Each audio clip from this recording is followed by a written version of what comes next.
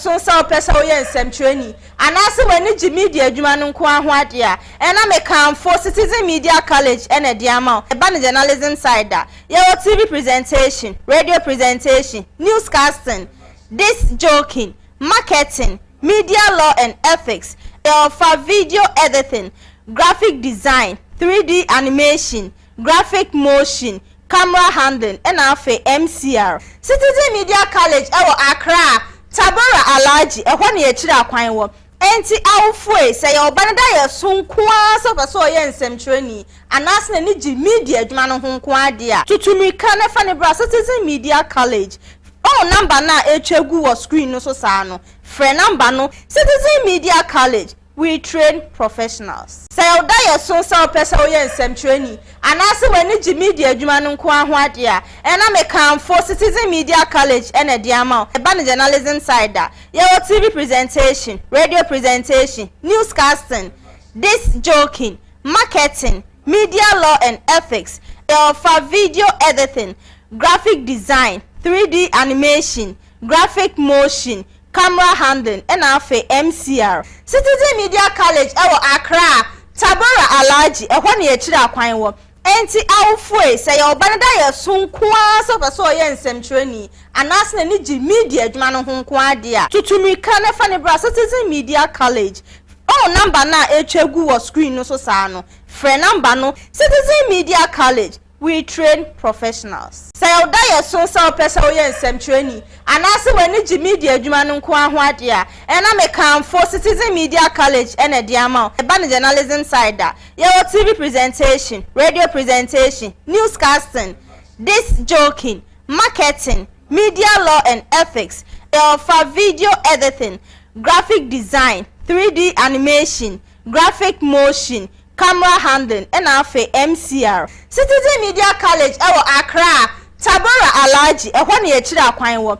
Enti awfo say your banada ye sonkwa so ye nsem training anas na ni gi media adwuma no ho nko ade a tutumika na fa ne bra Citizen Media College. Oh, number na echegu wo screen no so sa no. Free number no Citizen Media College. We train professionals. Say oda ye so so pesa o ye nsem training anase wani gi media adwuma no nko aho ade a ena me kan for Citizen Media College ena de ama e ba journalism side da ye TV presentation, radio presentation, newscasting, disc joking, marketing, media law and ethics, for video editing, graphic design, 3D animation, graphic motion, camera handling, and afe MCR. Citizen Media College ewo Accra, Tabora Alaji, e hwane ye chira kwan wo. Enti awfo say your banada ye sonkwa so ye nsem training anas na ni gi media adwuma no ho nko ade a tutumika na fa ne bra Citizen Media College. Oh, number na echegu wo screen no so sa no. Free number no Citizen Media College. We train professionals. Say oda ye so so pesa o ye nsem training anase wani gi media adwuma no nko aho ade a ena me kan for Citizen Media College ena de ama e ba journalism side da ye TV presentation, radio presentation, newscasting, disc joking, marketing, media law and ethics, for video editing, graphic design.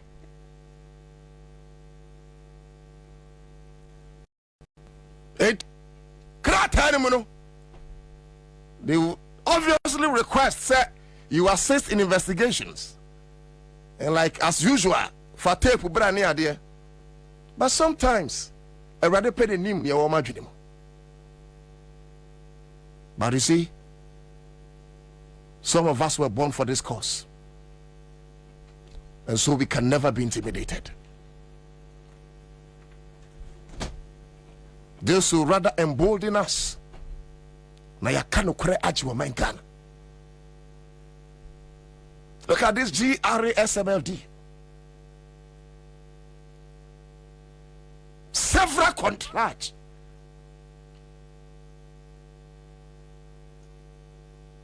And a GRA for the SML without PPA approval, and some without parliamentary approval.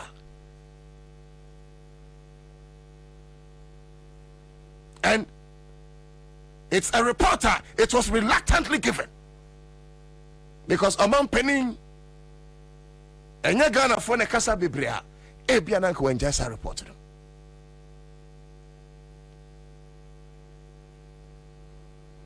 Are they saying say any message bi sia yenka ya no ntumu ana? The intelligence we picked, you know, on the face value, ubahunu say a paper keke, but uremwa, not just say a pow agu and mwase. But what you will do that when DNS? Na Ghana, Sidina, Edru 15.3 no, na abasengo degit. Na Ghana inflation no 2016 15.4 me no ka say you do 30 no na ba single de get na that to GDP na aban no fan 56% and ne above 103% no na ba form na budget deficit aban no fan 6.6% and ne is swimming in excess of double digit na ba form ana. Would it reduce the prices of petrol, of diesel? Certainly no. You are posing for papa. When I crowd some by Juma. And you are posing for Binswa. Among your Sam Atadie and Washe. And they don't look at issues with the spectacles of professionalism. Theirs is just to humiliate you. It will hopes in any one other police officer, and we have the tapes, even though ABA, when you be a channel, we will play them for emphasis. There was one officer without uniform. Anna, what's here to Hobson? Mean Tranamon Cassette, near Hobson kind of ye and enye. I'm not the court. It must take the court to determine. But you see, Sabi, yet I'm Roberts in poor. Sometimes they deserve some dignity because according to the laws of our country, until proven guilty, you are innocent. No court of competent jurisdiction has proven Hobson Adoye guilty. So you may agree with what he said or you may disagree. But until such a time, when that court proves with a verdict, you understand? Another said I'm kind of mean can be brave. But I told her I'm a raho. It is never wrong that you assist police with investigations. It's never wrong. And I'm sure, sir, police for and muti wherever you are. And if possible, even the IGP is listening to me. Take a view around, sir. Is this land the same as was bequeathed unto you by your forefathers? Muncham Honshe. Omaya your gold, your diamond, your bauxite, your manganese, your coal, your rubber, your cocoa, your timber, your salt, your oil, your lithium, your gas. We have everything. Star IGP, other COPs, national security officials, any Ghana and penny for. In that same land, Yama amenum be wa, omenum madafem. Adaya, yes, is any one more or the betompa. Who will speak for the pains of this nation, if not a journalist? Argentina in the 21st century, in this day and era, in 2024, and yes, sir, Abofrebi, etena fem suadie, bidio mafuta fem. Ubi some sad there. Yes, carpenters, a organ and yina strike. Omo aka nyina wu. No mining in sky, the ben kunya. Am I mofra, atenas.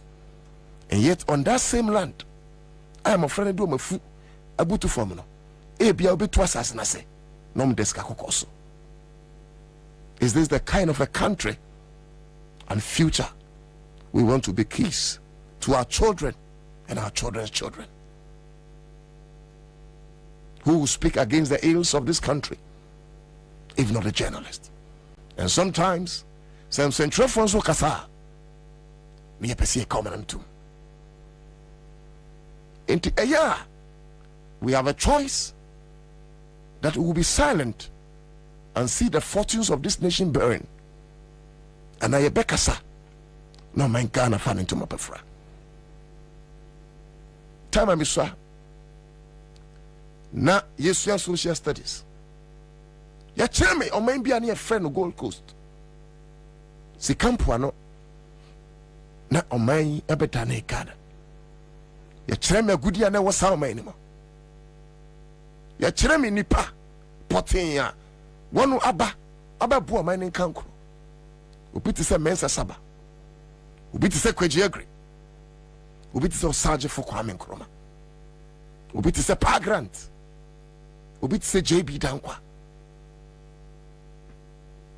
Na nanama himfa kese e fra santi fra chem, free framantem, free fante, free atoymantem, free bono nenempatem, free nkran asasiso. Free the 3 northern regions. Free Krobo, free Adan, free Guan, and all the other tribes. The Chem your Kwanya said titri a kuji or mine. One more cause to train. One maya would be a fifi. Would you have walk around with fifi? The social studies teacher also train. Say as if that is not enough. This is a country. We are living in the center of the whole world. Na bra me chire ni ka sensem ni wi no. O ma mi hunu say me frisa o my no. And I was proud. I have been young and now I am grown. And some papa me chire ni ka fa sa o man ya ye friend Ghana ho no. Me nyine ya me to mani me hu bi. Na me bisa me ho say ti so man ya ana me teacher kan wasam no. If indeed Ghana is situated at the center of the world, and that the Greenwich Meridian passes through this country, why haven't we made it a center of attraction? Send you bring a lot of tourists all over the globe. I can say you're caught to the center of the world. If indeed say I catch them and say on my way would be a book refifia. I didn't see Nento Sukra ya crafty bokina. I didn't see that Jane Kra ya crafty Niger. If indeed say me teacher catch them say you want penny for it do on my way swa. I didn't see na mofra be we suku pon no mo nya dwumanye na uwie school to aso de a waseme mmobo te set hausie. Is this the kind of a country we want to live for the unborn generation? I mean, ka wenchiro men minita se o men e dwapade ananom de amayen a yetias imprempren. Our generation for once should never think that this is a country bequeathed unto us by the former generation as our heritage. Nemo me yan say we your maya ye dia maya say ye hweso amen chirima. And with that kind of mentality ye nya ya adwene say ye be say niema ne demu adodro de nyina isan say ye hweso amen chirima. Unfortunately, ladies and gentlemen, we have chosen the wrong path as a country, believing that this is rather our heritage, destroying the fabrics of our nation. Into your ne, intimate boost of a common river. I rather the chain and yate. Galam say, a saying so. Is this the kind of a country you want to leave for your children and your children's children? And yet, ladies and gentlemen, since Central what is saying, Soreka Siyakasa, not Daniasem. Should we keep quiet for fear of intimidation? Should we keep quiet for fear of arrest? Should we keep quiet for fear of being imprisoned and see the country destroyed someday on our legs? Or we should take a different paradigm and boldly speak against the ills of the system and watch our country live someday. And maybe at a proper time, GR, the SMLD, our KPMG report about 300 pages or more. You been your time near come. And you see how stinking it is. Senate as against Brian Champon, Rock City. As of 2018, Senate for engaging into proper competitive tendering. Rock City, not anyhow. Rock City started operations in 2019. I will never be against any Ghanaian who want to be successful. And found Brian Champon, MPP, and NDC. He's a Ghanaian. However, we must always pay heed to conflict of interest. Because don't forget, sir, as at the time the company in the buy na any man koye no money experience. All of a sudden Rock City and not that much experience more than La Palm, more than Labadi Beach, more than Limina Beach, and the other one is a Royal Reach. I'll get proper time near come. But as someone me person me can say no amount of intimidation can stop us in our cause for freedom.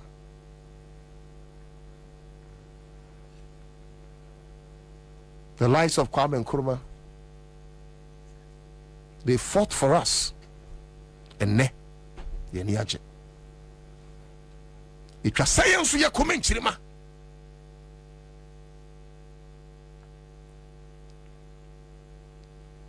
Lucrative no na seke mahu. Over Facebook and watch me. Anthony Brew, Maria Adam wa, Acoustic Dabaka, Maria Adam, Bozet Kwesi, Asunaba TV, Dominic Bo, Remy Aluku, Bassett BT, Anthony Pakalote, Omina Aba, Veronye Aguda, Mahune message. Also a seneme. Basiru Draman is also here. Ebenezer Benalis is here.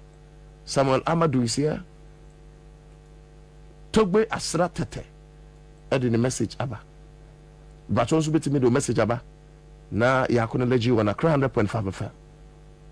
Obin Yama and so sharing Joyce. Hutu Ai and Swaba. Dela Hammond. Mahunu message. Alfred Asema Buedi. Adjoining Bright Meridel Tibu Jacob K Tekute Harmless Anthony Brew and so adjoining on Accra 100.5 FM. Midindi Nana Utudako. We must make our country work. And I bet but same way at Damakumaso. I'm a person in your manager. Chrono many Ghana. Mim and many Ghana. Pesemin kumnya and many Ghana. And a Ghana, I will 1 in 9. I will want you today.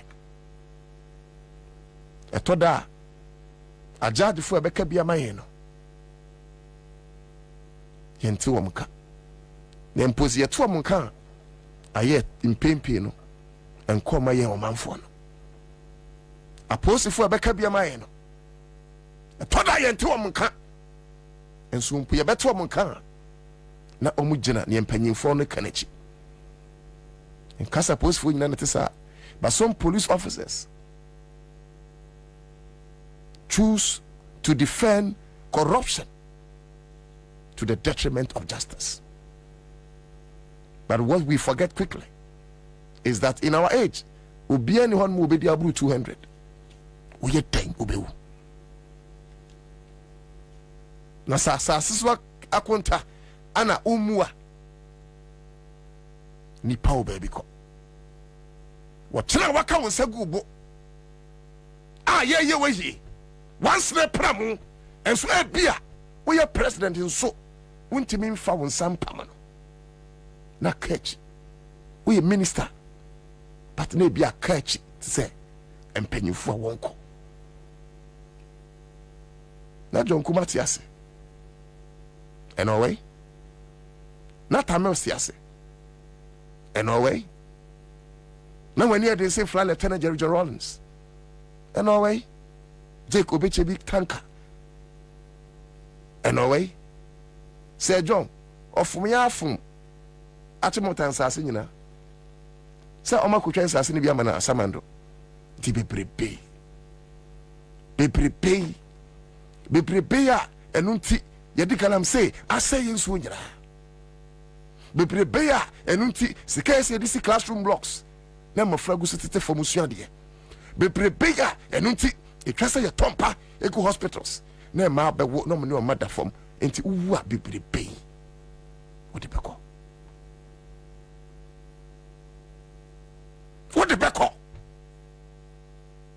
and these are the real questions that we must ask our leaders. Abra brofu die so no na enim so me ya atamfo tie nyina kan ho bom epamo ana esi wedie ye de ye ya ye de ebidie so antena mo ba yo mo de se mo tan kurase abrofo. You hate us more than the foreigners hated us. I just say I'm a twaba be bia kanko bia mbutwe nsuaba ya twaba ni wiaye homobi maye nse nonkofo na maye nse nkoa e wo ya ekrum ye super nso bia nte yenka ye hempa nso bia hu no ena wo ye baburu Ghana na sefa homa eso ko ne wu obrenu mo ye den wo hwe benkum anasa wo hwe nifa. Things are really difficult. And the Yeme say, I buy what this we buy. So be huni mobo. And it is even worse. But always remember that there is a country called Ghana. Neighbor Machuska.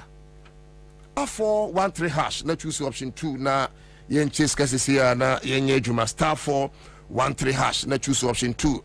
Here saying na yidibi bikofi. MP bikudi inti macho for full me my family ayebebo anesa star 413 hash na choose option 2 star 413 hash na choose option 2 star 413 hash na choose option 2 star 413 hash me macho choose option 2 na yenko yenim na yenye se adwuma enche yebeye drone sisi ya me macho why you ready wafa phone star 413 hash na choose option 2 na yanko yenim ene ye maybe 500 be 1000 what I say muntwangum hey ebi benya 2000 o pateka so boa ene ebi benya 2000 Ghana. Wow, ebi benya 500 ebi benya 1000 na ebi benya 2000 oh ene muntwangum na minim afina pataka kire me. Wow, any mami chani ye star 413 hash na choose option 2 na yanko yenim na yeba say adwuma onim say aye romare wa dia Akominia Captain Smart show so na abra omugusu din komo no ano no akọ raise agenda 111 adwuma omaye ana captain ka say agenda 111 o say asante mountain mai say 32 say 42 boba ko pedi ene me ba be kirawo adwuma John Dramani Mahama. Some of the works for yeah, as far as only health sector is concerned. Make health pay. And as a journalist, you want to say, I'll present the candidate before you. And then you make your choice. Because if former third vice, meaning so no third vice, you remember a single project as far as health is concerned. And yet they are the same people a train say, oh my agenda 111. No one to back one. And the name of them. The battle star 413 hash. So you have seen 2 near Queen. They better Numa, a Numani B. John Dramani Mahama, yeah, as president in the health sector. About teaching hospitals, sir. Or see University of Ghana Medical Center. Our University of Ghana is here. Beautiful edifice is what? A 617 bed facility. Phase 2 of Tamale Hospital. A 400 bed facility. John Dramani Mahama. Muni see in health. It's a health crampo. And a coach that's what to buy in 2024 there. Then it's obvious say a buy not will not have any chance to contest. Now, some regional hospitals, 420 bed rich hospital. In your accident, you read and call review. Read and call review. Reach a whole morning call review. It's who such a beautiful edifice. Obi in country say edifice no. E ade a efe. Mr. Ramon Fanchame, and na minya code nti. Amu Fanchame. Apart from that, Oko Bolgatanga, Omasi Bolgatanga Hospital, 386 bed from John Dramani Mahama. And yet the third vice chair of NPP, Entimamo 1 hospital. And it's true as if say, Omasi went to Mamu away. 250 bed Sowia Hospital. And look around their king with them. Almost 160 bed Upper West Regional Hospital. Where John Dramani Mahama when you're 4 years. Sika John Dramani Mahama ninya no. Abai we sika. Uche mutena John Dramani Mahama diani yabako. As far as external borrowings are concerned, or borrowings are concerned. Because within 2021 and 2022 alone, Bank of Ghana printed over 70 billion.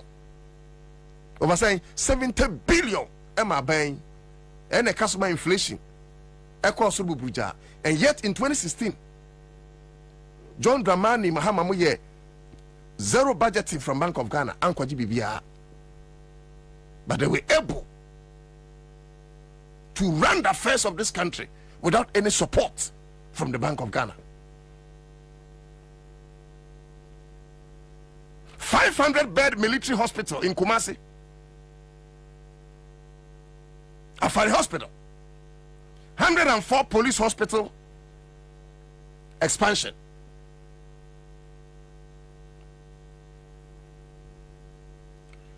$130 maritime hospital. Now, district hospitals. Dodowa Hospital, Kwabena Hospital, Kumawu Hospital, Abetifi Hospital, Tepa Hospital, Konongo Hospital, Salaga Hospital, Trifu Praso Hospital, Bekwai Hospital, Okaiga East Hospital. I don't do any Ansah Tamils na Shasye. And during COVID-19, a honum ana a hosting crofo omunya covid yade no chief compound oye over 1260 or completing in other 1600 at various stages of completion. The argument is limited to only helpful my education because it's not possible and match it to mean education. Many education. About $264 million was invested in the National Medical Equipment Replacement Program. And normally it's a SAR and FIDIA assessor. And that is only hospital. Ladies and gentlemen, Ghana work and pay.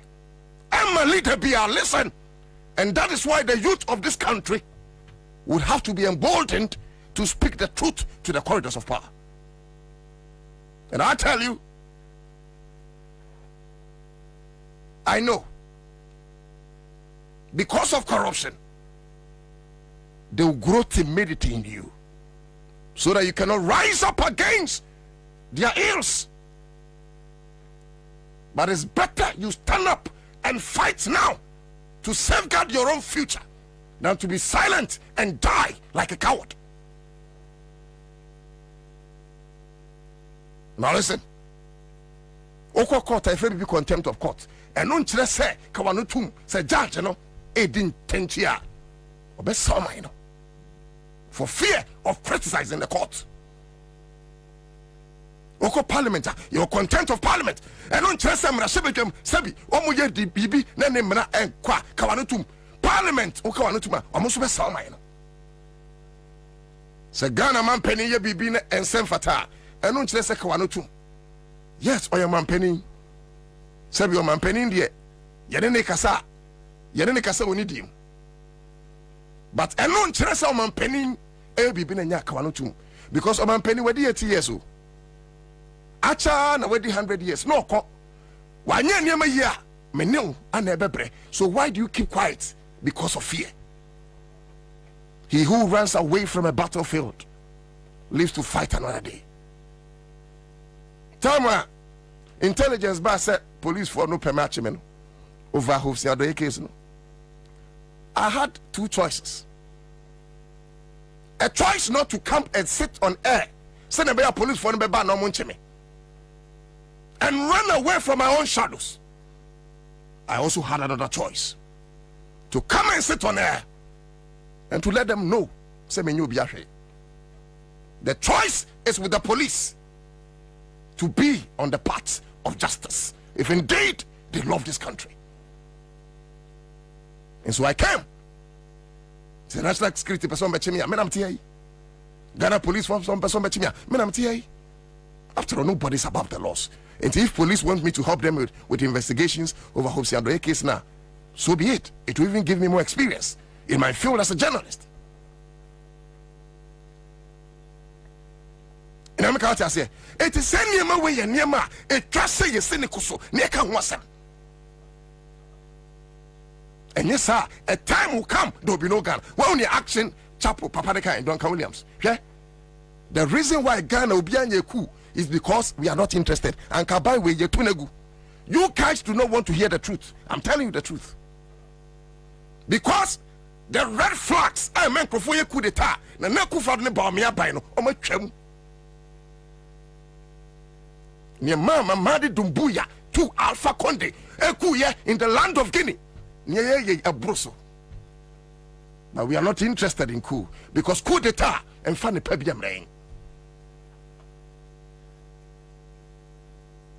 Traore, as a coup leader in the land of Burkina Faso, with 2 Abayegu, not because he's experiencing coup making, but because coupists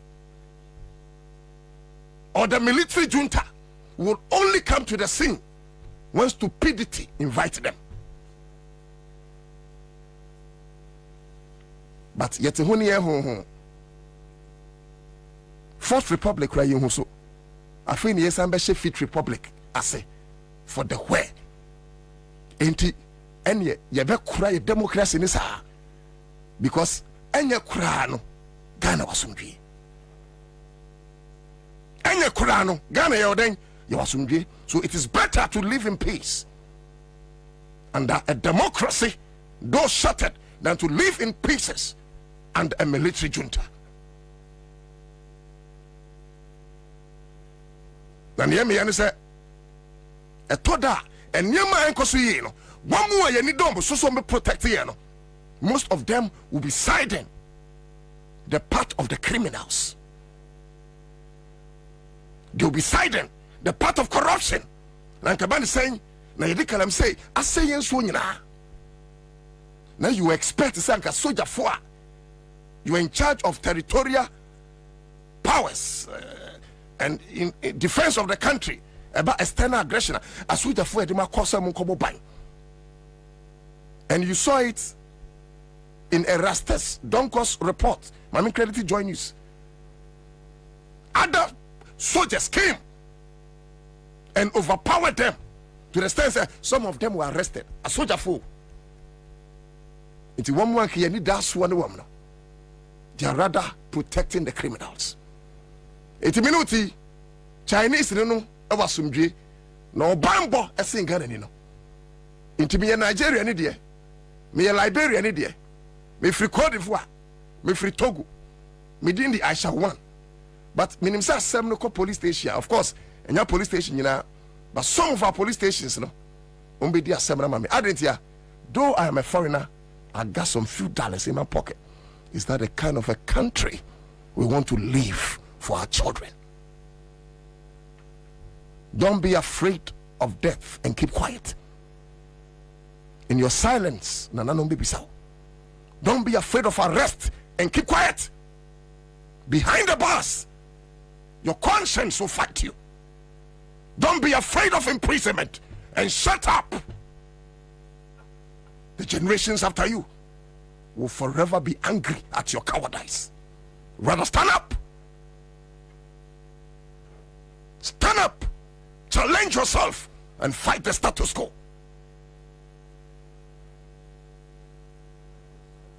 Some chose to be coupists in the military. I've chosen to be a coupist in democracy. What I say? A bimu young man say, one be a coup. Abram said soldier and tadia to a bangu. Me me demano be a coup. Ah, said be mean for two, mean for giant. Again, a mayor, Metina Casafidie so, na makano crutch it to me. Because on my Ghana, Benyan Saipa. Na a hoodia, who paint me fancy.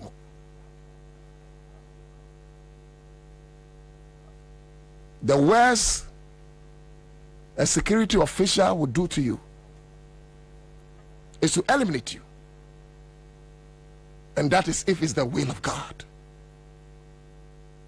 The Bible says that though we walk through the valleys of the shadows of death, we shall fear no evil, for God is with us.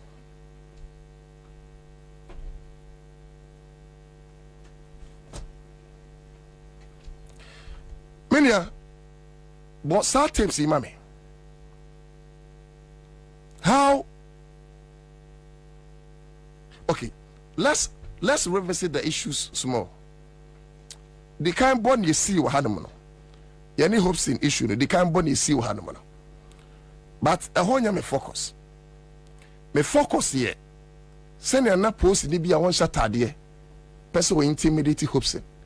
And I was like, why? Why?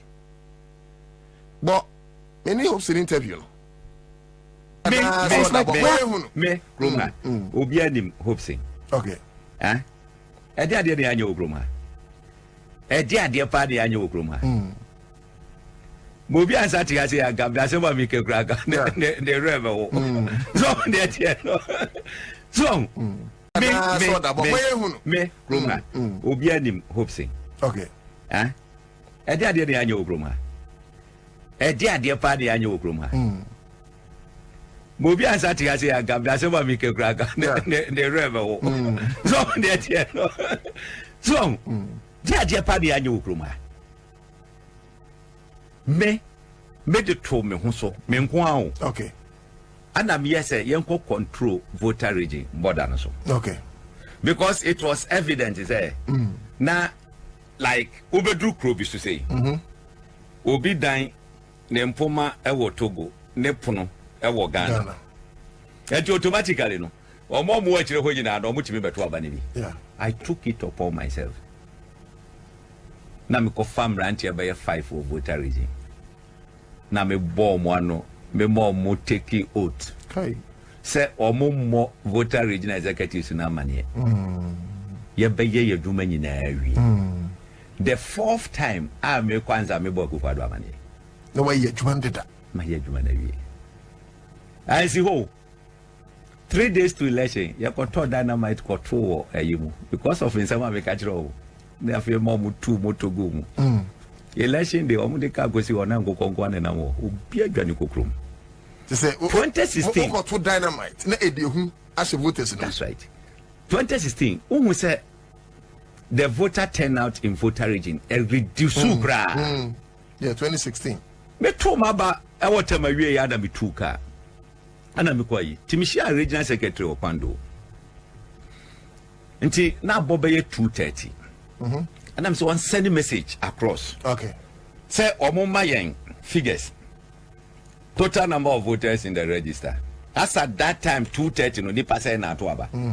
Results na never na am catch ya winning elections. Because maybe we have 500. Yeah. Then the power 170 at aba. As at 2:30 p.m. Maybe we have 350. Maybe a nipa 95 and at aba. Any other.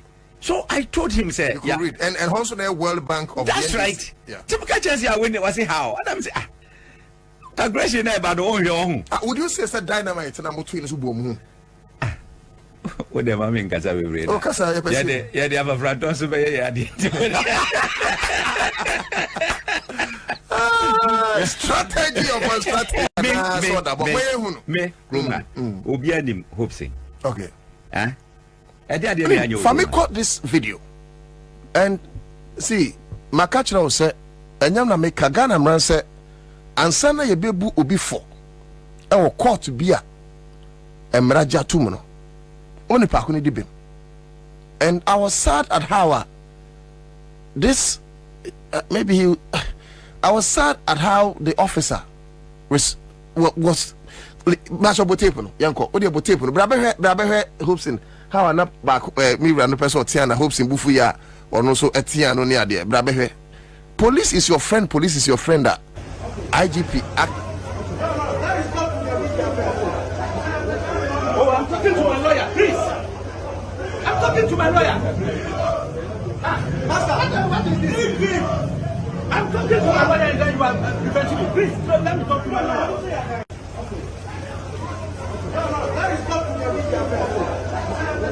Oh, I'm talking to my lawyer, please. I'm talking to my lawyer.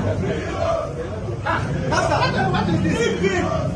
I'm talking to my lawyer and then you are preventing me. Please, let me talk to my lawyer.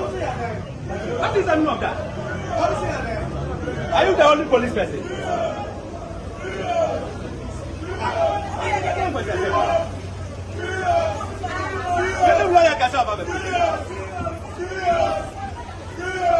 Wait.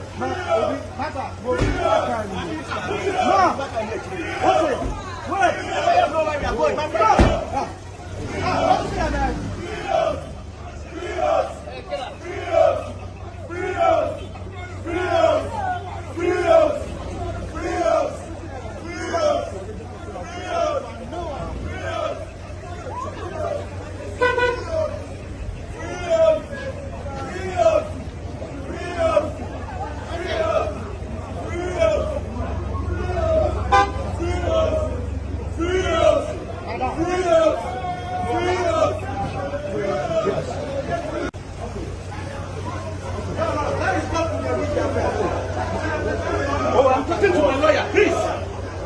I'm talking to my lawyer. Master, what is this? I'm talking to my lawyer and then you are preventing me. Please, let me talk to my lawyer. What is the meaning of that? Are you the only police person?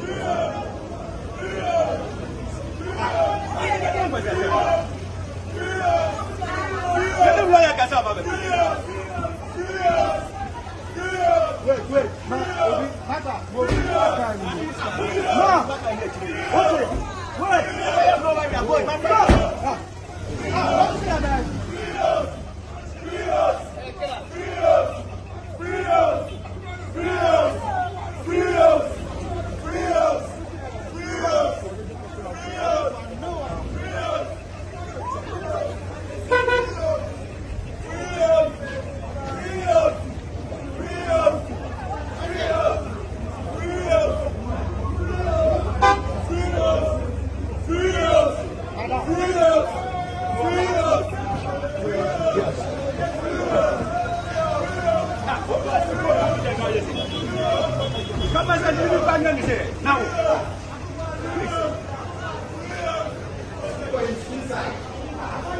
Oh,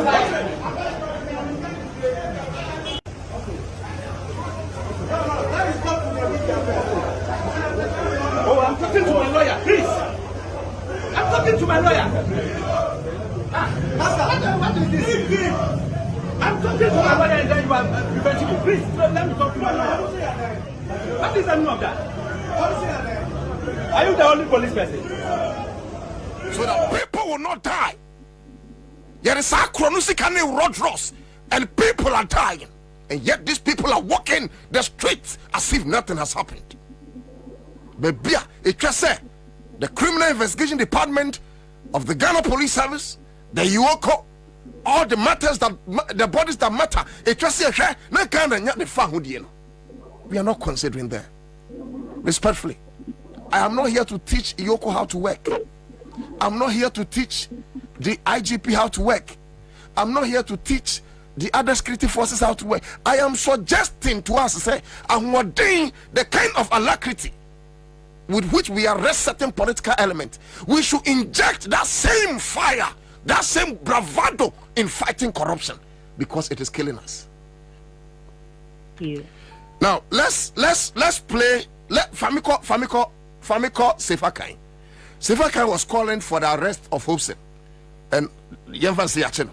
Say you knew Hobson doye or Nukafo, Nassau. Say you knew Hobson doye or Nukafo, Nassau. There can be a few be any home and so on. Mean to me, yes, sir. But Hobson about Bontia, there can be beer. Can say if you move, you move. I say if you move, you move. Massa. Or sit down no banner a cotu yedo. Say you knew Hobson doye or Nukafo, Nassau. There can be a few be any home and so on. Mean to me, yes, sir.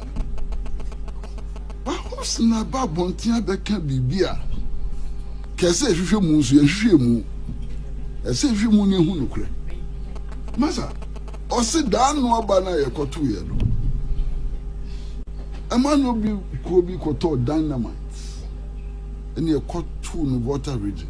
Don't you think he should be arrested or invited? And I make us say, can you hear him? Dynamite. I didn't hear. They got two dynamite to a police station, sir. Voters no be slow when we get on trouble. When you're rigging elections, clear case of rigging elections. No cray. Media men and who come who better than one. Yes, sir. And the police is one friend. Obviously, person by Oh. I had ya a home. Naso beat me to dynamite to the police station. Nasa kwesi yenya report bi organ here to dynamite over bia. Media. Yanti be here to dynamite organ. Na kwame so me na. Oh, kwesi dynamite. The media was everywhere. Kwesi? No, In the police service. Your own drink cross on ministries police station. Omo what counter no. Those who were in charge bekasa. Omo bua mebua. According to information menya no, only pakone can say a order from above. My own sina yedine ba sesia no yedine twa mu kwachiro. Order from above. Sa order ni free IGP ho. No one knows. If Rekufado, no one knows.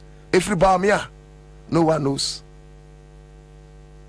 If Samia Oku, no one knows.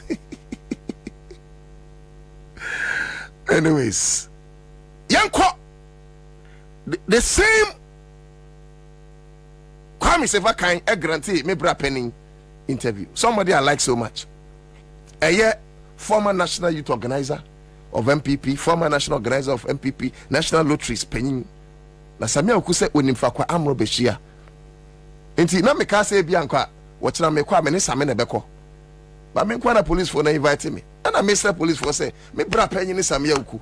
No no so onimfa kwa amro beshia mo invite na say enye fail ana yenkoti interview no yenko. Fatum. The political parties, you know, look, omo di bone in elections. Me say I want political be youth leader before. I know the ghettos. Meaning baby I'm Robert Ishia. Meaning be a bad boy now vote of a bishop in one and a vote of Robert. The political parties, you know, look, omo di bone in elections. Me say I want political be youth leader before. I know the ghettos. Meaning baby I'm Robert Ishia. Meaning be a bad boy now vote of a bishop in one and a vote of Robert in one. So why should I pretend I was only campaigning to the political parties? You know, look, I'm did money in elections. Me say I'm political. I've been youth leader before. I know the ghettos. Meaning, baby, I'm Robert Ishia. Meaning, be a bad boy now. Vote of a bishop in your one, and a vote of I'm Robert in your one. So why should I pretend I was only campaigning to bishops and imams? I'm campaigning to bad boys. We boys wom, pada for chrome, one for wom. It's no now copy vote to buy. It's not my duty to go and report some call way no or so better mammy, but I am robber. In mum, na some work council no nya jumaye. Ebi etibi na dini kom. To the political parties themselves, you know, a cocktail of good and bad people negum. People should not think that political parties, you know, is made up of academicians, prof mu group, you know, Uncle Kwesimu group, you know, journalists for group. That yo, your bala for whom, oh, moi, or my dream ye juma, oh, moi, sebe, almost so no din money. Oh, almost so what? Up to me, but the point is that the 5 figures are not the same. The political parties, Nipa no be any the reason why the party achieve. The political parties, you know, look, I'm did money in elections. Me say I'm political. I've been youth leader before. I know the ghettos. Meaning, baby, I'm Robert Ishia. Meaning, be a bad boy now. Vote of a bishop in your one, and a vote of I'm Robert in your one. So why should I pretend I was only campaigning to bishops and imams? I'm campaigning to bad boys. We boys wom, pada for the political parties, you know. Look, I'm did money in elections. Me say I'm political. I've been youth leader before. I know the ghettos. Meaning, baby, I'm Robert Ishia. Meaning, be a bad boy now. Vote of. Macho, I am on fresh Samuel Kumame. Say, what's now? Won't quit me. Same, Miniano. Anna, police is our friend. IGP or buying a watch them because no one to see free come top there. At least watch humility. It watch that police for one I make on. Same, SE na yako. Ti me make access to one. With hopes and address investigation, you know. Now so assist them with where I'm Robert Shiano. Now my Ghana, I am fine. Hey, Savage Chroma.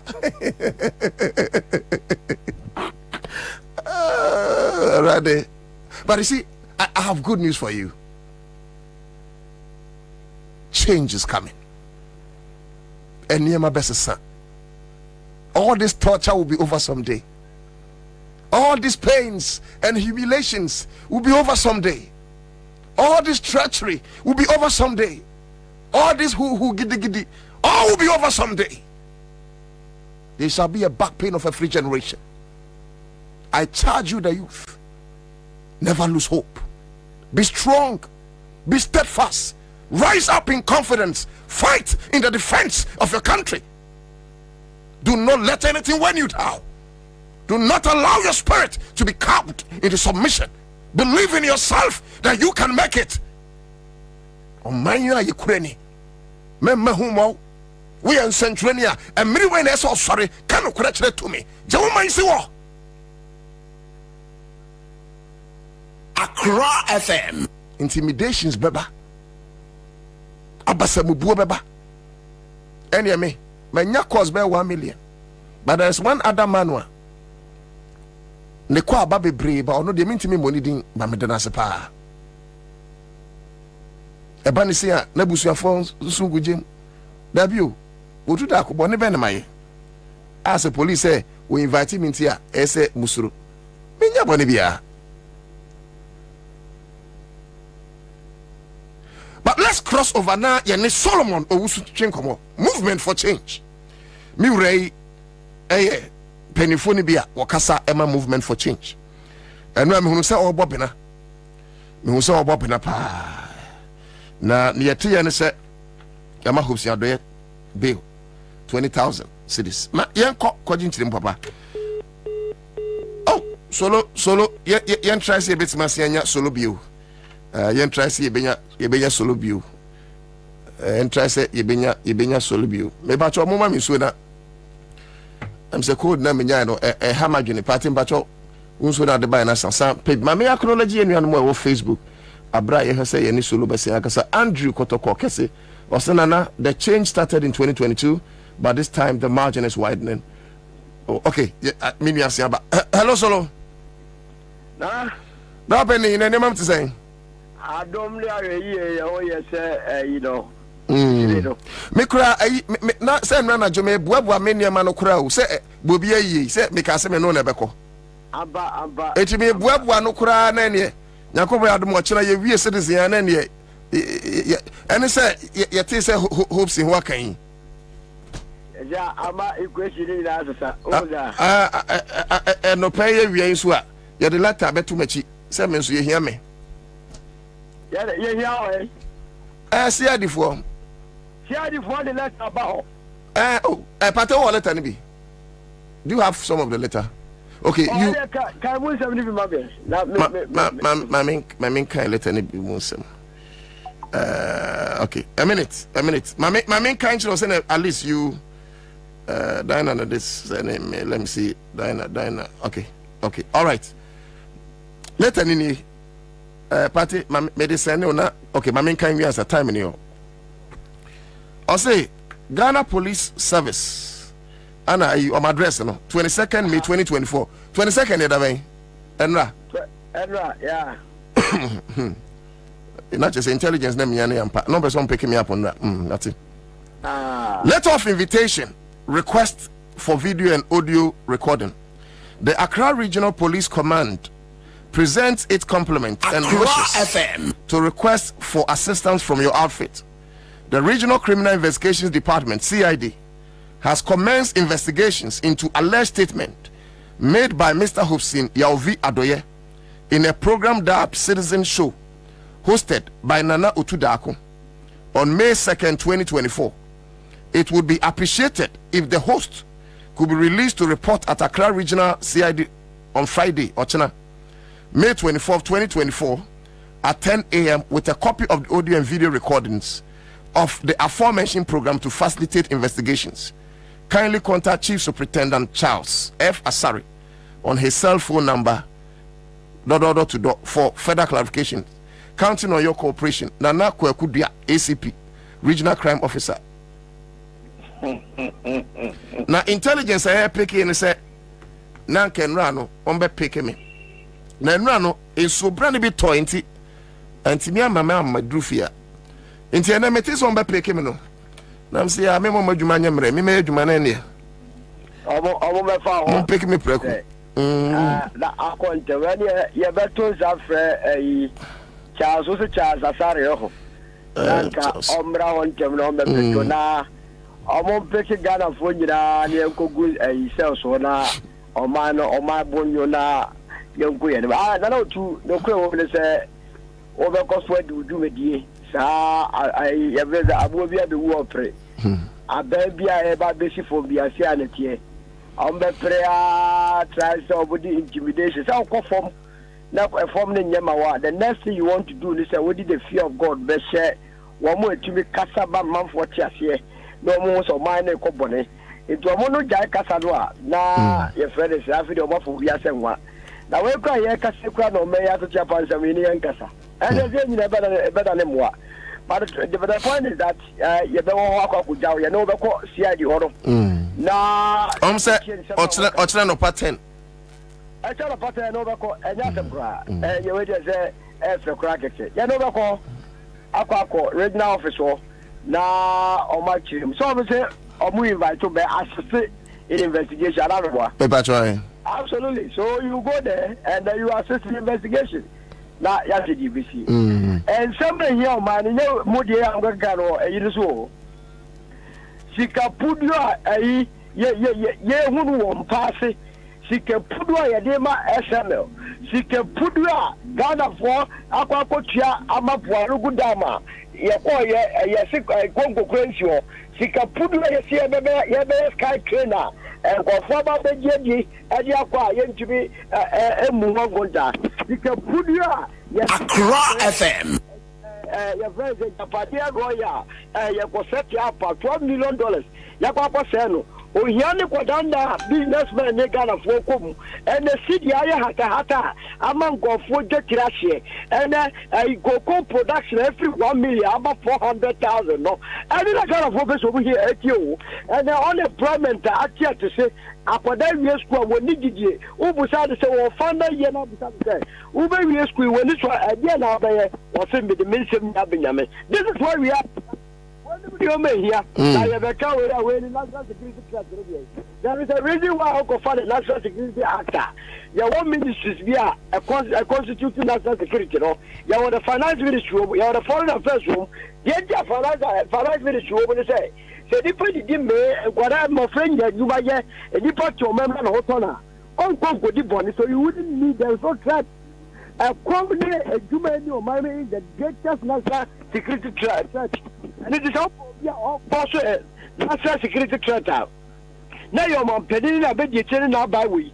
Or when they do Yano Kwadanda, a bean seed apart from 1981, at the Abagana Foswa, and Obiana Mano Katakata. And now would you want to Obianoa, Sabi, who ye a ink of water.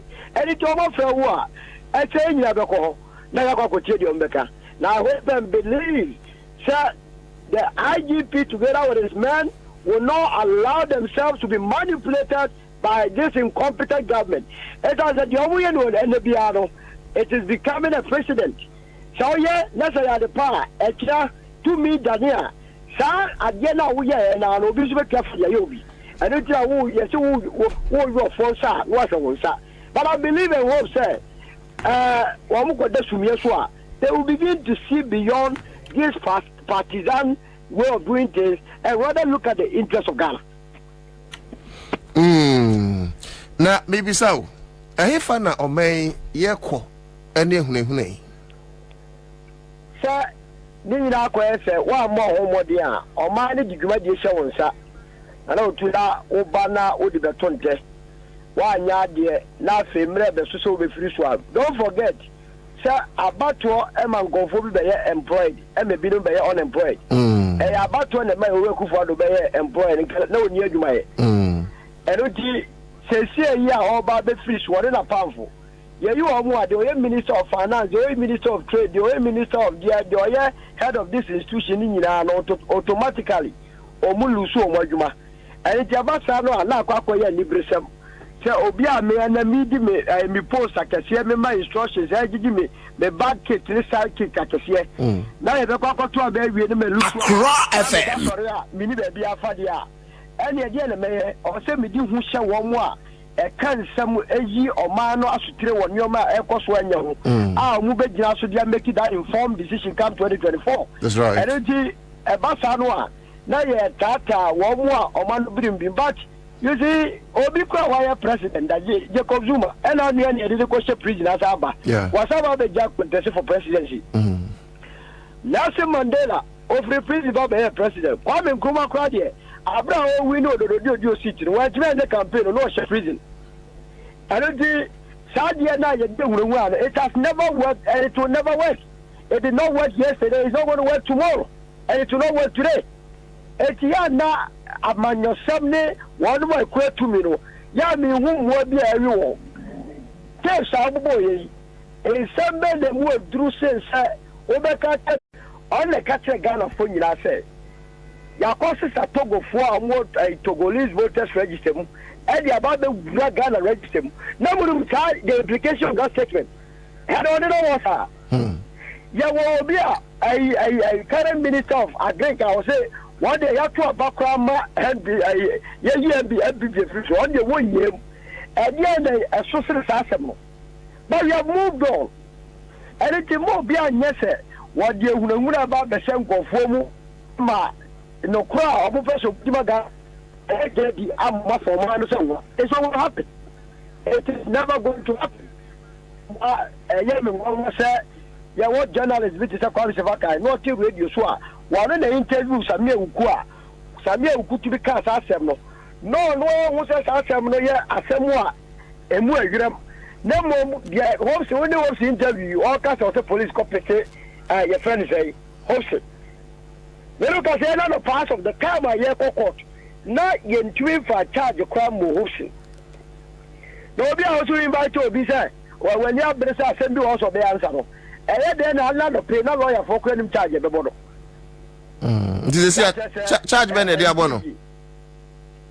Say charge ben dia bono. FM. Obviously false publications that I can't say more enya no correct.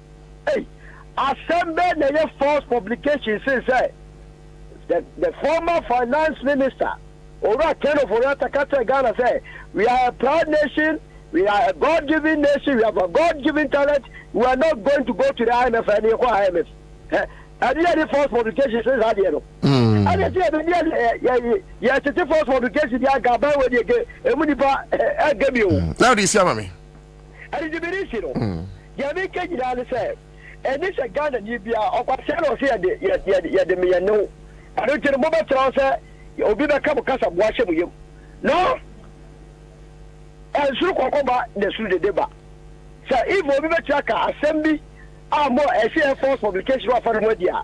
And then we must not intimidate people. And mind you, we don't say, Obia, no court of competent jurisdiction, and I can say, host of several kind and false publication. And a police force to see you. It is for the court to make a determination. And you know, California also work. Now one more, a person do who. And don't forget, you can link this to the upcoming election. Baby, I want your bread, Yentu, can ye? Yentu, but I'll wrap you up, mammy. And to be wrapped up, bro. My gun of one trial, and my young person show. Gun of one, sorry. Not gun of one defend the constitution here. Yadiba 1992. And to me, I'm my president, I would obey here. What about minus row? Young protected. Now, yet to me, kind of crunch one way, a tax pionka. As I said, me, yet here you can't watch them to say. One day, dear Sicamo, so on so. The dear Sicamo, not a winter, so ye. Now, to us, I will move Dinny Mope, that or Timamuforo, there be a brand or mobile Siapenia. You don't expect Obia or what you see the consul. Ya dina ko school so go so nya za meka didn't you pass obey amano and it now on Friday we will march with you to the Accra regional office for them to tell us what they want to tell us.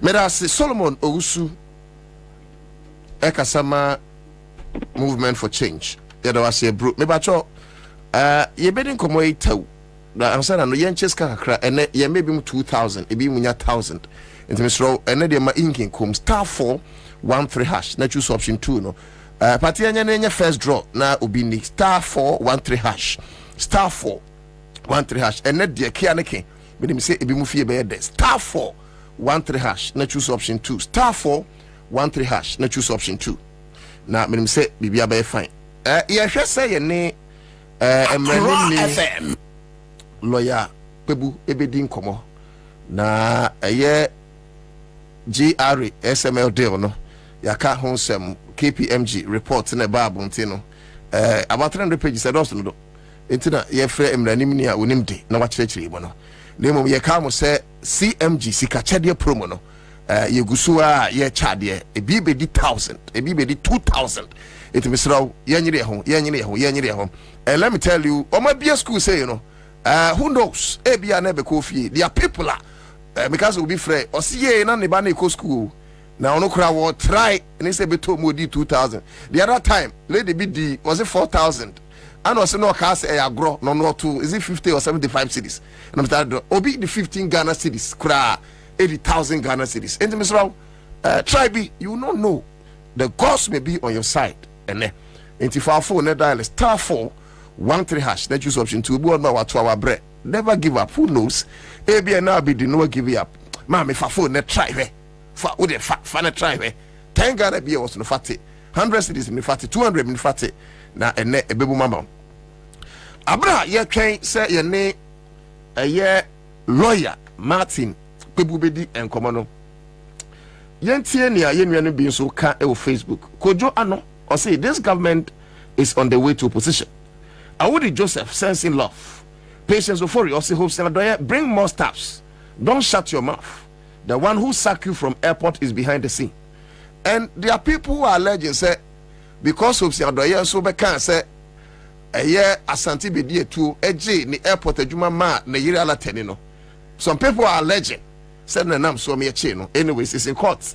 So until the court comes out, yintimi conclude. Ibrahim Musa, to worry not, Nana. I'll pray for you tonight. Al-Haji Azuma Zaid, this government is highly selective. Koyab Kufai, what kind of country are we living in?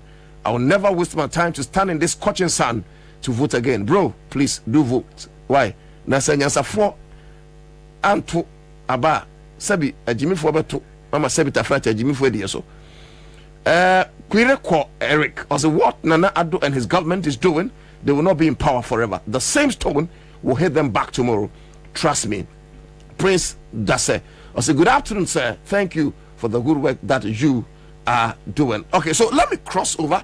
I'll come back to read your messages. Obi your message Facebook be on so obi timi ashe amai. Ye come so say ekin so for be joining yen. Abba Kuju Harrison be joining yen. Sheikh Awa Larry so be joining yen na ye din komo eofi. And ye hoping and his dynamite related issues. Na fe ya share SML GR deal no.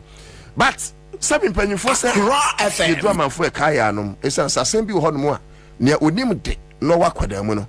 On your friend in Chili Mumpenny for no free hobano. On your Bissana Council, and Yenny and any one Nayako. Nisenti, a year GRSMLD, Betohui. I assume be KPMG report, no, Bebre Ben, your bed and Cratias here. Into your tons of friend lawyer, Martin Pebu, a ba emremua, Ghana history, won't mean tro Abbey Martin Pebu Frim, or Bojumapa. Okay, lawyer. Lawyer, yeah, Josuna, important to say, lawyer. You, Yanko Ponson Shroud, now, yeah, never say, Ejumapa, Ugusu Bomagana.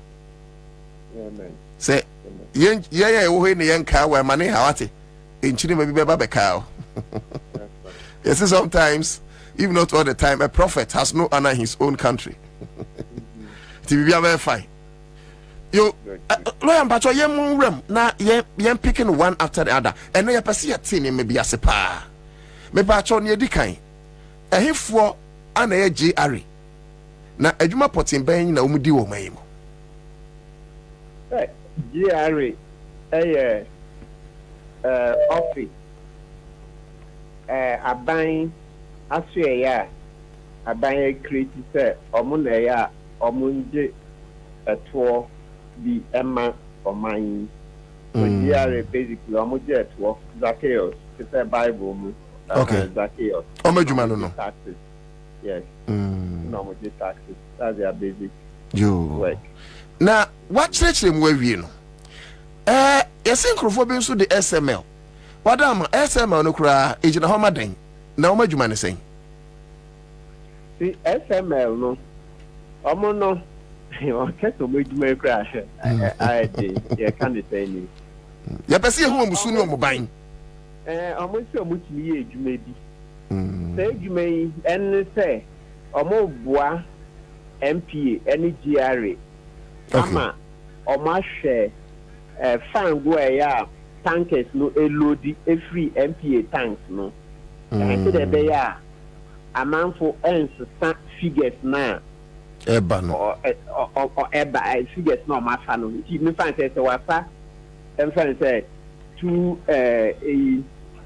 metric tons of oil na wa coach say 1 okay nti SML e share boss say on betimi aye sa ejumei meanwhile ko ban e tire so omuni hu akade pra so ye can photocast frame kakra so mo say omo beboa to measure, okay, with Accra FM. Measure the quantity of oil liftings, no, and then also to check dilution, diversion.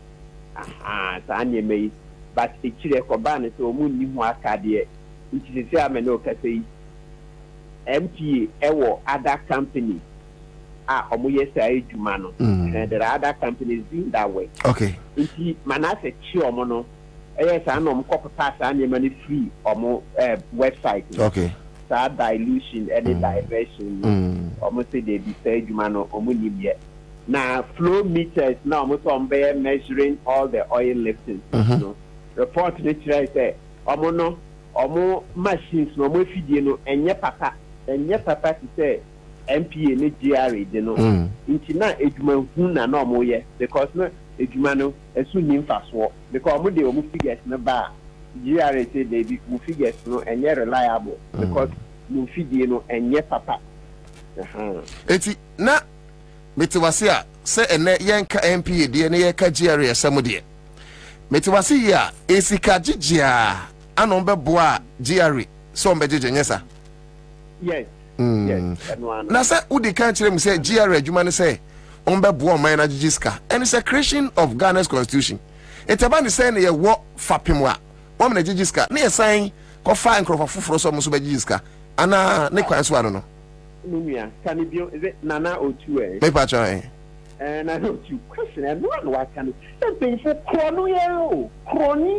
ne be ku omo me ti ase kronia ne be ku omo senti na yankopon ama ne sa so aya chi omo ti na yankopon ama ne sa so aya chi omo no ofori ata ne amisha dai ene friend Christian Soti oni omo di eno no on say na man pe yi share da and okofa KPMG on say KPMG your madam for pa no obetimi akata niema betre no na nti na report no anu nye hye sidi anke 80 pen no hey report na buy no anu nye hye anu hye da nye hye so ma hye da ma hye da hey case adan ya bonsi ni KPMG di aba no bonsi no papa when who say KPMG ye midi kan upeso tickets ya se pana uhwe manase documentary na obehu GRA boss na oye in charge of petroleum no or say SML or mu figures you know ye no ye mfa nye djuma so ukoshe report mu a on say KPMG ya Accra FM 100.5 wa wadru hukaka na say oh omuye nanso Accra FM meanwhile GRA say ye no figures ya SML the ban ye fa nye djuma okay nti wo hwa KPMG de omo lower no standards no omo soften the kaka whitewashing lawyer me ba na ya wuram uni mreba beboa me ba na ya wuram na ya hwe ade poten a ebon enti ene ye nyina ye buafu yi na mpo ya wuram KPMG report e ba ne krom seden na mo mansa no ye pese yete ase me pa cho contract ben ana GRA de ma SML adwuma ben poten na ose wo mo be ye mam no okay contract no mo nsem te sen yes if you contract you know almost 7 different ones okay yes but ebi SF omo ile separate nti contract ni yen sha ati okay omo sha ati kura no na PPA Public Procurement Authority o se on ma kwan emma SML enye se adwuma yi efi se SML omu ni hu akade omu ni hu nimde nti sa time na SML no mo de SMEL nti Public Procurement Authority pamo mo 3 times nti me ka se pamo mo a GRA the core Public Procurement Authority in premium say ye pacho ye pesi ye fa SML ejuma say on me boye ejuma na o kan ye nka ejuma no say on me boye na ye check fango ya companies no efa no e free MPA tanks no say the be ya check fango na say the be amanfo entity figures no so ofa ankura mienu a no achiro baako ana no achiro ti those na diversion ofa ankura mienu say or they call Bolga or the baako for baby and what diversion and you may not dilution amuti bi di nyama gum na equality na perform na e bedre anti GRA the Kodan PPA Public Procurement Authority say omo pacho omo pefan afa SML say Satan from SMEL Satan na issue okay yes require say mo mile 2 million for mo eduma ya mo contract no mo me say eduma imu aye nti PPA share no premium san so dey be nkofo mo ni hu aka de omo ni hu nim de mo yi omo si nchen nti eye sa no na ema SML omo cost omo din omo yi ni free mu. That's one. And now two, that na West Blue na mama na bredo. West Blue na oye say juma ibi. Apart from here nkofwe ken. Tina West Blue. Anana Ebwa GRE Mahama time. Accra FM. Yes, doing some of these things no. Inti ahona mo dey SML echo share West Blue ase say ombwa West Blue na onya hu experience ye. Anche eno mu yi West Blue edi. Mo yi West Blue free ho. Nti mo yi West Blue free ono. Na say dey omo dey to me no ama SML. Eno dey eye sa no. Ena PPA. So say by then now o my adwuma ni bi anye experience nti adwuma na o mo so mo ye but ipacho ye ntimu bio several times say o mo efidie na o mo de ba na nye papa o mo ana o mo tu o mo num tu kan ye o hwe manase video no mu a bi sha branch ne ye friend Ibrahim Abubakar yes say masa SML mo fidie na mo de esusu fango na companies no efa no any efidie na GRA any MPA AUC no emu nie he na papa no say oh GRA any MPA machines no sin omo SML no enti aban wo machines sin SML why do you there na you want to be akro no mpanyimfu so be bia da akro no na mo boy Christian so timi sa ofoyata no ye sa bi o ye financial law amisha dai o say reverend so funwa abetina ho juma we di pa ni certificate officer SML nko an bi this is certificate SML now when we say report no class at say taxes any so call report what they are ye nwura mu preku na fa ye hyase yes KPMG report report no na me quote no taxes no mo entua we report no say entua taxes yes taxes will be about 38 omo entua say omo share da na say parliament mo tax waiver there be omo share da ni wa GRA mu na entua mo ka o so oman take tax eto no so na SML ye dede say na ye ejuma ye tua tax report ni so mo ntua tax be almost 38 million omo ntua tinye ho no omo ye ejuma be how many months and how many years years in there from 2018 into 2018 2019 so from 2018 the basic ne omo at least 6 years 6 years. The 6 years in na tax in a year be 39 million cedis no. Omantua. And so say private man BBA company. Now on filing a taxes GRA in trim omo. Na obi a GRA ankasa man adwuma na wontua taxes na GRA ehu ye. Ana omashada. Into report na ka ho asente e ba ne se na wo GRA pa one taxes name so because one kasa we GRA GRA ni tax mu ye because GRA mo fi man no no so o man to name free no nti KPMG food tax question say ba le say system me patrol as far as corruption is concerned under this government if an year koso mai corruption there. Omanpenye Kufade so the corruption there. I draw no ma so corruption kingpin no. Matinami do nekai. Also a mother serpent of corruption. Mother serpent on the corruption thing bibia. Ekufado ni sika. Hey, on corruption thing bibia. Sentina. O share statistics now. Corruption perception index. It's say the Kufado befa or my corruption fight, you know. When you say the best mark, air 43, no. When you 43 for 4 continuous years, 2020, 2021, 2022, 2023.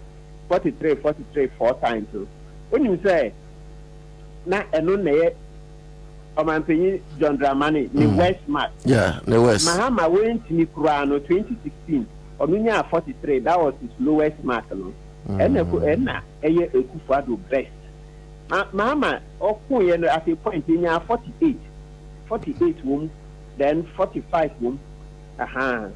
Then 43 na the lowest mark Mahama nyaya. Mahama na ni 2016 say on nye ona me dimu akutune. Na me penny ni mu ahwe nti na kotoma Ekufuado if Ekufuado enipa onyenye oto abane ma Ekufuado me kan say me to mama da o Ekufuado me fi tell lawyer on say Ekufuado wa gidin uni lawyer ba oye akufra no on say that am no kase ono ogidien or say I'm into protect the public purse. Na come up my panel, opinion catcher say, oh, Vinia, I come in 9 who we are now the bomb chrono. So, what's here now? Yes, I'm pampa. Move from my papi, or no, I can't deny him, or Tina only into your best lawyer. Drive an idea. So the mama meet about me. Accra FM. Hey, next mate, 2024. Tuntumano. And mate na everyone. Na driver and quite Richika, mate and load passengers, mate and the scanning the driver no pay ye. If you make an a one mom or my any or my ye, check. Now we can about me and the Suban to San Conia corrupt and connect Ekufuado, Omotiasna, and Dene Kabum say. Ha! I know today I come now. Let's just say meet you customer for the first time, Mahama Benya wood back home. Baby, I could hear wow, sha. And some my friend third force, when sorry waka. Yes, but in yet a Alan, because Alan now Ekufuado, I bind him do. Ama Alan, but Matthias, credible third force. Matthias, maybe I told my Bruno. A Diana, you bet me a ye. Near papa no more ye may be.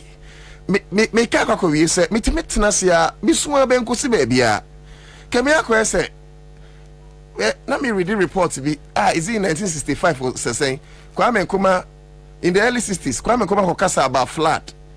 So many years later flood is still beating us in this country. Eti me say ye mabru na ye ba no afutu bi wo ho mayen ye wani da so. I mean, what should we do as youth? Na ne papa no mo ye yem so ya me bi. Well, a shot is free. To send you away, and no, you also host program, or try to catastrophe for a year. For us, we come her every day. So, is the advocate that I start? It's a mabuna and from Hunchimubi. Everybody be heard. Support, get up and speak against corruption. And finally say, oh, mammy, and now, oh, papa, no, didi. On no sharp by mu.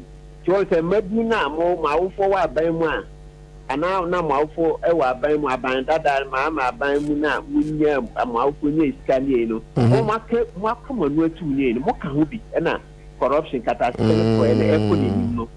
Because oh papa no or no akwa abai mu akuvie sika we nye sika tan. Ama mobusia ye waka wan no to. Dan krofo ni na aka ho.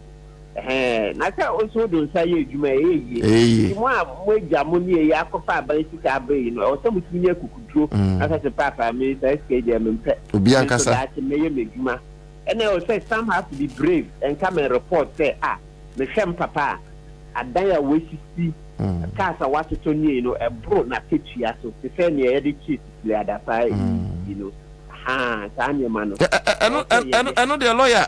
Say they just get the far home asuamu because oh yeah Nkrumah say on what say young pioneers by it's a man and Kwadano but now saying what no to history and then the veranda boys yes so mono no mutimi ko report ya awofo yes mutimi ko report ya awofo veranda boys ni young pioneers yeah and found say oh papa say oh papa report into a yepa into that history no more ma etiefu on the say wisdom knowledge for lack of knowledge my people perish the Bible Quran akasa If she answer say that some Kwame Nkrumah you see wa Ghana pa pair. Ebema eyi maburi bi etia ba abekire say eh no ofa maame papa sika okure ebroso ebro na ketua so na afi yenye nhwehwem. Yes our my best aya anye na say eh papa bi sika ba weni aje wa ma obi e ma wi fuka na eyi o chance wewu na nka no kra o wedi ade a anye ye shedan ko ye ni bebre. Lawyer me but for asem yes, and I'm central and I only a chat here. In central woman with you man so I'm calling him more. That's it. Now, you do we, but me say what follow hopes in Adoyen sense semia. Abaya, we am running the Oberboy and Kakra. A dear na SCD initial. Sabi in seminar or kind or court in Tabia. For now, the intimate can be brave, but a dear you bet me at your everywhere. I say hopes no or no okota say omoto dynamite 2016 right in fact me na interview no okay good okay I will try FM me ba try yeah I say almost about a month ago me ba try yes good osha why are the pass all come to pray why are the pass oyi secret na ba kro no mo boy in elections no onka because on my own ya anya sad no man in kunni ti krono kata hihye ne proe no omo huni ni omo mfa omanonka na o man no konkan because say ya aba ni say no aya asem abeya abakotem because no dey no di MPP mu akotene pa so no ya say denchen prince mu be ka tire o say eze apotro aha ebe ka tire o say denchen mawa wunjini chie right so ye hopes na ye no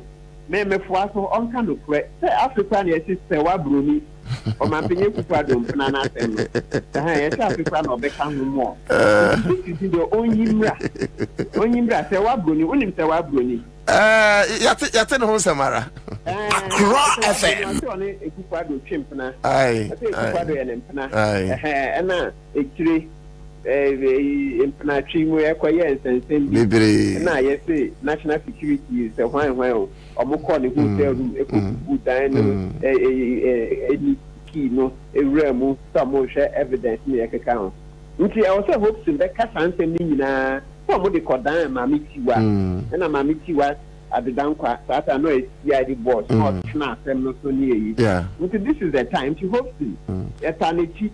But I know the hopes in say Opeku Fado at 70 honum maybe on person or the Baba Bonte.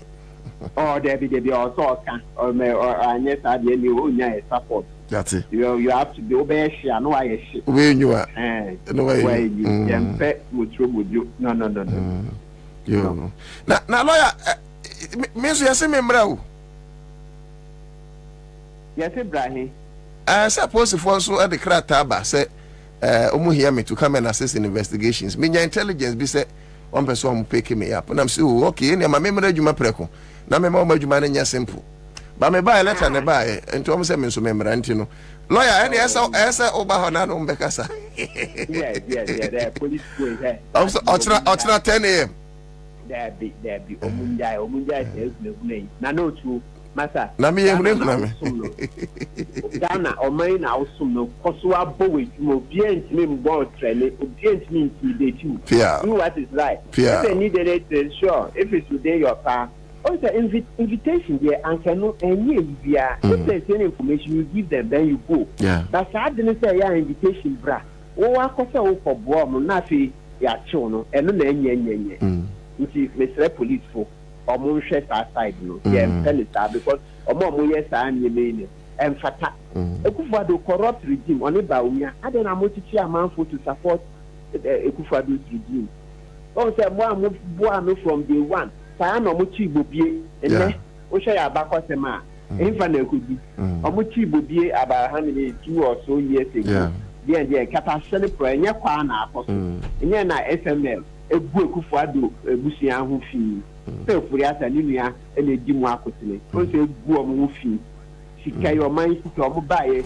bonds yi ya bobusia no furi ata company anyen chefa that's Ekufuado Busiano because any new ane Ekufuado. Yeah. Oh, Tisani Womunjai, I call almost 6 months, you be you almost 3 years, it's your motion here now.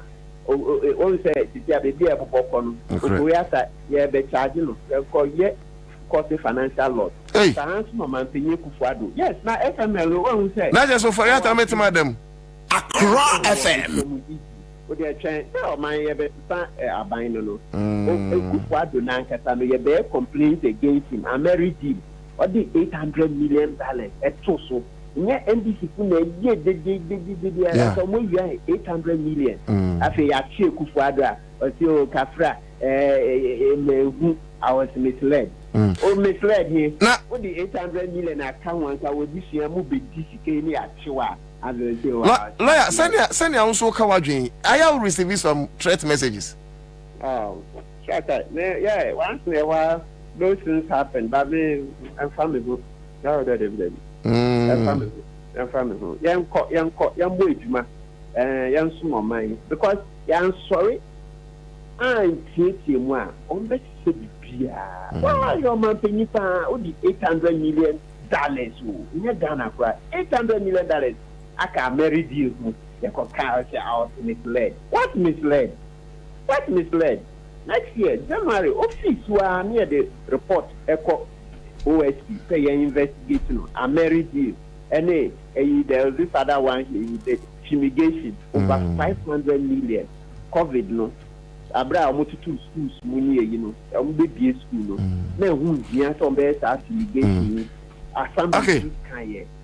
We went ahead because we knew you're free. Eti lawyer, maybe wako, but okata weniti ya personalities ben plan na wa ban we mu a ujiri sa ban sesa ye kase bobomudi ya betima bobomudi se we mu de sure banka on be ko jail.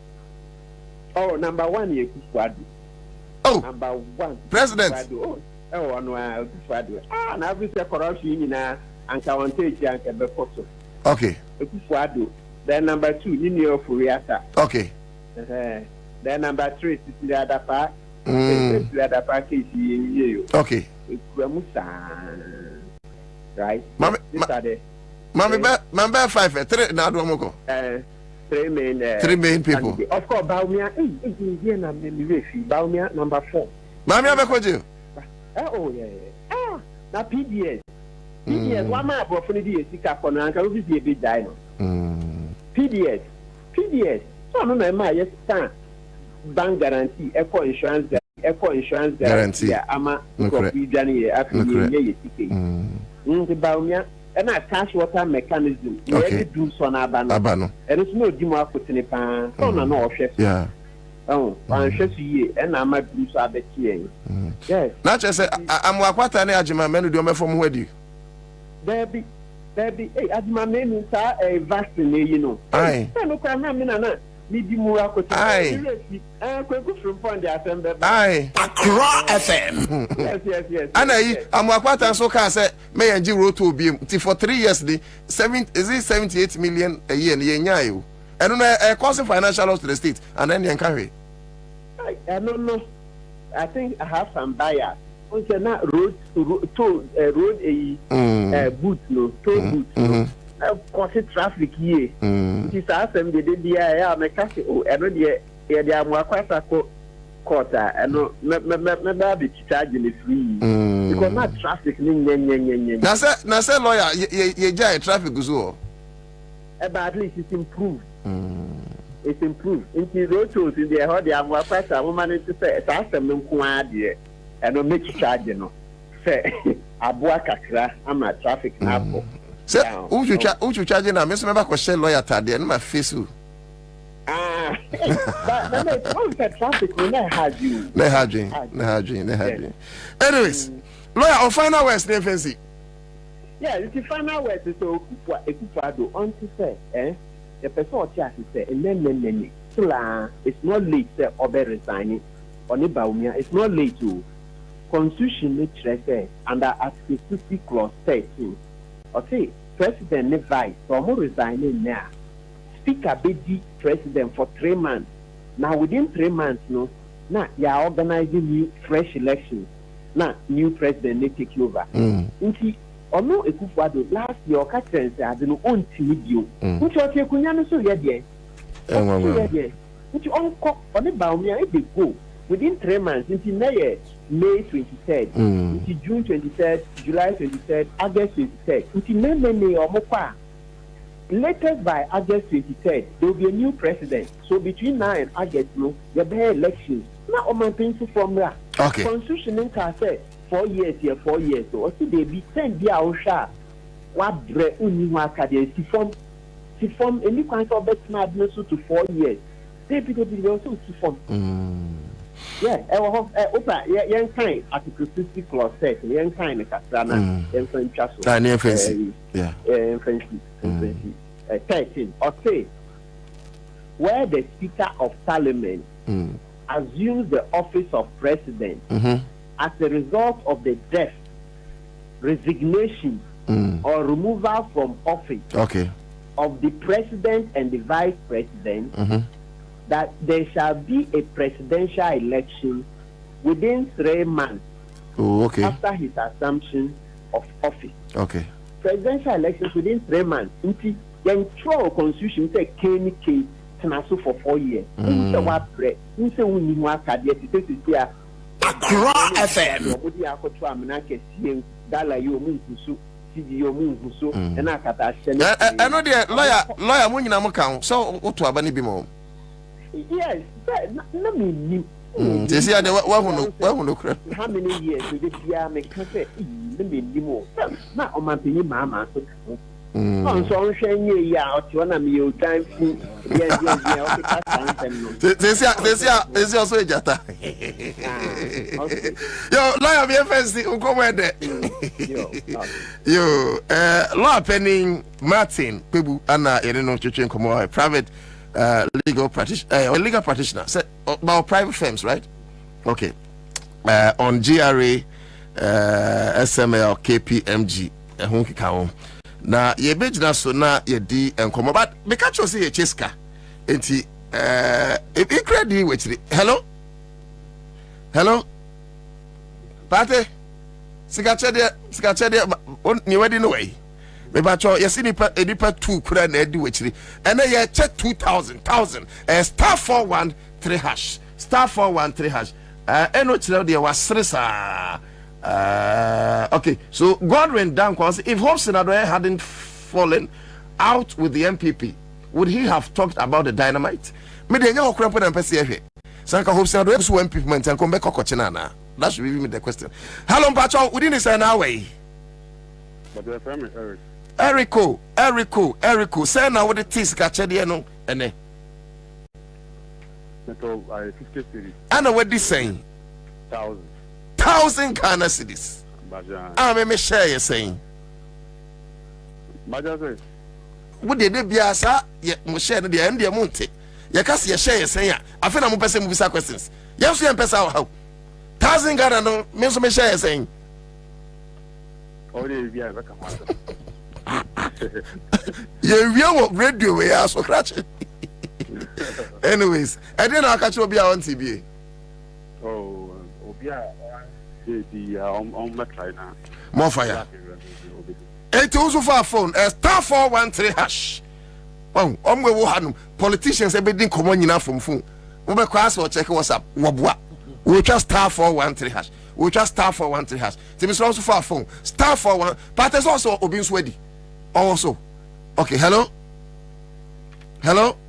Okay. You see your friend Obi your friend on fat into also fat, but ubeti me atwase here na yenko ye nimu wan sa Tango Prime washing powder aso yasre me wo code mu fitinra manya code kakra enti no se me bo me hwe na mo mfa nche me na ene na nkasa de na nye se me ba adwuma Accra FM me kwada me ho mfa me ba na me pese post fo adwuma ba edin ti na me betena hasan ko ma be fa me ni se isi o ma na letter into wachina me bo mpa se menya hoden me management no mudi nkomo ochira nyame adom na hoden wo ho de a kwan bia so no yes police is your friend dan parage ten abra ojina akokoto obodejo until the police is your friend ochina ebeko and lawyer people akasembi sometimes when police mukasi you are inviting somebody ayesremo let the person assist you with investigation. Yenti mention majuma.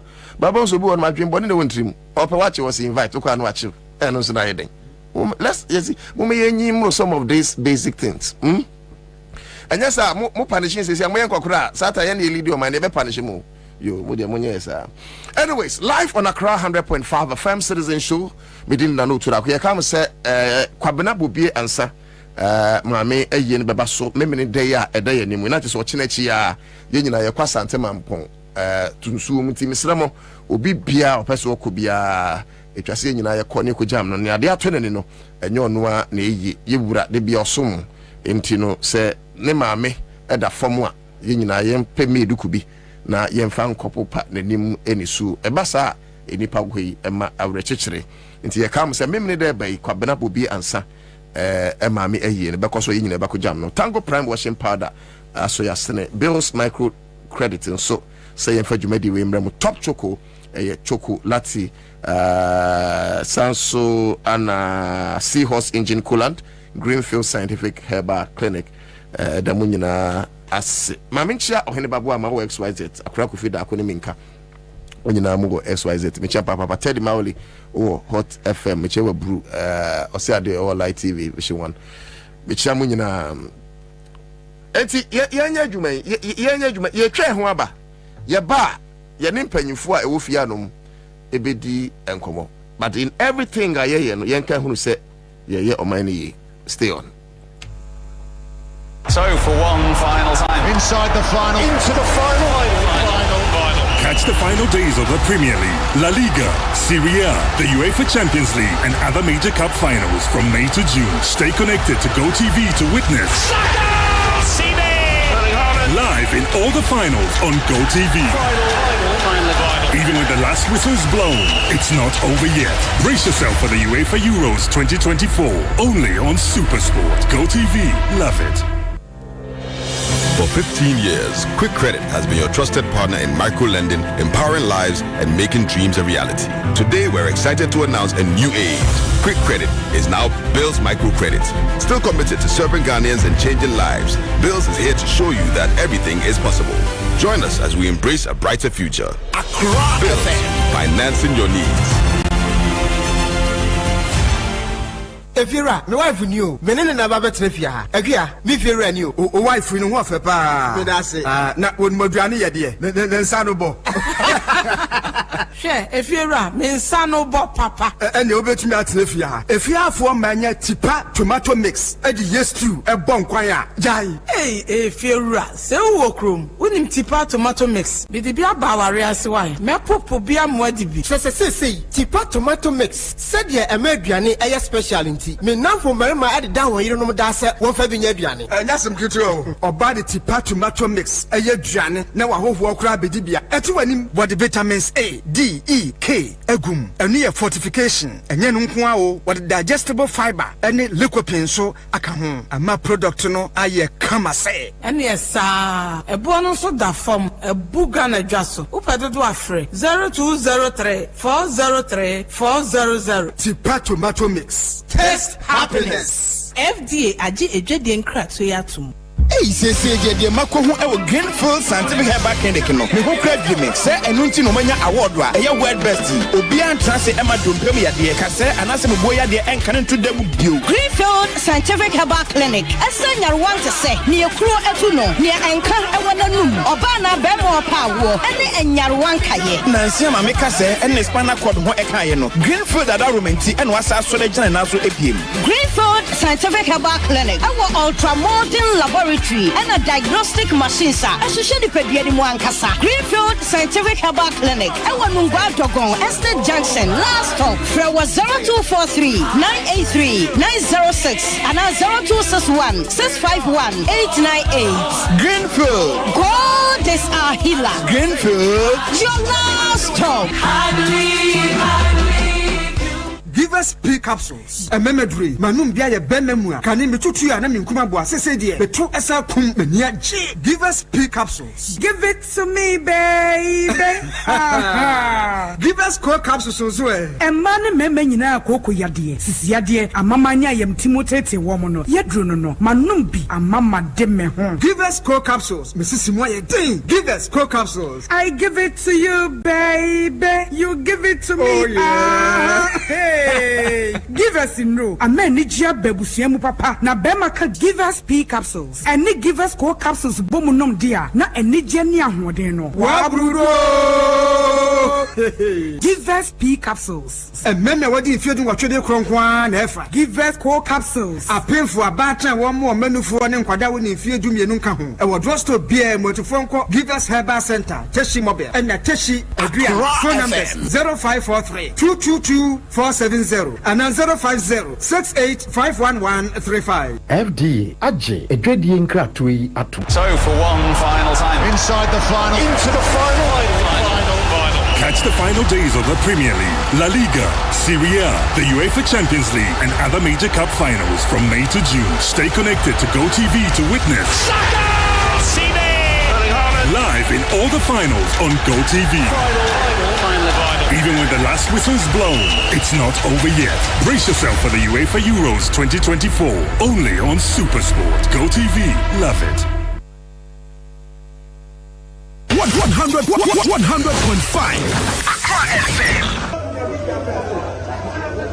Oh, I'm talking to my lawyer, please. I'm talking to my lawyer. What is this? I'm talking to my lawyer and then you are preventing me. Please, let me talk to my lawyer. What is the meaning of that? Are you the only police person?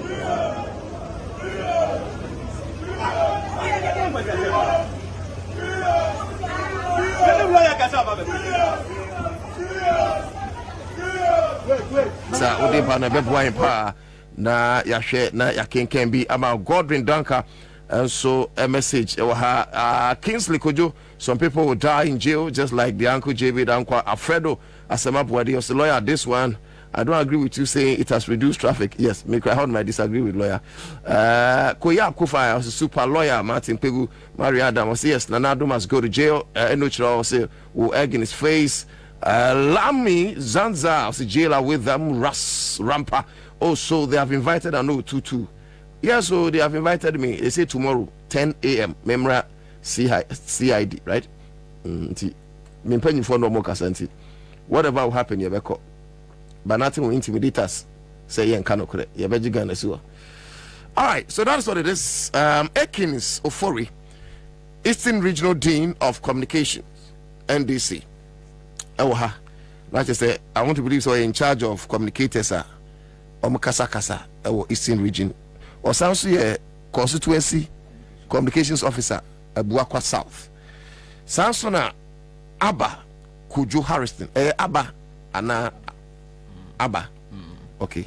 The Abba Kujo Harrison, communications team member NDC na Sheikh Awalari Mekanyensa, even in himself Mekanyensa, President New Vision GH for Zongo. You can see a plan BB. Mini Sheikh and some other few people. And Crofona Yekum in 2020. Techiman South and Crofona Yekum, any other ones now. Umukum because Nakufa the person president, you know. We will be demonstrating.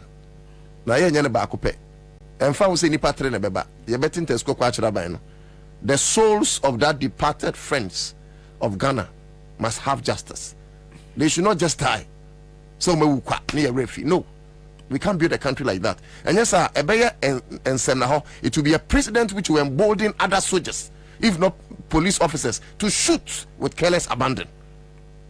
And you know, that is one thing I'm mentioning. So my you said you know, may they be a mecha.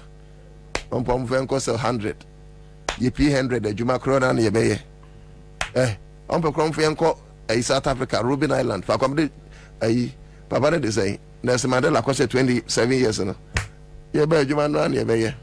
Because police didn't know about him.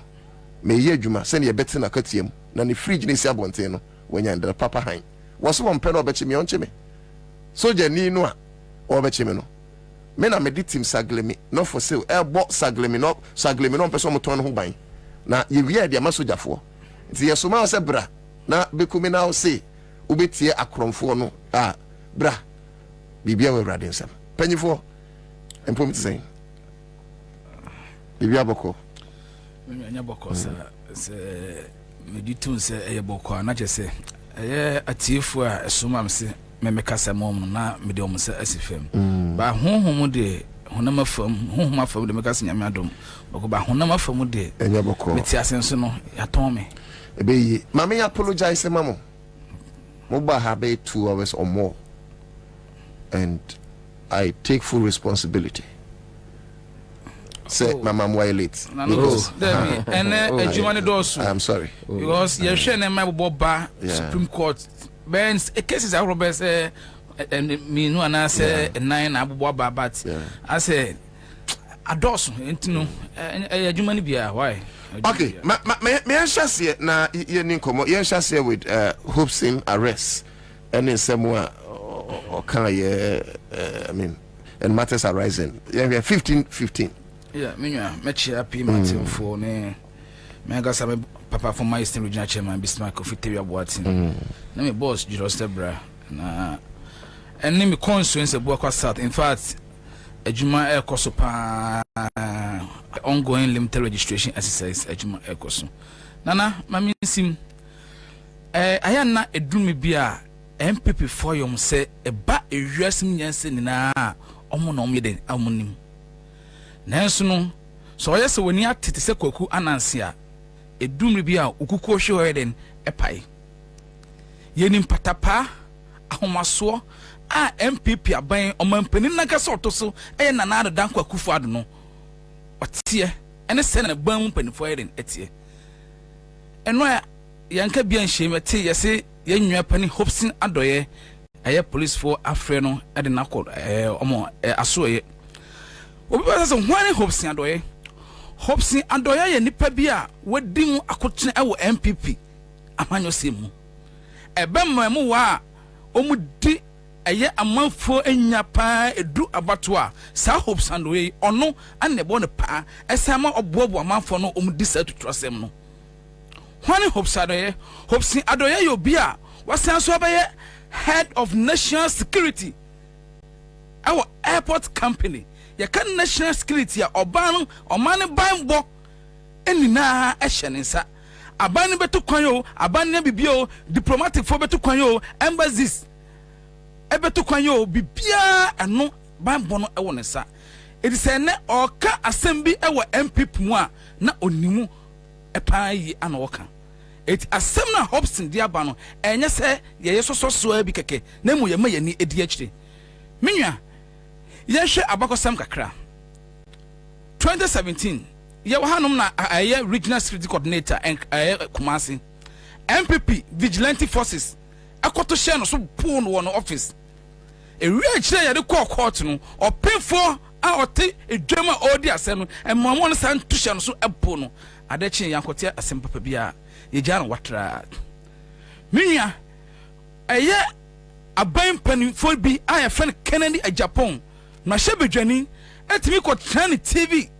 station so edi obi picture senchani Amer Swali erwade enka na busua ne ma ene adehye wadwom ho no no fa ne kra ensie ebeto ne TV afidie keso se wa obetimi ahia branti wo ya obetimi apono edini nya no adachi Abraham homema oska yakoda sori na adachi a abranto ne timoto so okodwuma ya boni tuo akuno menu kasem no hyebedwani onam ho no ya hye na ene menwa menu o kasai sa Kennedy a Japan no example ka che Ghana for say wa ba hia aigbani ana kroboni bia fo wo mafu ere eboni tu na fakuno ya antia hansem bio police ato sa fe no obi anya na hwe actually eye ayawaso West Wagon about to buy election yakoto hwe ememu wa omunya police for anasra for na ye the police for atade ehom no nkoye atutuasem ekototuo ebubobo amanfo enne obi ohwe ne yire ne ma ye twa ne nan edafie ye nte ho asem bio ye tea committee o man pani akufo do people bi white people bi sha say I just say I say no money bia enim and so obati ya hwe TV so a ye hu atuo a etoto a police for national security for abed gitum se ampa sama mo na ehu no omunye police for ana soldier for na ye dey anko Saturday na eye set to asem no menua hwe me no ka sai ye nwa samioku MPP ni akotena ya Peace FM kokro dwumadie so ono kwam se va kan twetwe komo asema na nsi okan se IGP ni ma ontie ni ye ofema me video no be ma no asema ka kire eye kwam se va kan se omo de omo ni be Roberts fo ehia omo na to sa ana didi omo ni Roberts fo na ye adwuma na Roberts fo na eto aba ema Akufo-Addo ene MPP na nse ya yentimi akwa fam sebio so obi ko din komo sei na ene nipa ne nam ho yenye ne hwe wanka se one Roberts na ye adwuma munya asimo ka osi oso ni be Roberts shia thank you ono na tuo no ono na ye adwuma bom to aba men people for ento no be Roberts shia etena krono na ekoso man Ghana mu ano no ama anye ahokire ene ehu abo man Ghana mu sami oku ne hu bi IGPT mi a onko no nko sa enfre no minwa yenwie yakoto aba tachiman se na odi kan eka no enipa mako woche ana ahoro omunkwa yakono ane sen ana amen ene sen pani na awu omampani na na danko Akufo-Addo ekwanfie be wotwini ontimi tonsa emfre enipa baako ana se yanchi enipa baako na ene hopsi adoye abeka no kre enema na o ne no ni MPP ban edi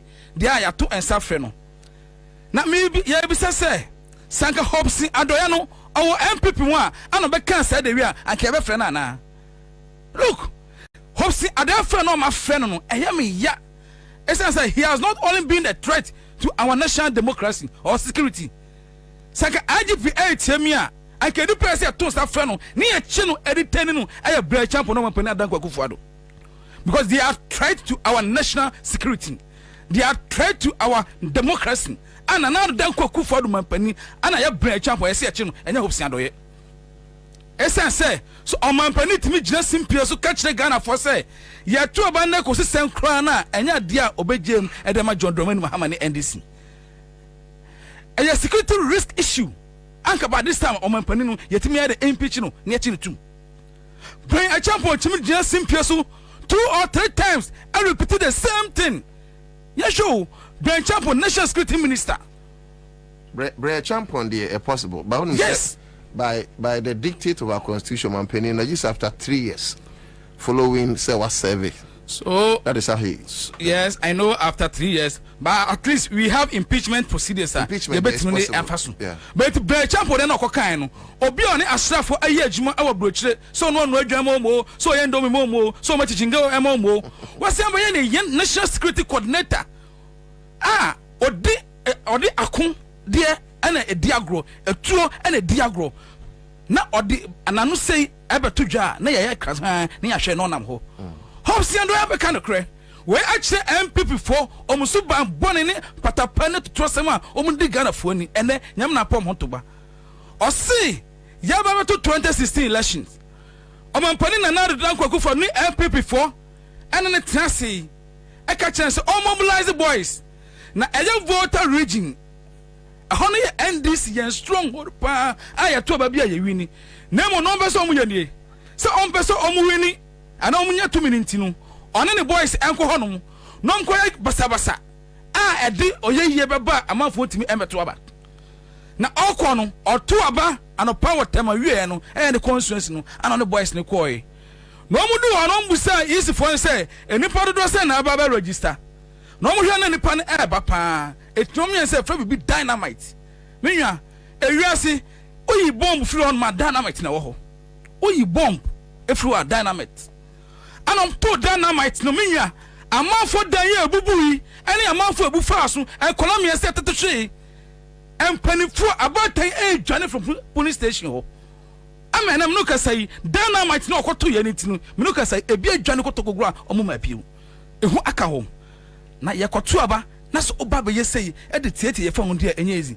menwa ye nim ba bi am papa abo quarries ni wewe no dynamite ye hu sisoso ba ko blast na ji wiem say pay on chance so na etimi tu na enipa mo ma di line e ko to aba na wanya kukudro essence ku faro be so we need to minti na was small hopes adoye am akoto dynamite second bomb equivalent to bomb at to honum na explode and just so uti hopes in tape ni o menwa uti or say on the 4th account in Ansah obo president amane and even the regional executives are now from Anthem no krampo no they were not aware no call high boys and no pair boys Emma boys in swear under oath. Yes. It is Edgeman. Yes. Minya. Any day. Onya MPP ni. No, Onya MPP ni. MPP, yeah. Yanti, Onya MPP pani. Yeah. Now, me no kasai. Yaba tu about 2016. Hope si adoya enya kukudro Bobie asumo oni pakru chawi collapse. Omba 2017 abo mom timi no police station. Minya me busao. That time no Polygonal Police Service etimi to sa no. Na na emi yakra na twa me sum kwa ne say Omoko campaign a baby o ma hia man for edom e no mo kasa no omba ye introduction a momo ye mo ensem enfre ye nwa hopesen adoye ono no timi Bobie aso no na twa say gbram ne apaja no saso ne aboje no so hopesen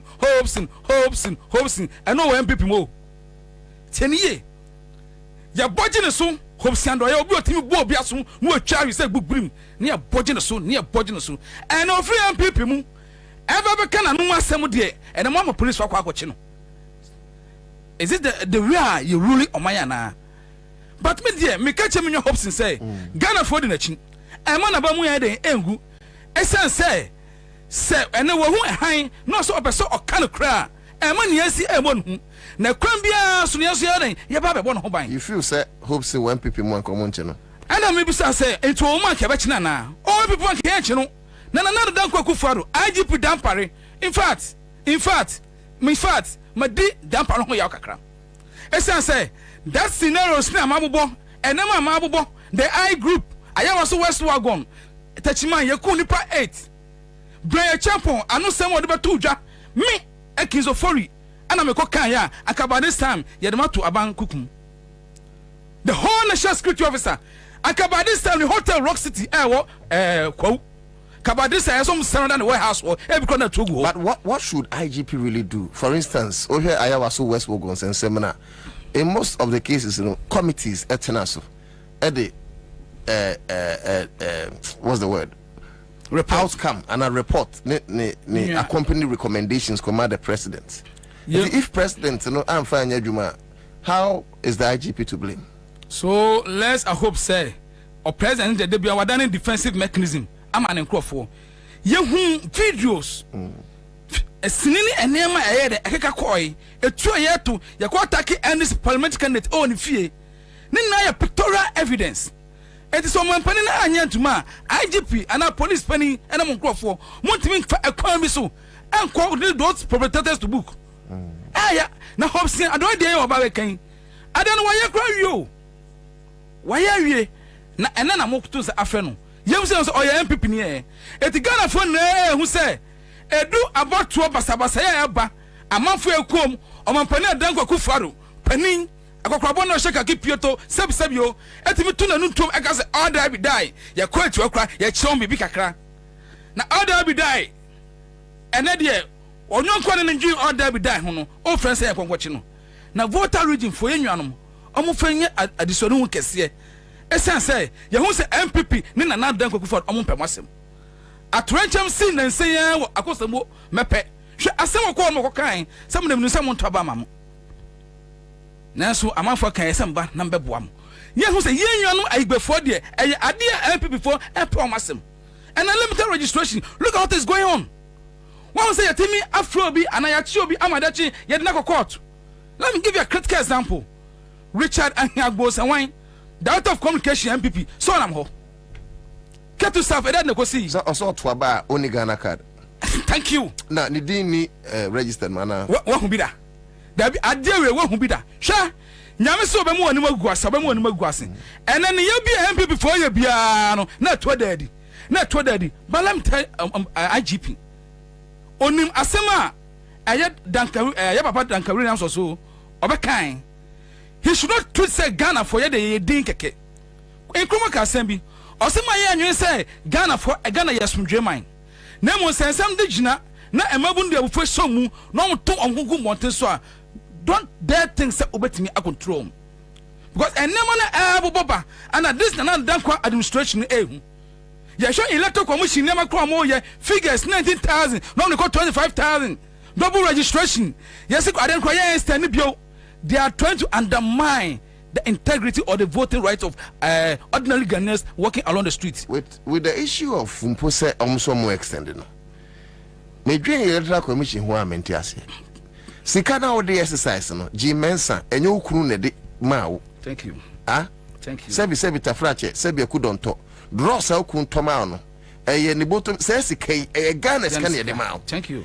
Ana Ghana mra say. So be edi 18 years sir. Or who kwan emrem etwa se otoaba ana mo amunim say from 2021 mo na mo de share covid munye any proper limited registration exercise so already there's a backlog. Yes. Eti sebi urade nyansa na to from common sense in China mo say 20 days ain't enough to catch all these people in the web. So why don't you extend it? Ghana for ka hobi won say lawyer mat pebu ka so otoaba ma MPP, eh? As not two MPP. What's this about? Me one so be to that day that share boda fonsada. Obe proud. Oba chichaw. And the penfobu baby say ya to that day man yansani mo kwafom e da dwamba fi na mo yan to that day makosa se fo metwetwe nipa. Yansani his answer John Dramani Mahama ehu anya anisode hu esi hospitals interchange community day senior high schools University of Ghana Medical Hospital Rich Hospital dollar or about 4 cities. And she be a dollar nam. And if you never bought ayedin, that didn't come about that for no, I don't know, audit you trying. Now, I know I said James and electoral commission for. Oh, my own so about on child, let's do bunch of Unia. But I am telling them, say, so I'm person as from Jabo or my anima. That's what Munti Jumana. Then they should go and find independent electoral body, no matter about Tonoso. Because I see that they are incompetent. How can you come out with figures? Now, Oton say figures a mistake, and after the general election, then you say just common registration. But I'm telling them, Minya, Okwami constituency of workers of Chebi. Many electoral commission, I mean, I see, bah, posters only buy for just advertisement. No, I am Akumako 10. The whole Chebi, no posters 10. Secondly, almost so fancy camera so around no more van enquire announcement. Generator almost every day be light out. School for a free buy 4 days and swing. But read and the man I stranded in and register. But when I say Akufie and even crown Yasha who qualified to be a Ghanaian, Yama make justice tokunu, the definition of the buy and fly and Yashi Udu Chebia. Omo do so pa ya house and full and full. Oko register ye tim na hu show me se be police acho ni apamom. Madam Constituency Executive as Adjumapo Omobo. Who qualifies to be a Ghanaian crown? Chief Justice Georgina Tokunu Kwantimi and define it. So now no Ghana ye ko anasa ye buy. But I'm calling on a civil society organization, Christian Council. Omo to omo ho engum no omo kasa because near question ya. Minua nana. I'm a swallow nebusua. Abusia. Eti me anasa wo ana be twen videos ka say obi biala de chia be hu ekins na the picture to na obe dinu juma na be bro no ade chia metu aka na de be kire mawu a ye be yasa gina ho na interview ka kura hopes in be yasa me. Thank you. Interest Ghana no abambi ana are we in a state of monarchy or anarchy? We are in a state of where the rule of law is not working. Your institutions in are useless. Every public institution in this country are useless. It has been undermined by another than Kwakufado and then the bush for an deal, a deal, and a shaman ya ayading. And I remember Amasamai, maybe almost 1 hour 30 minutes. And then Menoka say, Minya, make a to white chanopa. About Papa Big Jam, 20 crankers, Oslo, my mem to white chain, 7 cities. Woman's watching anti 7 cities, remove why from 8. Yes, 8, 10. And I'm not say, thank you. And I'm not say, Yabba to Petrosubio. Yeba to petrol subio and I'm not gonna say petrol super short and say tanker drivers for any petrol code the various filling stations no also my judge my and Association of Ghana Industries AGI spare part dealers you say no more company but make catch Ghana in Biara say baby adum a communal labor yen na ya fa ho nyim ba yen say NDC phone kwa and ye to me ye petumi na abaji Ghana for na ya bom na mama sistemu akwa sitrapa enye na senate for sika aye pension anasa badwin for abram mogani anya atoɔ no na ajapado manya nkwa yes ato ma MPP for menya se empanifo ansole o man Ghana mu hanom no omankasa ebia sida anya ba ko na sem yenu but na na dan kwaku for na kasa na o hwe ma ne nkofo ya potapa ne atutu asem no ne krom chebi 96 na esi ono odwane fichebi 696 the time last time about chebi ayo man pani ya what me se chebi bio e dey na see e dey ntine ana me kan said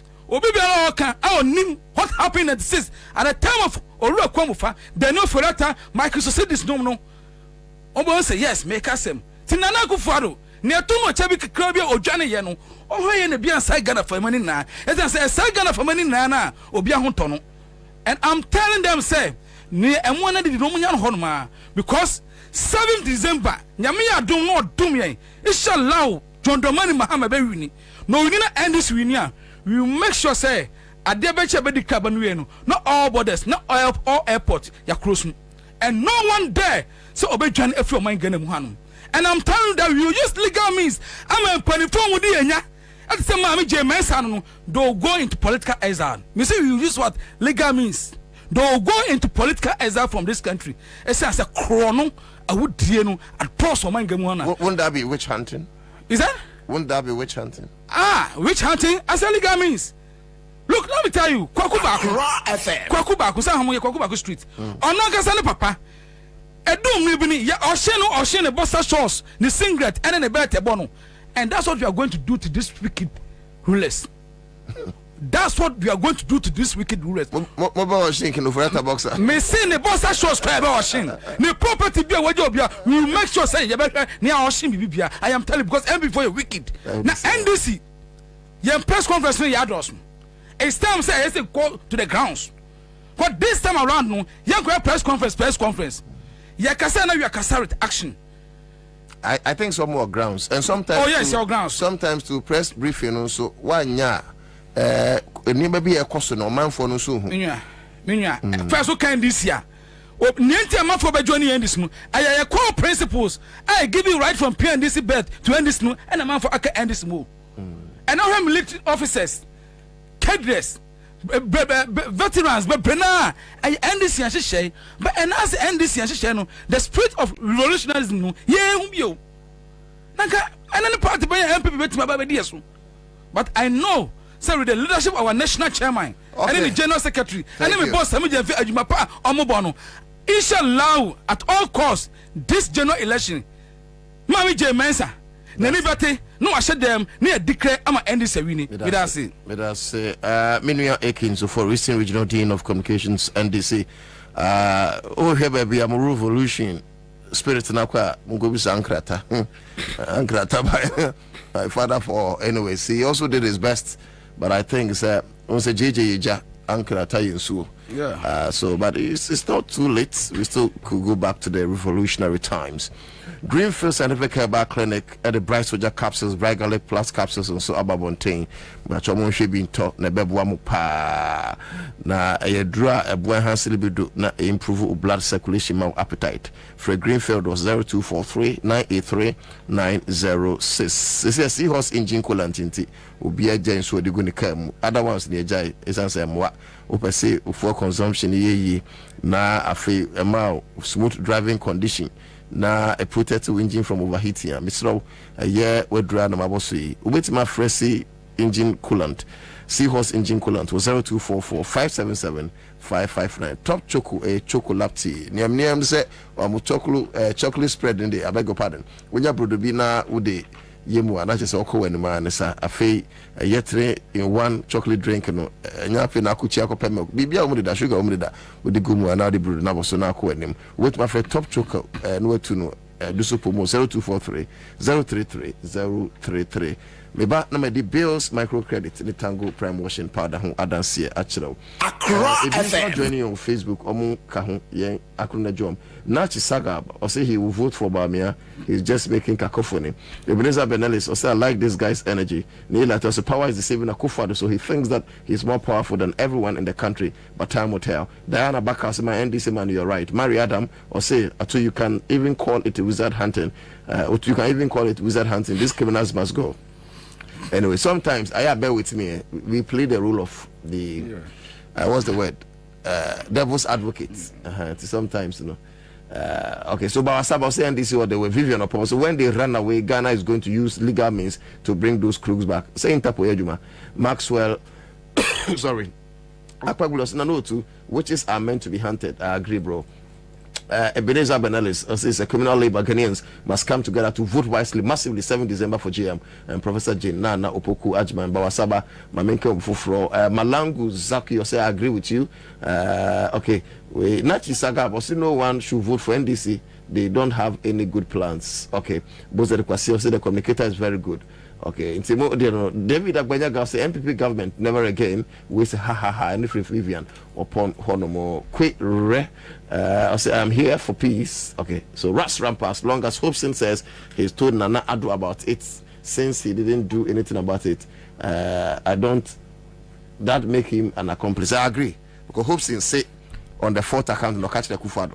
Into the idea Akufo-Addo disagree with Hobson Addo and by now no also a rule of law and epitome of justice or by punish Hobson, but because it favored Akufo-Addo, no, he kept quiet. So I agree. Say my friend Hobson Akufo-Addo invited okay, my so no I agree, because say Hobson so bona man. Oh yes. Kojo 50 minutes kejegum.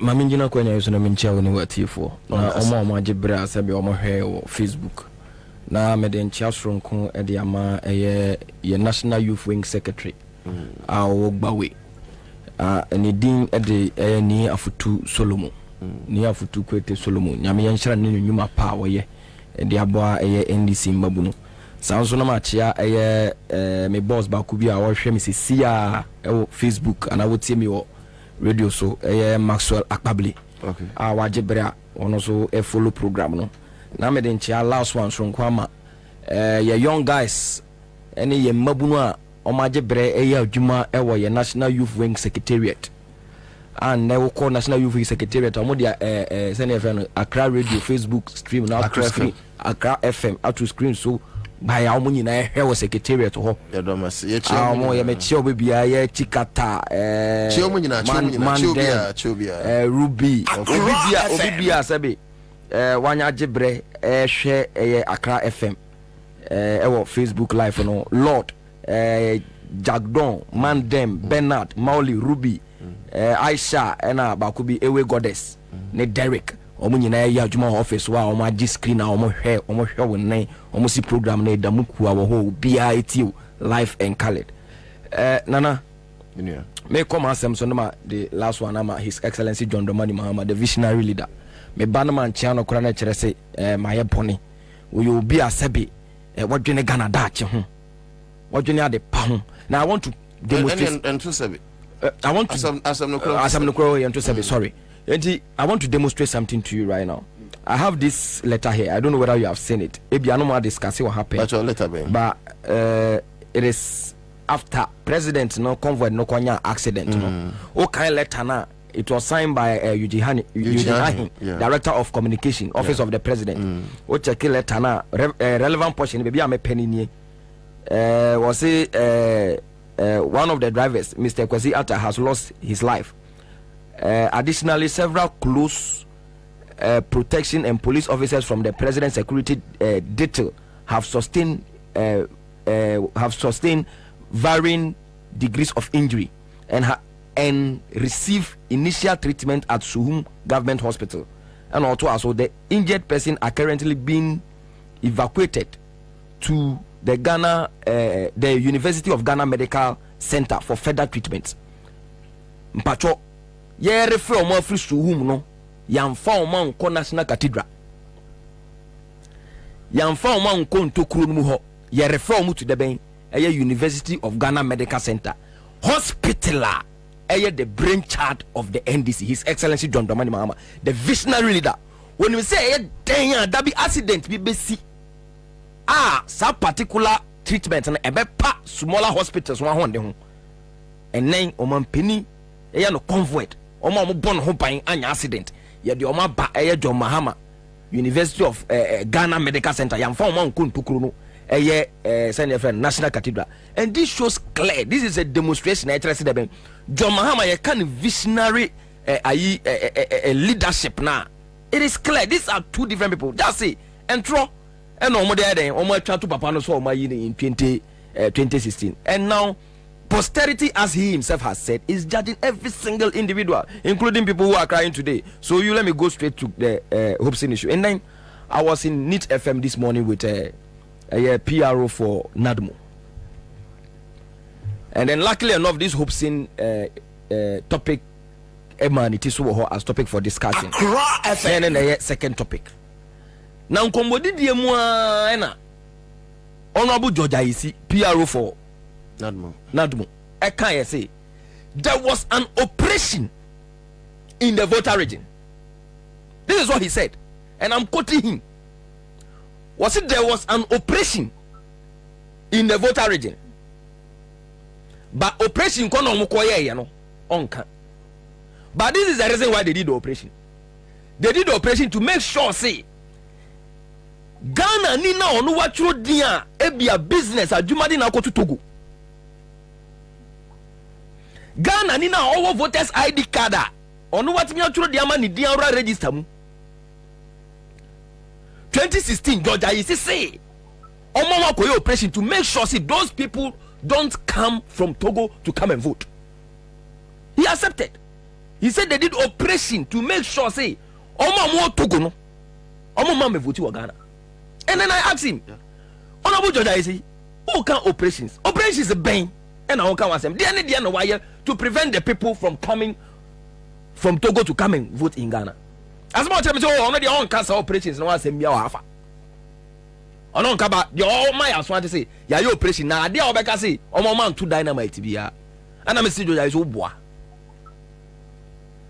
It's a lie. If you know you have not done what Hobson said, then cooperation corner moko amoye to stop the people from coming to vote. And I'm not members in Obiana. Oh, because you be a was swam member could not kwemu, say more makwam will be near the Omimba vote. That is not possible. You know what you have done. Which means Georgia is Yankasa confirm me as some Hobson Kayano. Say the Hobson is not far from the truth. Accra FM 100. See, whatever Hobson said, no, he was not far from the truth. George, I see on NIT FM today, and I'll do the video and share it. Has confirmed. No, hold on. And Hobson Yakwada. Anna, and yet a sema, Yanua Shenenu.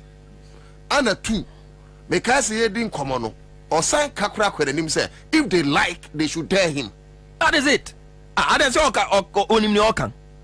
He knows what is, and I'm happy he knows what is interested in what he's talking about. But there is one thing we must know. See, Hobson no way when any pabojebi we MPP. That is what people must take note of. Hobson in your big keke. Ewe MPP mo obeka say o ka say big keke ana we hula balloons bi dabi. When it comes to the MPP in terms of security operations, Hobson Yobia wodi mo akotene. Not only that, even the president and Kasa internal security, Hobson ni mo asem bebre. Hobson Yobia Nanado dan kwakufa do timi di fano e de ne ye onankasa na internal arrangement securities na de ade here and there. I don't know whether I remembered. Embre na twini Jonas here na adwen say obed de nano asen akufa do no. Why no mo na akufa do bo mo pass o mo kwa buruche nkoche wemra send your friend twini Jonas emra. It was Hobson Adoye and Agbapapo. Yeah. It was Hobson Adoye and Agbapapo.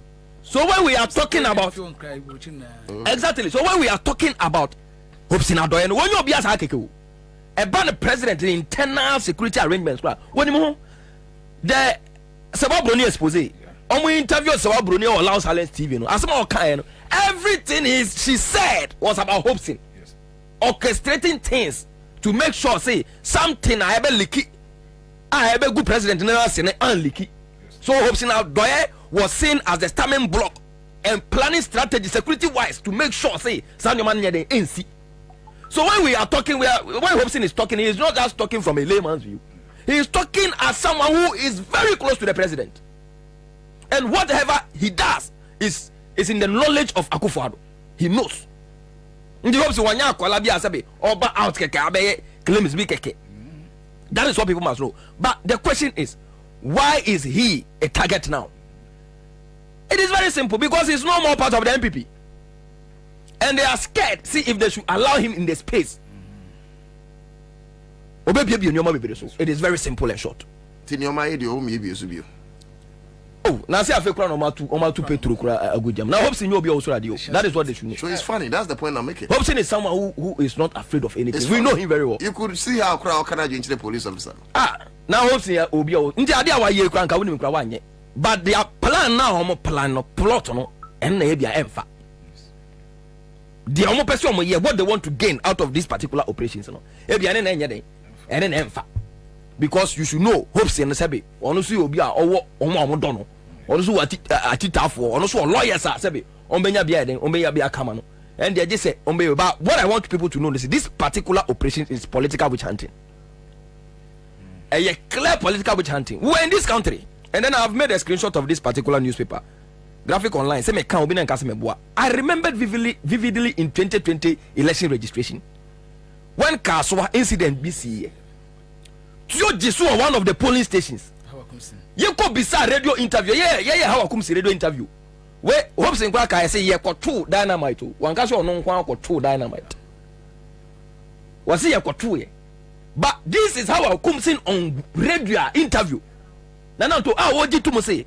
Oh no, net to Satuno, it was a polling station. You could see say. Oh no, boy, comes in a car.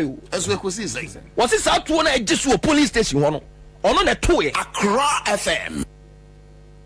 Casey yari just because nothing has been done to her because she's still a member of the MPP. But in free MPP, then Uncle Casimir say fast as a mechina. Not only that, and none ya by election was we. One particular bodyguard, what guard the MPP in penny for your friend body. Well, you need some Georgia soon. Yeah, for me, committee to Munya committee no grant recommendations. And the command president said that some particular guy and all the body now was said that I'm fan uncle number and no prosecuting. Just because the body here MPP ninti. President no issue white paper clear body can say that some George Mbom now provoke body. Provocation ya de can say mukruma. Ubo bi osuma, ye hwe nipa no provocation na wa asuma na wa bono. But that's because the person is an MPP member. That is why the person has been cleared off the hook. And that is the reason why they are maltreating Hobson, just because he has left the MPP. And why I now been say in to win elections in our bed or back trouble. And I've said this times without numbers. The MPP as a political party can never win a clean election, a credible election, a fair election in this country. They can never. Free and fair election.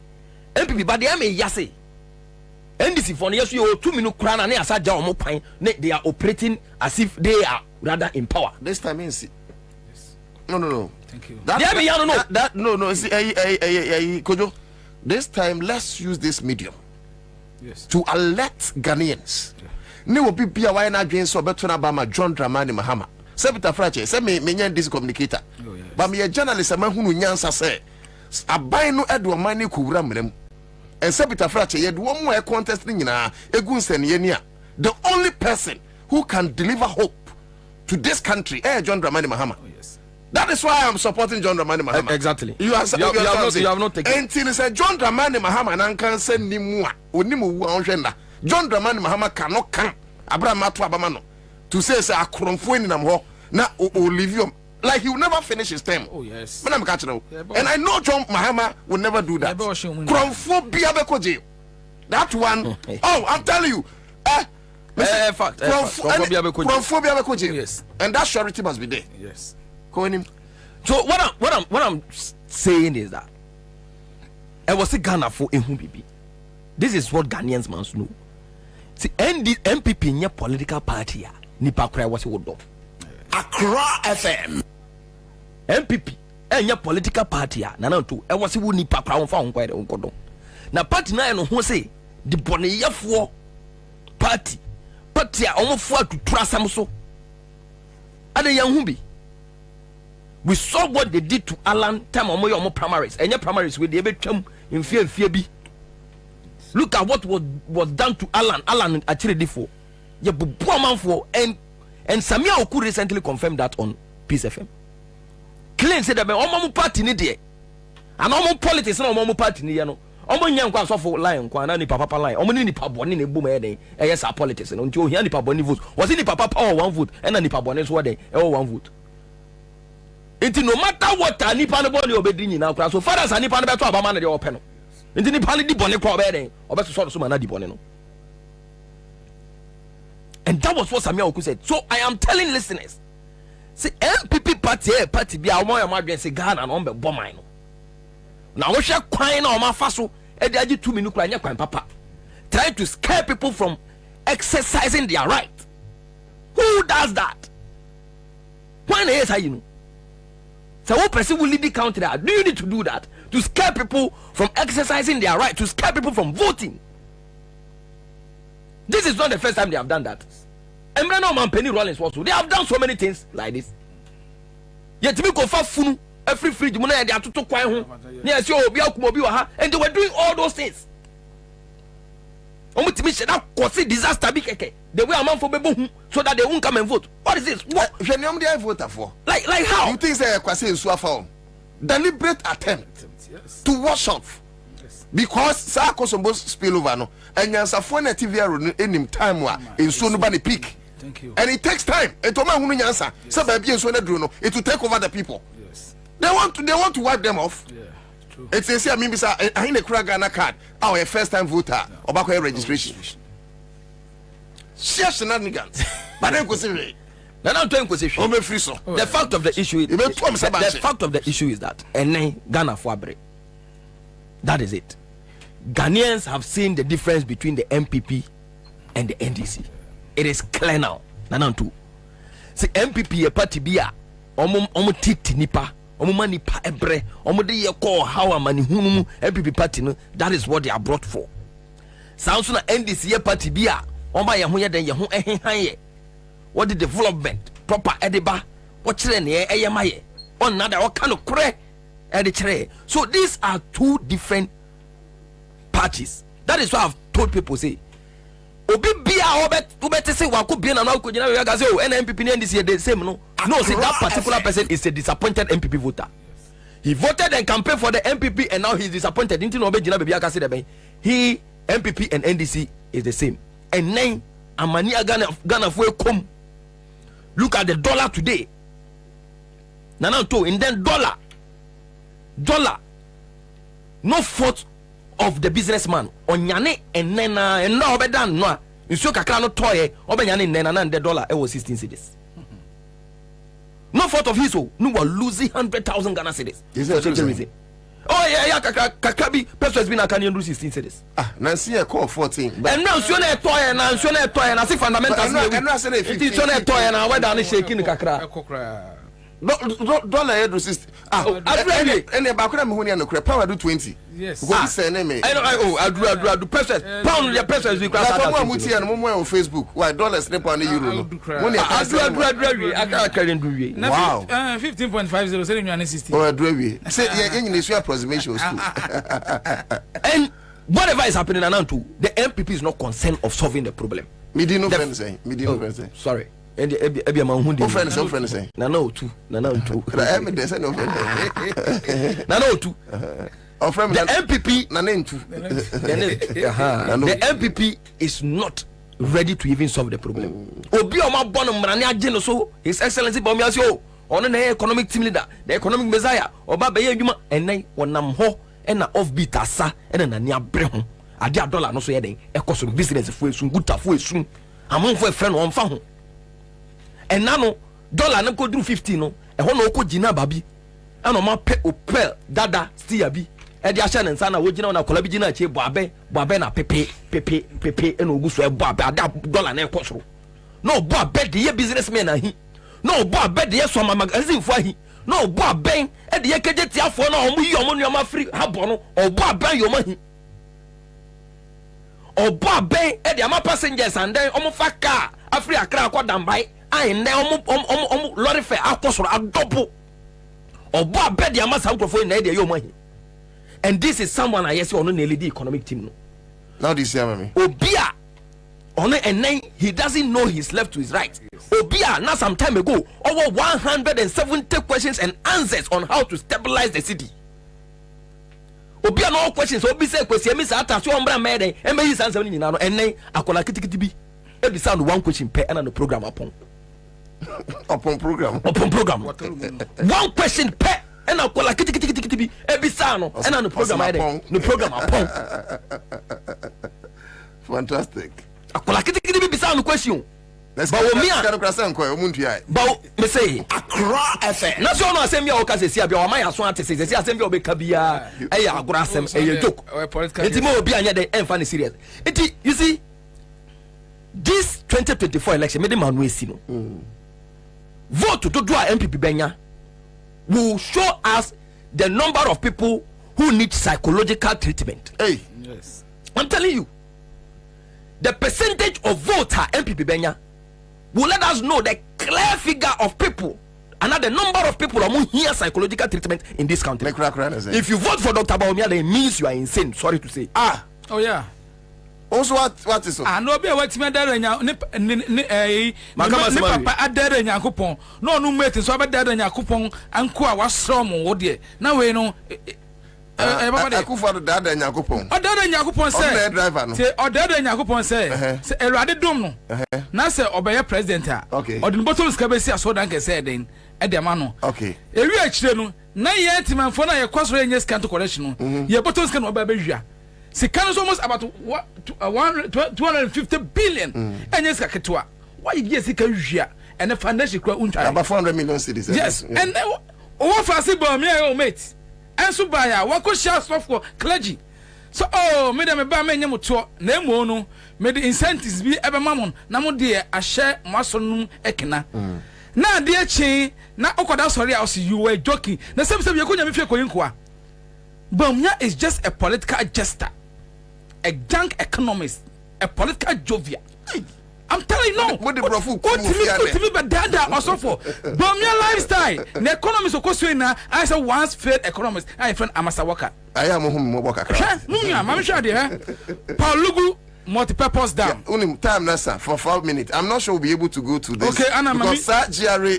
Okay, my chance na me kwai pray manya we national chairman John Secretary press release biaba e hu hia ma men kan press statement for immediate release 23rd May 2024 witness exposed judicial manipulation of devious Godfred Dame in court.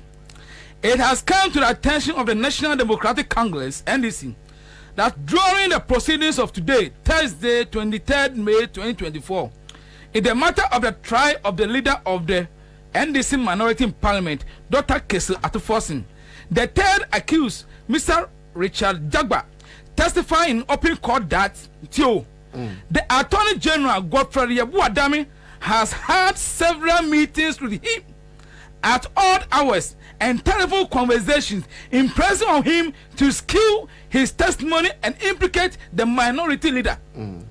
These are matters of fact which form part of the court record of proceedings today. Now, only na Aden patch there. It's you. Aya young papa Godfred Odam one of Attorney General. Now this man who almost said to me wo power will change, and if power change, you use the legal or the law means to deal with them.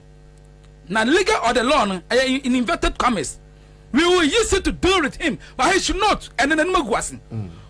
Osam kase MPP se aban woni beguasia opa ye de ne de otobedu ebedadi eye ye minority leader honorable Atufosin ambulance case na ewo court no obudu hwasem no ene wonu nyame kwakoye atiafo mo MPP ene Godfred Odame ye ka so ne akufo na desol boma mo frisi aboa nipa na de no be gina adekam so o me di adanse entia minority da ato force no na sem nie o say anapa de som ahwe anajo atoni general ato force mfra no ne ndi komo asane ne kasa wo fon so se obedi adanse o court a o me twen tro ento ato force so o say when a friend ba ko say ato force in a friend dabi o enya ato force me say so repeat me say because me say ato force in a friend dabi according to third witness no obegina de kamu for clarity na me say yes third witness no obegina de kamu yes o say JJ me kan kre Godfrey Dami na Godfrey Dami aya attorney general no anopa wia na ju bia o fam afon so e ka che me say me ba me metwa atonto ato force aya NDC MP ne so na me betwa ato no so a court no begina so ama ya den ya jeli no o se o ma hia wa hia no no o ma hia ba bi bebre ene enti attorney general won se woni magu asin the judicial system and the Nana Akufo government akwa said US tilapia investment aso ni faso ene Godfrey Odami so on panu guase a enkobo administrators of honor resignation letter emra because ye be tinta su kokko anam monte so ama ye ma me no ayom ho abodwa a kire no esan says wonyu adwemboni sei na waka chi obi obedi adanse se ontwa asem to onoko episode se ne betima gina so ni ageli no na nipa na betoto e wo court eje dum guase o aduguase atoni general Godfrey Odami e wodim na egu ase na wo misum bra 7 December ebeba na ba wia you see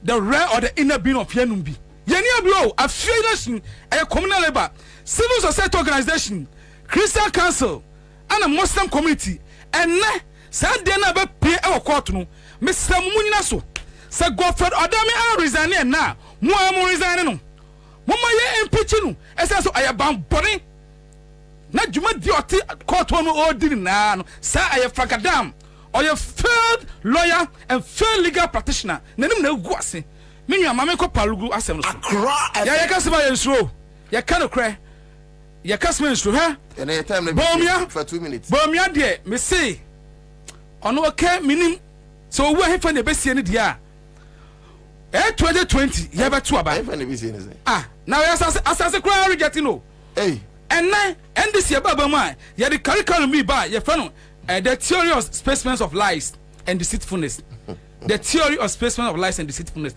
but me na go for them make case study wow now the younger generation me baba say hey when the church first when you say oboba me na ba kwaka akufuado but me 2020 ekọ eye asempa fm in 2 minutes please and you busan say and is why don't can say bena and people man ko ba bam o matimi aye say bom abaso o say o masi Paulugu dam it say bom abaso minya ade ba chi no Dr. Mahmoud ba say Paulugu dam kwa sa omunsi mrako ye twesika 12 million dem contractor eno ko on ma adane anwa dam no eso kura ba ko eno no gota kura ni ho say $12 million no almost 1.6 trillion old Ghana cedis agenda one hospital no musi e o manga mu anu also hospital bi akobia cost 1 million says kana ye tuagu e betimi asi 12 agenda one hospital in the country 1.6 trillion old Ghana cedis abome some da ye down no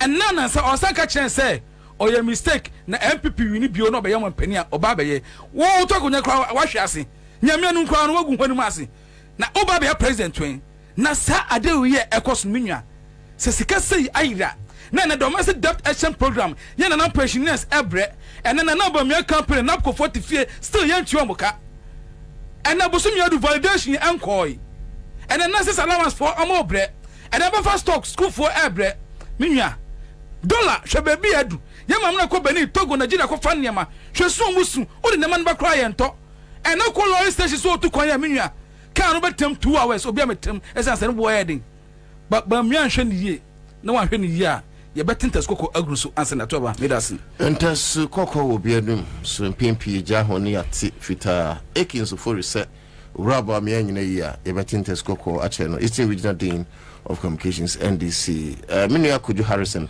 enso e wa ha Kojo me na boti ai enti unu akora for 1 minute ndo ha ba etre okay sir me ha na ka be yene say odifo interview near 10 Oh, okay. And then meet mama could you a 4. Oh, okay. Were you 4? SML didn't the SC in your time.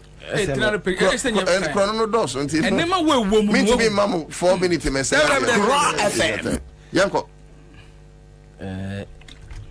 Name mechanic say a palugudam na samana. Oh, maybe I pursue Rabia. Yeah, maybe I pursue Rabia. Baumia, Ayubia. Sevi, or no, Nedia do baby, I won't need. They see a baby, we are Ghana. There is no way. Most of the time, if people are blaming Nanado Corano, I see a waste. Because Baumia and LED every do baby. And Baumia, Nanado may you say, or no, economists. That is it. That is what I agree with you. Say we should blame Baumia. And then more. I could remember say Nanado can the way I discover Baumia, and it was a very interesting story. I don't know whether you have heard some. Was it on Tiabrantian and Kawo Bank of Ghana? And also my friend Numra. And a branch and a buy no bisa no question be a fire Bank of Ghana sika 7 years sika 7 to 2 years. Now the way a branch and say presenting your match and my branch and not some ton akumaso. Inte hona dada na chasi. A dada na ba umi dada kufa do sa wi an say anopo sa mreu. Ansah say God no feeding. David eh hona Bank of Ghana na chasi. Hona na chasi. And Akufo-Addo gene D. It was Akufo-Addo campaign why na the campaign was actually surrounding Bawumia. Bawumia became the fulcrum of the nucleus for that particular campaign. And all the promises that was made, even before promises in Nina, Bawumia Nina. Bawumia ne promises in Nina. And Onona Nanka Pesi why then will lead governance, and he has been given the opportunity to lead. Not only that, I don't know whether you remember they had this particular economic forum. I'm also for senior minister Nyakwai Kasai. Exactly. Now, as I'm also for Kaye, and see the bank. Uba economic team no more. Omo share yesika 7 to Uba team no more. Uba goalkeeper Bawumia or Uko striking or Uba midfield or even secretary na Juma ever board no so kura na yesi Bawumia je was up with Obi Juma kura ye. So just like Kufu Juma. What Obi Juma esa ye. Enti economy ni bibia shin den aye basabia na Bawumia enedi abedru ha. Na numu ja enedi abedru ha. And that is why I've made my comment first say no right thinking Ghanaian in his right senses will see Bawumia as a match in this election. And I've always been saying, Bawumia is not a match. Nana, when we say election, I'm for being so a bad thing, and then this don't be complacent. Now they are there. Now, Mamma fan is more we never another. I want to let people know, say, win in the election. That is the first thing I will let people know. Win and into any other election. San your man a champion before Muchiro Chrome say, Mamma Fasimo, we near you. Now, what they Mutimi, win into then election. So, Mamma Felicia, you win into no more. Okay, but what I want to say, now they see. Nana medicine. A pay a month for one say Gab na your mama Bema Bawumiano. It will shock everybody. Every man will say election, it will be an easy tax. Maybe a month for Genesis election by the end it will be an easy task. So don't even try to spoil your vote. Just go cast your vote for Mahama so that we count you among people who think right in the country. It is very simple like ABCD. The likes of Nachi, Sakab, Niamira Kanye Komamo, Na Montuabano, ye. But my main pause here and let me use just a minute to speak to the fate of Hossein Adoye, my senior brother. In the interview, me maneti asiye say, o kahunti no minor say. Isan say, omune share na Akufo-Addo echi. Send kutupa. Men krofo bi nya wo mujidi. De ne bai. Na ojeto mu. Se ene wasachara. Bible say, sabi kwasi apene sachara na dwene. Senior brother, I want to commiserate with you. Do not be worried. It is just but for a short while. Just go through the process. I know say a time will come in this country when all these pains and torture will be forgotten and there will be back pain brains of a free generation. Enti kosua na kanu kudani nyina emfanu kudabi ense Hobson kanu kudani nyina at least for nchirima ebeba na memfa akwanya weso so enkantre Ghana for say eye Ghana Police Service CID department over Hobson adoye case no because when I'm here in interview no intelligence ya pick earlier so no person pick here tidam person madwuma emrent me betena ha but later anom de krata by until by 10 a.m. no say me wo police station me name management after here coding kobo I pray I'll be in good health. If I am me new be abone meko, but no amount of fear or intimidation can stop us from protecting the sanctity of our country. As youth and as leaders of now, we are more than determined and resolved to raise that defensible mechanisms to salvage the economic failures of this country. Na on my phone, on my time, Bamiani Akufo de Bruno, when I say, Ansah ne Yabewo, Sebita Frache, Peninquasiano, Nabo Frenian Senitias. We don't know, me do my to four book creating my book, Maka Sabino. Ma, yeah, fancy abuse micro credits. So, yes, the 15 years, no, my juma. She said, be the American cohort, because wow, Bessia. Now we ID card pen when ya, and ya finna betu subia. From Sesiana Kojo Bessia, na Bibia Enkoyi. Na Tango Prime washing powder. You see, no one will be a guest, he rested with them. Perfume, bang. I'm saying, I could afford the government, yet me to perfume. Tango Prime washing powder. So, oh, and when I'm used to, with the Saturday anymore, come up. Okay. Now, Pate, Yanya draw, last draw. Pate, Mr. Remo. And Crofone Tua, Monya last draw, no. And yes, I may lead the Omwa eto sikachede promo no ne yakọ strike. So amuto amonja draw no nti me bo Kwabena Bobie Ansah ma me eba ye draw no D4 metra D4 time no ahyase nti D4 bra. Oja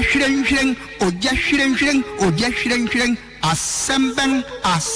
Assemben lesia etumpan anu demse mamponkontonchi obu ehia kuma ekua mua penyin diakun atwiri siampa feni mankuja tababe kuma yententu se janga sadia oyo buya hina ne ntuko koroko ni osafo kantanka jembibi ayebu afra wonkote se kantan se na okontonkro mi awama adasama enya hoto asore wo won membo na mumra mebuya yen enti seni adaman hene na nofo su sapon chirimfaso hene na akukodua botokoro hene na ejeni mboya tin chirimfaso hima na amosian abusuan panyin na Kwabena amura enkwanta kese abusuan panyin na KP yanchira eni abusuan panyin fu a aka nyina ena afei Reverend Juliet VO Ajiman ICC Accra na Kwabena Bobie Ansah oyensenchoni Accra FM Hindi Owusu Amponsa eni adeshi sesania wosenin wose ofentam framan hon frama chiro bia oberima chire abofra chiro panyin de won deshi oba panyin na ekua dwomo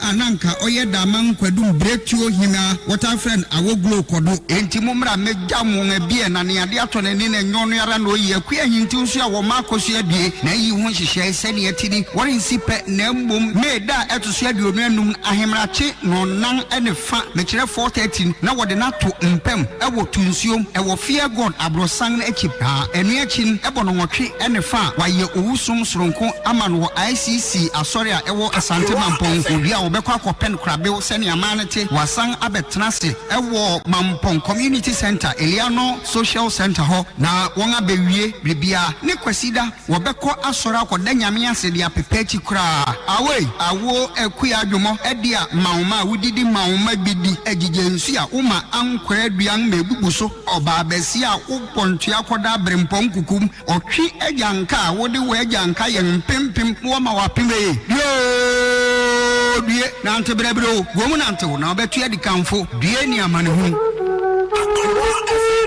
100.5 enti edru hon ma yenyina ba ko jam na ha na me kwa na de dwuma de na simidin edna na otu da ko na skwam kwa che do asipati do ase Eugene Bantie ko Facebook odi4 aye krado is as a givers and so aye krado amam ma yen sore so na ochina yen say ne shia 2 p.m. yakram stay on.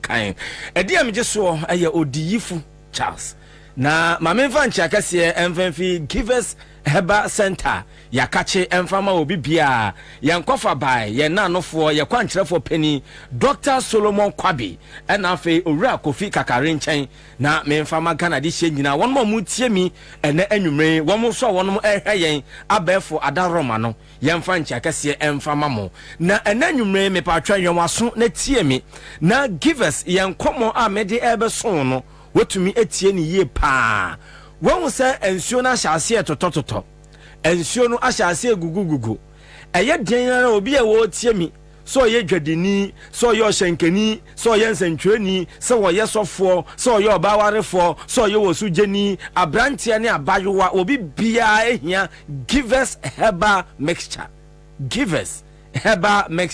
me pa cho eno na wohia ensuo hyase se etotototo ya ene ye be hyase ene me sasa braba ene me dwonku ene maposo ene me chimi hu bibia enyeye me pa cho se wuti hu a etumi yeye esanse wonya dubinani dinsia hodo ene dubira papa givers heba center yede aye givers heba mixture ni etumi dia aba no eno ene bebo na bibia no etumi akonkan enti wonya nu bia me pa cho ebeboa bomode na ko herbal shop pharmaceutical shop licensed chemical shop any baby e ton aduro e wo man kana mu bia na ko pe givers herbal mixture na afi nanonom na ntumi emmoa wo na ensuo so ahyase se etutoyi a yen gates ahodro mu yen fiefie konkwani ase yen offices yen sorodan ho gates ahodro da ho enam su ni ban ni abrabo boni a ye poninti no eni enwura ahodro a ye di egum wo no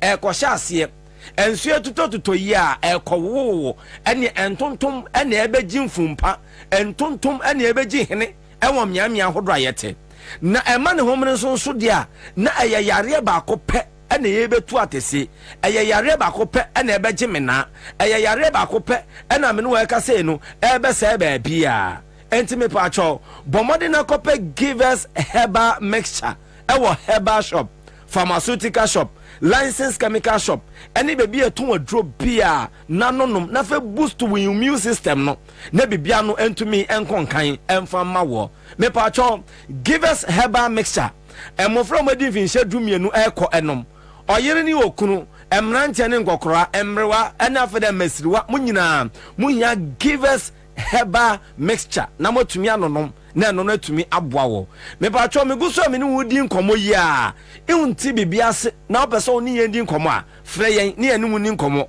ebra ma no guso a me ka sei e wo 0543 222470 0543 222470 na woni givers herbal center eni nkomo enfanfa yen givers herbal mixture no ho na bibia no entumi nkonkan enu akire ubonso awo ya beba ene obeka ene mesasa braba ene metumi nan a enyeye ene megimi mu a emfa ba bia mepacho sasabro a ebeba oso ene wonsa gine ebegine ene wonan kukuma ebepopo no mepacho enya ananse bi na eba abechewo eno kire wo se eye wo moja no se diefusa ne wo untini no mu no untini no emu asi na ansa na wuntini no so enumu besi no mepacho givers herbal center yenka se moja na mo wie wo hoi enye na mo ni doso po ene ni bebebre no eno na ya emmoa yen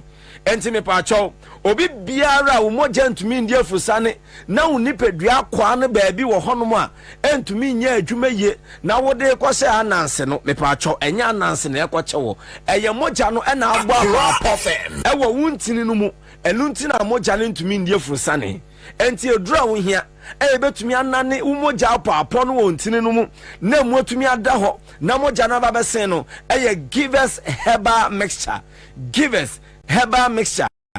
Farmer na ho ten say givers a entontom eden ada ho eno na ho hia enam nim tree ene lemon na wo mu onti no beboa ma brani adro nyina no wontini no matumi ada ho mamoja na atumi ade afusane na wo nipadua akwa no ba bia atumi aye adwuma na bibia atumi akonkan ko herbal shop pharmaceutical shop licensed chemical shop any baby aton adro man kan mu bia na kope givers herbal mixture Ghana farmer na hotedin say give us a entontom da ho no na tobi na nonom na bibia no entumi konkan ya wo matrofo no 0543 222470 0543 222470 give us herbal center and I did give us herbal mixture etumi di aba emofra madi mfinhye du mienu ekọ etumi nom me pa cho wo yo penfo anaso obi a wafa afura mentwen emben give us herbal mixture ho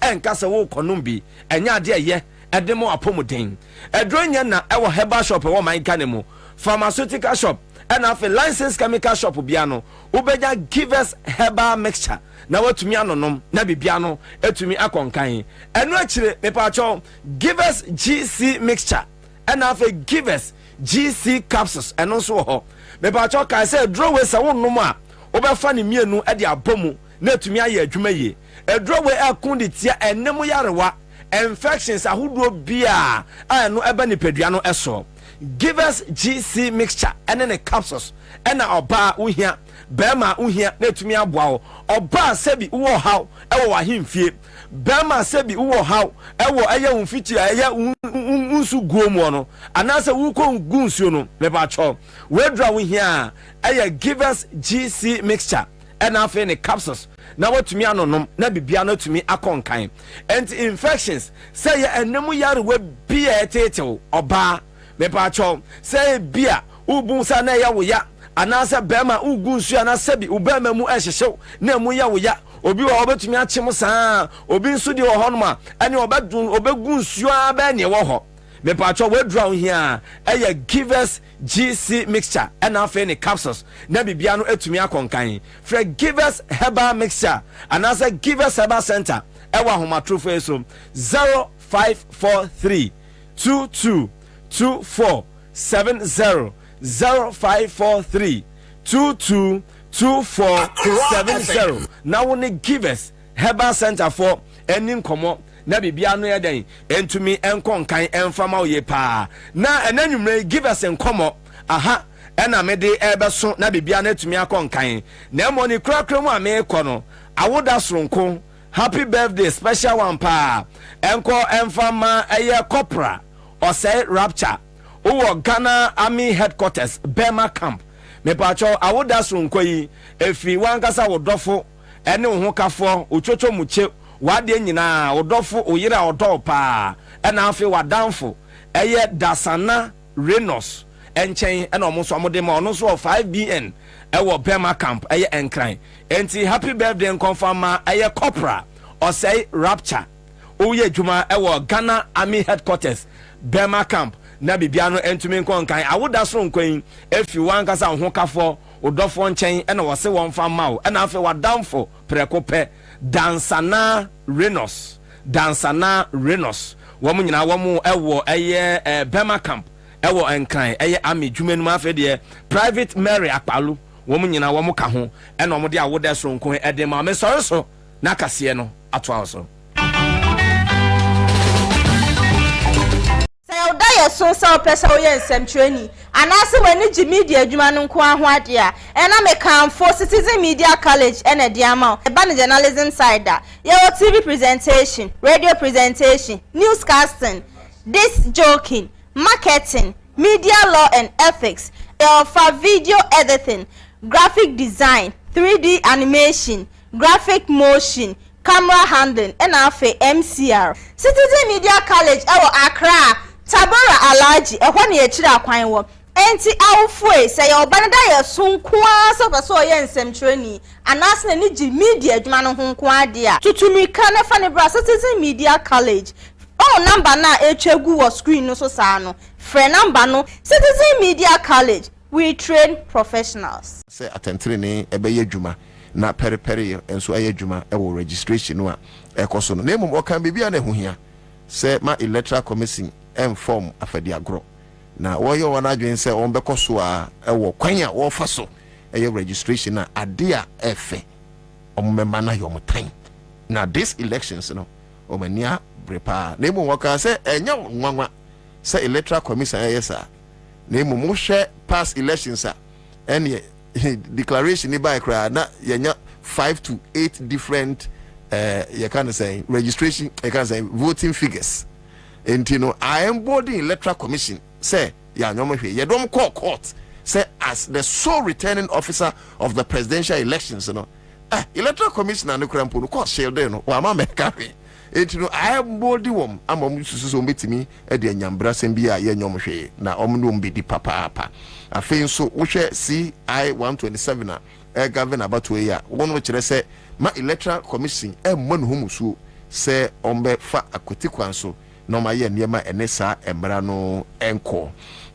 omosan kan bibie huhia say ansa na 7 December bedru a ye beto aba no omme make sure na omo ne electoral commission din komo anka beya omo nye audits emfa machines ne nyina ho electoral commission machines ne nyina omo nye audit emfa ho omo san so a kire say the electoral commission ye no omo do ma hu say a dress rehearsals for election 2024 na say dress rehearsals there any omo nya kra esa so omo de sia omo betwa omo dua omo betu omo ni abrepa boot for boot no mo kan no enye agudie afei fifi aviquate so kan asamfa senior nkrofo abuse Ghana card ama omo mu mfato nkra say guy be a friend no Muhazu Alhazan ede one ID card and register a nipa 20 pusiga police for a chain war at the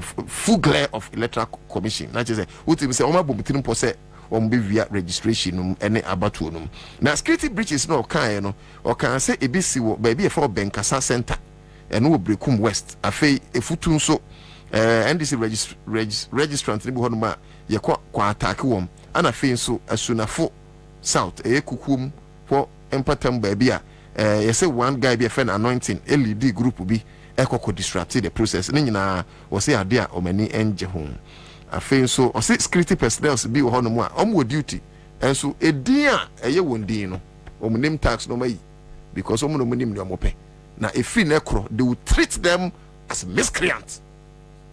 You may treat them as akrofo because we are police ni now was site and make sure say we didn't be ho na jai sa ajana 1 ajana 2 no or say they will deal with them.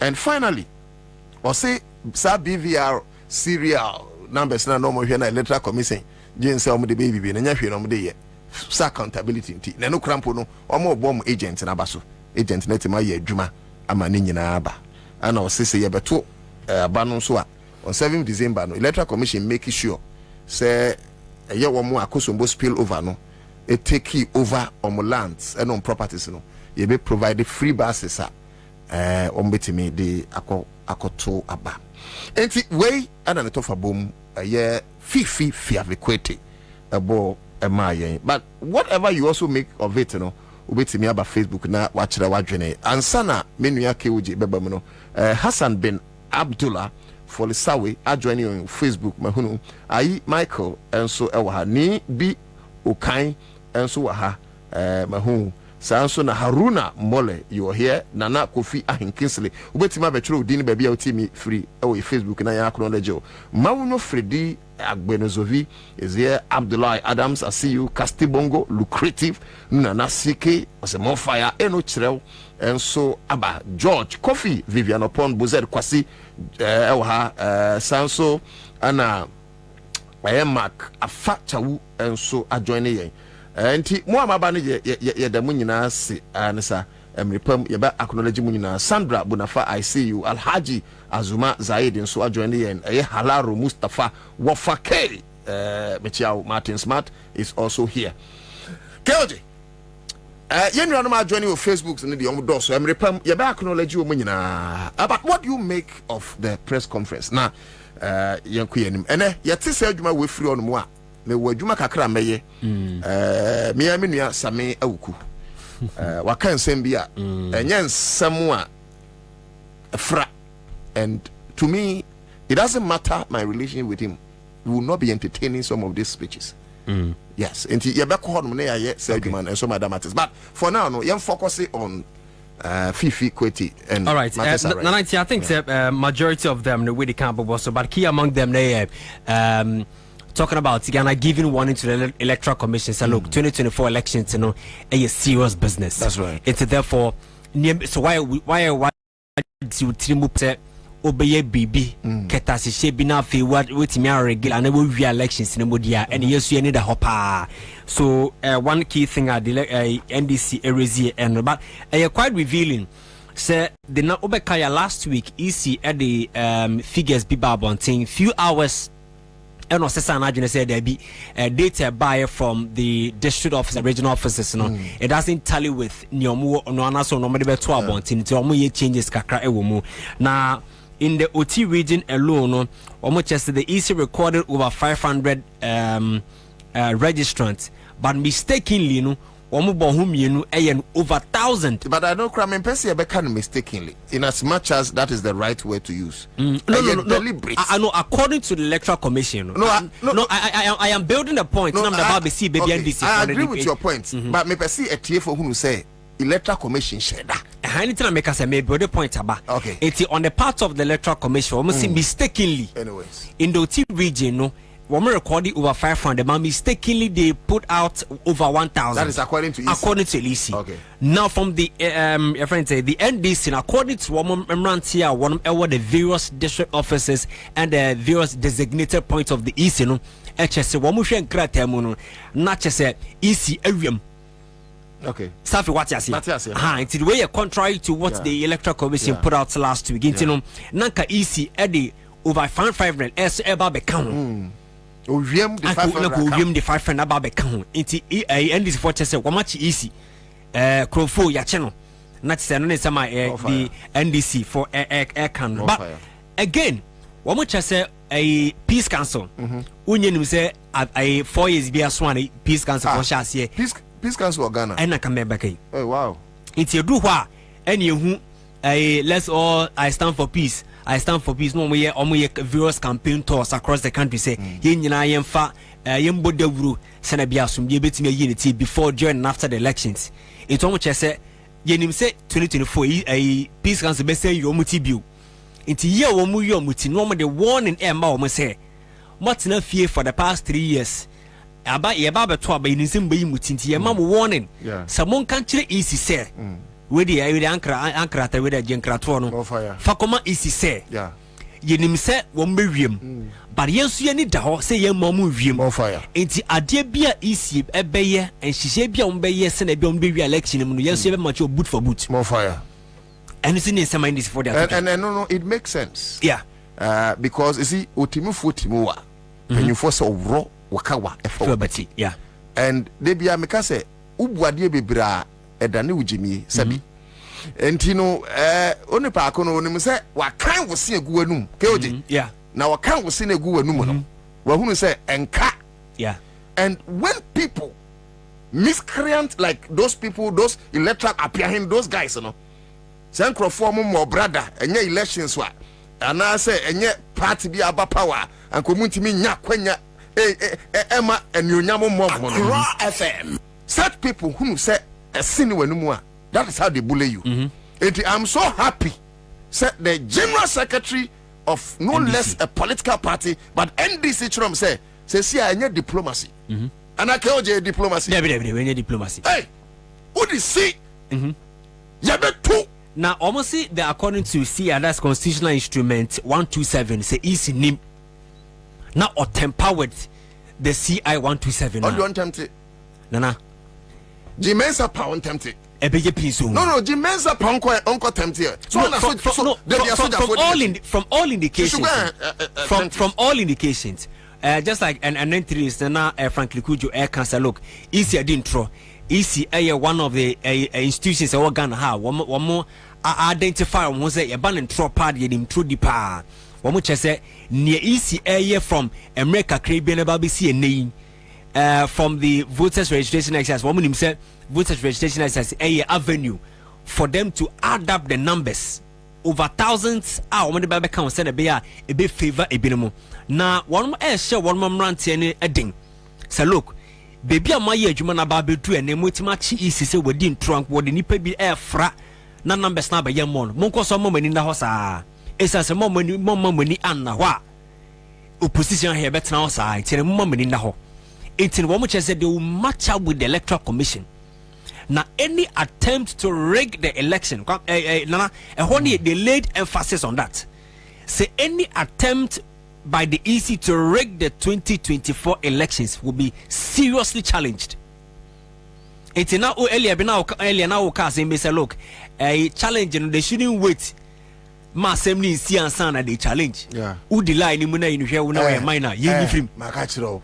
Ana bra won so wese so dua mpanyimfo say abaso ba hoi e majapai. Correct. Ana me metna national security for pomanka say I'm inciting the youth. I will incite them. Mentna ha madachi foreigner bi emedi me so. Correct. Me hyen kwase amre bi amame. Enti ba bia wo no. Wona unim krofo a omoye foreigners. Omo ateni citizenship either by birth, by marriage or by naturalization. Sure.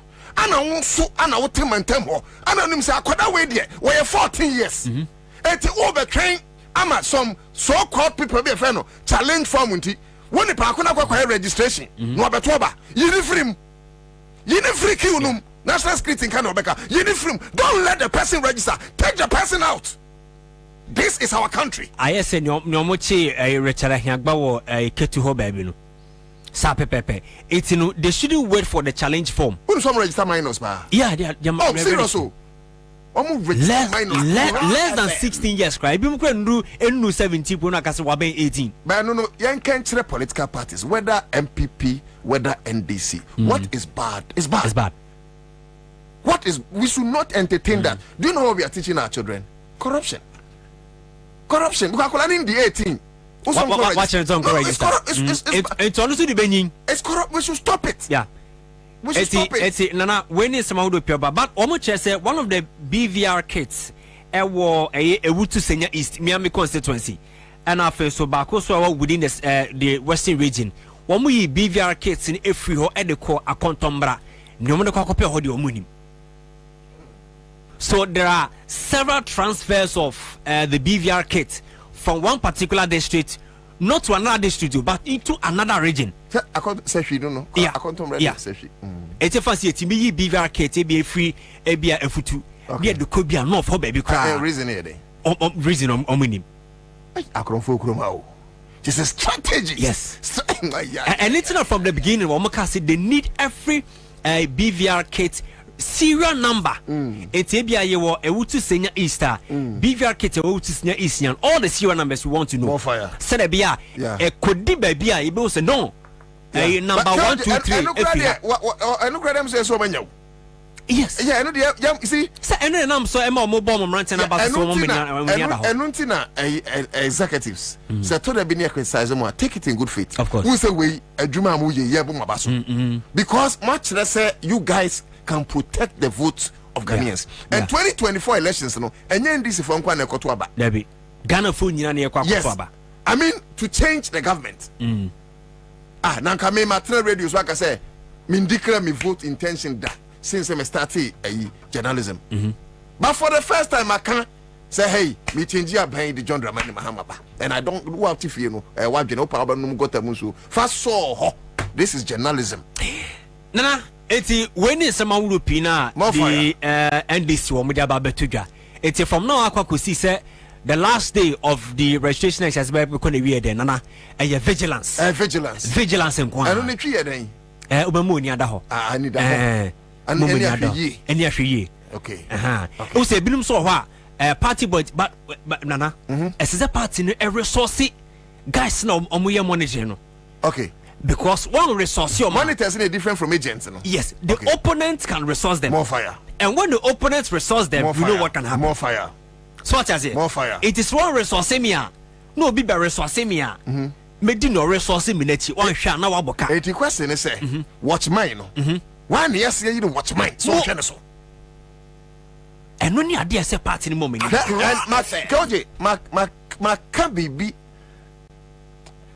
say oh no Obaya more professional say me because some of the class for professional t yeah and they professional yeah can't cry to me what do you say who this munu okroma na can't cry to back jafe no class then the minister time no cry yeah can't cry to no start adwene we are kron for yes ja kron no we are kron for and yes jakro jimensa wo ya kromfo twam wo ya kromfo yes jakro no ye ka kire because bibia kire say you are in bed with the government bibia kire in the previous elections in which country Koji and obeti declare electoral results best 6 times na nya John Dramani Mahama na nyamisro no mu anka Ghana would have been a different country. Yeah, I mean, it's bad, but I'm happy. Yeah, me say ma me de bomb say mama fi me kwete ne I say don't ketia ne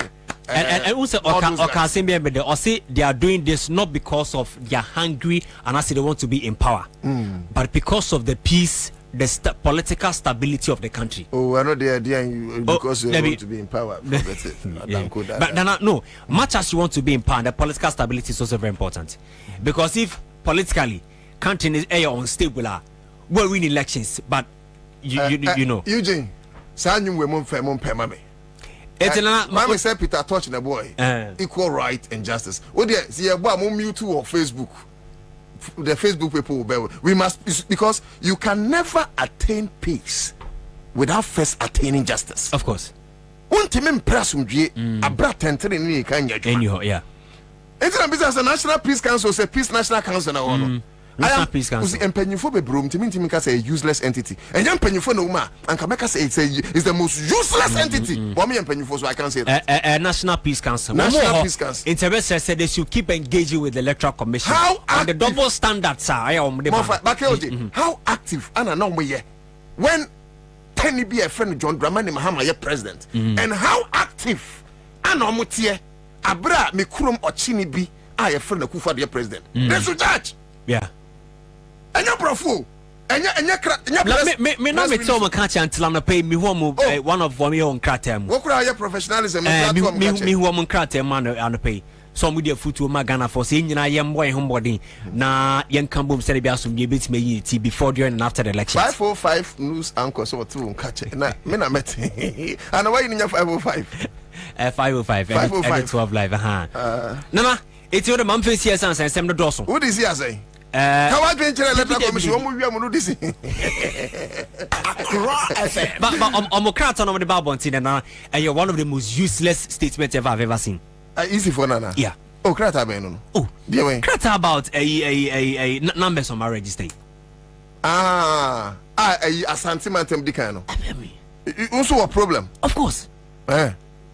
Just like walking about 2020 election, see a number of times, sir, one with the electoral results about Bonting. It's the same thing on my Frank Lukujo raised issues about South. Said they were disenfranchised. Electoral commission there, they were not disenfranchised. But the reality on the ground is that the people did not vote for any parliamentary candidate. So, in the law, they were disenfranchised. W, would you forget the law?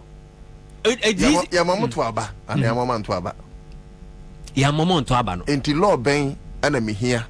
Ansah na mati asiyese man to Aba. Yes. We are laws them. But easy they were not disenfranchised. Disenfranchised in the chin they say. Yamaman to Aba. Likwe for motu Aba. Santroko fi motu Aba. Ana lolobi motu Aba. Ana akpafu. Man to Aba. It will be catch them say they were not disenfranchised. You were a joker like the one who joked with religion. Who a joker? What the bit what born bro from on Tiasi? What born on the bro for your bedding. Oh yeah, block headed. What them way adio? What come on Tizoro Chroma? What kind of simple? Wait, me, Mr. Kwame Kwachi. That be Davis Kwame Kwachi. Kwame Kwachi. One come on Tizoro to send me. And the block in the crowd there, but I headed. Okay, Minia. That's about find out. Oh, Kwame, pregnant mammy, and you know hear me. Equal right and justice. Also, Peter Touch. Yeah. And about equal right and justice. But I knew the pa. Yeah. A very deep song. It's another economy final submission, and it's a Electoral Commission 2024 election. Look, the future of Ghana. And na ikura Electoral Commission because one in the referee would not born him. So when the year I mean kaya man for yaw, but now okay the main knife ni see ya. The decision of the referee. Our Crash Sports Stadium messed up the whole game. Game na economy ya no. Yanu na yemfence bienu na ni na fato to politics. Any Mensa as a referee in the elections. Oh there for 5 bienu mame now there. Over come by crana so that the people understand the important role a referee play, especially in elections. When you say anything about Funyansem, omdi and your friend VAR a buy. Not see a bobo na refugee go be an answer infringement beer. Omotina say no. I deal with a referee, yes, sample playback. More fire. Not be sure you say no. Decision now make you no. And you're no kwanswana and I say you're no kwanswana. In Ghana's politics, VAR and a bit my iPack. Of course. Fantastic. My iPack. It is a easy ADs in Hunua. More fire. Na iPack tells no. Ref, we far away there. Waji, but sesa wageni. Na ref tells us no. Ni penny 4 kind a tossuma. No, we be a way yan senia. No, so sesa wageni. But what if ye see or no o cow? One cow. Like, why not Jenny sir? Obey him. And na enyano.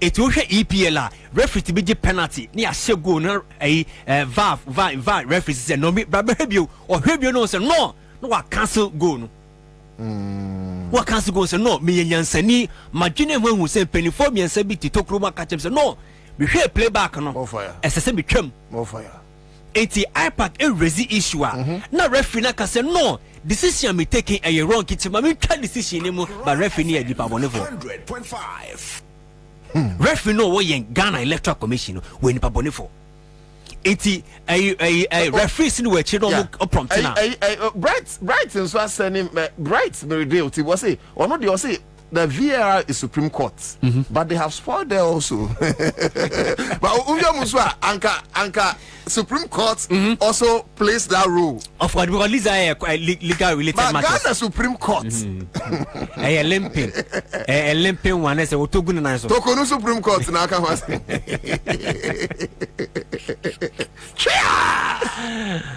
pu unanimous 7 and about Obama kind we need to strengthen the institutions exactly.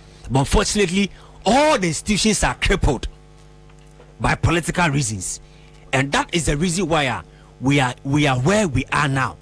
I will not be going back and forth with the Cecilia case. Cecilia case is still lingering on. But Yatuma Yoku, na Yoku Atoma CID, na Yasa Toma Special Prosecutor, Abates Haniabo. Okay, Kaoje, we are failed. Mafaya, meda se Nyankopon Shirawo. Enyumu ya odia ene obi bia wotie.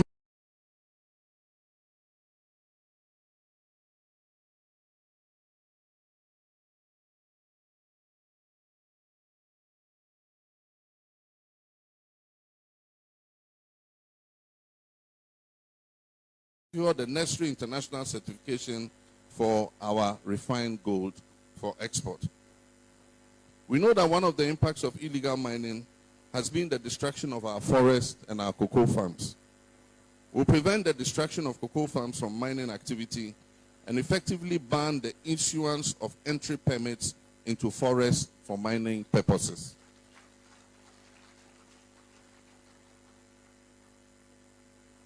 We'll investigate the opaque gold for oil program and expose the actors benefiting from this.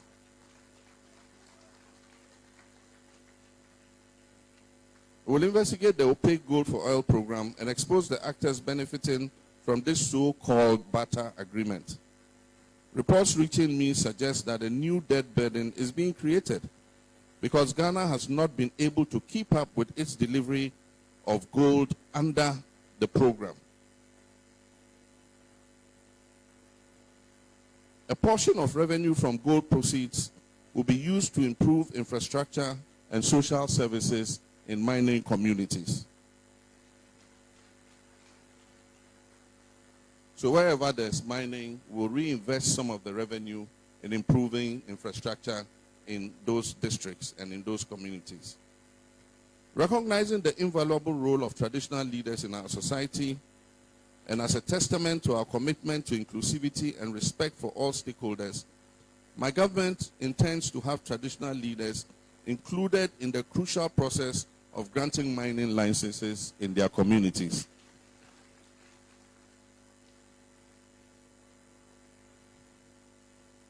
We will strengthen regulatory institutions such as the Minerals Commission, the EPA, the Geological Survey Authority, and the Natural Resource Universities to further this. This will involve laws, policies, regulatory enforcement, and education. Miners will be made aware of the regulations and the reason for the regulations. They must be partners in this transformative process and not enemies. The aggressive approach adopted in recent times has proved unsustainable. That is using Galamsey and military people to police Galamsey.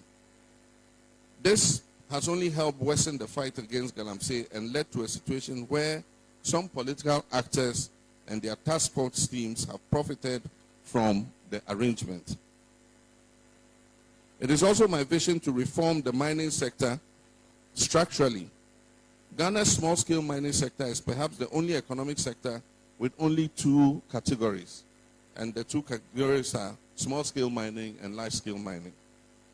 Some mines within what is currently classified as a small-scale category have grown beyond small. But at the same time, they are not large enough to qualify as large-scale. And so we'll structurally reform the entire mining sector through a comprehensive recategorization into small-scale mining, medium-scale mining, and large-scale mining. So there will be three categories of mining activity. And any change of government, as a Jin Mensa Kojina Court, now Obu 2020 elections, no one conta, no China Ghana for Nientia, or declare one election about 6 times. Yes, of fun hoodie. Because on no say 2024, no, John Dramani Mahama will be declared president, and I am sure. So on the day I will declare John Dramani Mahama president, no, now the plane ticket BBI ready. We declare ya on Nahano. I know, but there is Interpol, so no problem. Opekron Kosha Kagastan, Yaden Baba. Ma mi akuru legend yanye sa Samia Uku Ejume. Hassan bin Abdullah say NHO inshallah. Daniel Kwame Mensah say Nana good show. Okay, so thank you. So messages in the doors, but yanye Ejume. Unum say Eye Sami Uku. Oya small boy ukurumha. And as far as Ghana's politics is concerned, he has made his mark even as a young chap. And for those of you among Kai, Anamurefi, Nansia Naudi 40 years. And he has a middle-aged man, he knows what he's about. Especially when even the laws of our country, Kase, with the 18 years, sir, you have attained majority. And that, with the 21 years, sir, you can be a member of parliament. And for somebody to be 40 years, he's not a joke. You still want to know why he's not a joke? Samia Okuye, former national youth organizer of no mean or less a political party like the MPP, which is currently ruling. As if that is not enough, ladies and gentlemen, he became the national organizer of MPP. Minuka say, Ghana National Lotteries. One way, Penimpa. What so? He's a big man in Ghana's politics. Let me also state, say, Samia Oku has been a senior brother for some time. Me friend Samia Obefa, who miss call to me friend back near there. He's a good man actually. But you see, Ghana is more important than friendship. Ghana and Kankro, a suwon faswo times 100. Essay Namfufa. So in as much as Sami may be a senior brother in the field of politics, and I remember saying those times, sir, you're contesting for student leadership. Some of those people, including Okujutra Black Samia Oku, they all played a role and all those ones. But the lunch say Samia ya dear na emwa Ghana mra emwa Ghana sumdie min kama nuntum because of friendship. Friendship and a kufado they are Ghana mine. Cronyism and a kufado they are Ghana mine. And now for some and yanum some and a kufado they are Ghana mine. Nepotistic tendencies. Otherwise, nepotism. Tina Ghana, Gusu want to trade. You Gusu way see them. When the vehicles of nations of the world spark, Ghana's traveled in reverse because of Bobie and Anakufado. So we must speak to this. But you see, Kwame, me pesa me medike yaka. No biaka say I am casting insinuations. Me pesa ye both tape no. I don't know if we're having a challenge on Facebook. Me pesa ye both tape no. So that you but I mean but you see, like seriously. Okodi sankomoi ewo. Sasa microphone kwa mumu yi di me boom di ade. Anyways, yeah, the entire home. Okodi sankomoi ewo Peace FM. It's Kwame Sefa Kain show so. And Samia Oku said, ladies and gentlemen, we're going to play. Now what in some kind? Samia Oku said, say apart from say onim ghettos, ahodwa Ghana no. Wonim baby am robbers nyineshia. And you think this is a joke? You think this is a joke? And Kwame Sefa Kaina, time we hope in Adoye, can say it is on this show, and I hope in Adoye better than him can say, Yentia, and this is for winning the previous elections. And they say in voter region, borderlines especially, koto to dynamite and some bombs. It you do say omubaba tuabano na I before ni suru bebrama. It when they saw the low turnout of voters, from the voter region, and some winning. Meanwhile, some of us were thinking, say, na before Edgar, so apathy has set in, not knowing any apathy. Machiavellian tactics and evil machinations. Tina, I before Mama Tuaba. And I come to Fakain say, oh, any young Kwachi hopes now there. I'm still waiting for Kwame Sefa Kain. Say young Kwachi Minia Penny Samia Oku. Because the statement is okay. Minia, botepno, Yanko, botepno, Bianca said. The political parties, look, with the bonnet in elections. May say I won't be youth leader before. I know the ghettos.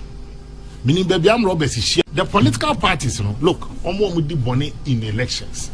May say I won't be youth leader before. I know the ghettos. Meaning, baby, I'm Roberts is here. Meaning, be a bad boy now vote of a bishop in your one and a vote of arm robber in your one. So why should I pretend I was only campaigning to the political parties? Look, with the bonnet in elections. May say I won't be youth leader before. I know the ghettos. Meaning, baby, I'm Roberts is here. Meaning, be a bad boy now vote of a bishop in your one and a vote of arm robber in your one. So why should I pretend I was only campaigning to bishops and the political parties? Look, with the bonnet in elections. May say I won't be youth leader before. I know the ghettos. Meaning, baby, I'm Roberts is here. Meaning, be a bad boy now vote of a bishop in your one and a vote of arm robber in your one. So why should I pretend I was only campaigning to bishops and imams? I'm campaigning to bad boys. We boys wom, pada for chrome, one for wom. It's no now copy vote by. It's not my duty to go and report some call way no or so better mammy. But I am robber. In mom, na some boy council no nya jumaye. Ebi etibi na dini kom. To the political parties themselves, a cocktail of good and bad people negum. People should not think that the political parties, look, Omo Mudi Bonnet in elections. May say I won't particularly youth leader before. I know the ghettos. Meaning baby I'm Robert Ishia. Meaning be a bad boy now vote of a bishop in your one and a vote of Am Robert in your one. So why should I pretend I was only campaigning to bishops and imams? I'm campaigning to bad boys. We boys wom, pada for chrome, one for wom. It's no now copy vote by. It's not my duty to go and report some call way no or so better mammy.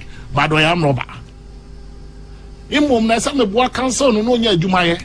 Ebi etibi na dini kom. To the political parties themselves, a cocktail of good and bad people negum. People should not think that political parties, is made up of academicians, prof mu group, Uncle Kwesimu group, journalists for group. That your bala for whom. Oh, the political parties, look, Omo Mudi Bonnet in elections. May say I won't particularly youth leader before. I know the ghettos. Meaning baby I'm Robert Ishia. Meaning be a bad boy now vote of a bishop in your one and a vote of Am Robert in your one. So why should I pretend I was only campaigning to bishops and imams? I'm campaigning to bad boys. We boys wom, pada for chrome, one for wom. It's no now copy vote by. It's not my duty to go and report some call way no or so better mammy. But I am robber. In mom na some boy council no nya jumaye. Ebi etibi na dini kom. The political parties, look, Omo Mudi Bonnet in elections. May say I won't particularly youth leader before. I know the ghettos. Meaning baby I'm Robert Ishia. Meaning be a bad boy now vote of a bishop in your one and a vote of Am Robert in your one. So why should I pretend I was only campaigning to bishops and imams? I'm campaigning to bad boys. We boys wom, pada for chrome, one for wom. It's no now copy vote by. It's not my duty to go and report some call way no or so better mammy. But I am robber. In mom na some boy council no nya jumaye. Ebi etibi na dini kom. To the political parties themselves, a cocktail of good and bad people negum. People should not think that political parties, is made up of academicians, prof mu group, Uncle Kwesimu group, journalists for group. That your bala for whom, oh, moi, or my dream ye juma, oh, moi, Sabe, almost so no din samone, oh, almost so swat, up to me, wow, be. But the point is that the five figures are not the same. The political parties, Nipa no be only the reason or the party achieve. The political parties, look, Omo Mudi Bonnet in elections. May say I won't particularly youth leader before. I know the ghettos. Meaning baby I'm Robert Ishia. Meaning be a bad boy now vote of a bishop in your one and a vote of Am Robert in your one. So why should I pretend I was only campaigning to bishops and imams? I'm campaigning to bad boys. We boys wom, pada for chrome, one for wom. It's no now copy vote by. It's not my duty to go and report some call way no or so better mammy. But I am robber. In mom na some boy council no nya jumaye. Ebi etibi na dini kom. To the political parties themselves, a cocktail of good and bad people negum. People should not think that political parties, is made up of academicians, prof mu group, Uncle Kwesimu group, journalists for group. That your bala for whom, oh, moi, or my dream ye juma, oh, moi, Sabe, almost so no din samone, oh, almost so swat, up to me, wow, be. But the point is that the five figures are not the same. The political parties, Nipa no be only the reason or the party achieve. The political parties, look, Omo Mudi Bonnet in elections. May say I won't particularly youth leader before. I know the ghettos. Meaning baby I'm Robert Ishia. Meaning be a bad boy now vote of a bishop in your one and a vote of Am Robert in your one. Over certain existing truth. Obi ne teso dia a issue. Or from the teso any issue. Obi ne teso dia IGP be juma. Obu from the teso IGP be entenenka. obi na teswa National Peace Council bi ho wonfaso ofoforo betranso ye nim National Peace Council obi na teswa fe na yebeti CSO sakese nka foforo a yebeti ye ofoforo betranso dia na CSO nyina awu. And these are issues we must address this afternoon. Meeting Edinana Utudako, welcome on board. Okay.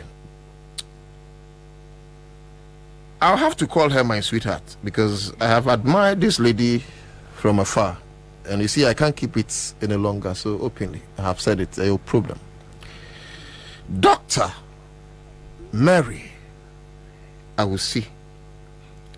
Deputy Director of Inter-Party Relations and CSOs NDC Doc Eufia Enche Obetinenka Sanso Ana Alhaji Amponsa Fojo, National Committee Member for Inter-Party and Civil Society Relations NDC, I suppose. Ononso Ofia. Afe miya Sami Hunto. Ayan Centreni Odini Nkwe ewo Regional TV. Minua so ababeka Ansah. But your messages na mo de ba Facebook ni nyina ba hu emrepam ye bekin kan amamo. Ma mefa enchiaka se Emma Richard Vifa. We adwuma wo XYZ group. Richard Vifa menoka say utie de dendeng. Awajafo Mama Kwaba. Bienvenue.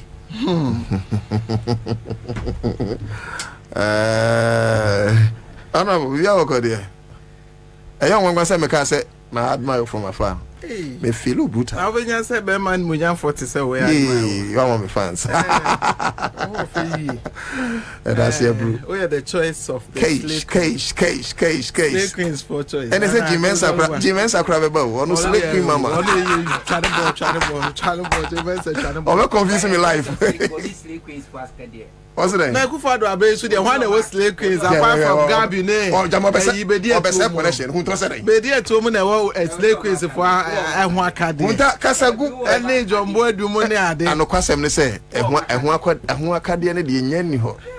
Na emomu ehun akade no so ye free baby an yakọ baby nyesa. Nyame nti ye bedru ho. Ye dru ho wi. Na jomama ba. All the time akọ twin krofo bi edie ko akiri. Was say bom man is here. O de o sabe already home obo. O ko heavy. O de say unim say adena ko say wonu ahun say mahunga na wie. Na mepe eye nkate. What the anwa na egum. There be mention man. Mate.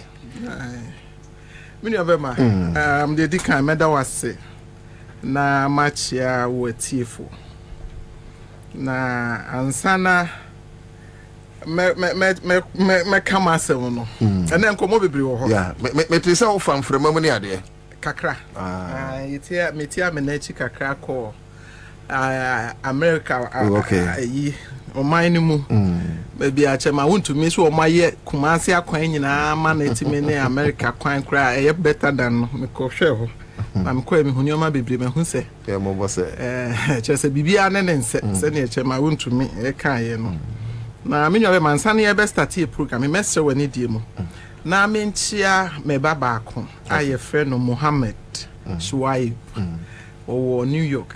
And now no Friday, no graduate here with first class. Oh, wow. Mohammed, I'm so proud of you. Ya minister na onye wokese. Yeah, man, congratulations. Yeah, congratulating. Why are dear? Where is it bar no high? Ya minister Mohammed, I'm so proud of you. Na mentia me hokeni Alhaj Amidu Abubakari. Sa me baby awu bia me chia ma fe na ye na brefi. Otu kwan kakra alaje. Ye na bra na ye afi.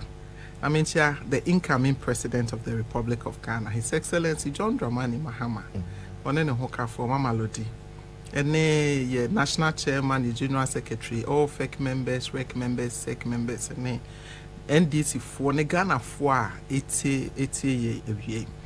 Na machia woman in every media Sedaka so Emma Atlanta Sweethearts. Okay. I will could be Atlanta, from Atlanta Sweethearts.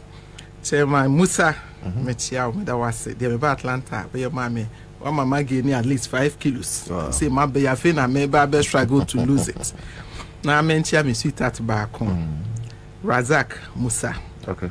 Razak Mechia Meda was a pa, the member Atlanta where mommy. Mechia Rashad, Ziblim, Kwame Nyamek, Dr. Ben Akalio, and a youth organizer Musa. Teen for Augustine Newbright, Dr. Ali Yala, Mechia Womunina. Now I made the Menchia Nebavi, and Mechia NDC Pennyphobia will New York board made Cassia or Hopper de Ma NDC. A year, a communication officer, the whole US communication officer or your bar. Oh, okay. Now, no, I who say man's on a pa away you. That's right. Hajia Ruki, and Newunia Bar Mary Mechia Dr. Gadel. And Alaji Salam, and also now the whole American, you know, or Zongo caucus chairman. Now, Pennsylvania, so Mechia Ajia Rahi Aneba, and Zakia, Ajia Hawa, Antia Belta, Nuri, Shaibu, Nuri, Mechia, Anisa, Nizinabu. And Minya Bema back or hear me from Minnesota. America for Becan, Minnesota. Okay. Minnesota. I say the Ghana for Benjamin or Kwabi, Mechiamo, Mechiame, my men so. I would them buy in no Mary. Now, no, Mother's Day trim. I mean, fast Aquania, we so na menchia Ghana and mine na. It will be a while when ya emwe. And so near my way or chain will be a wawa watching and batching. Sanko for na Mother's Day, your fast Aquania so.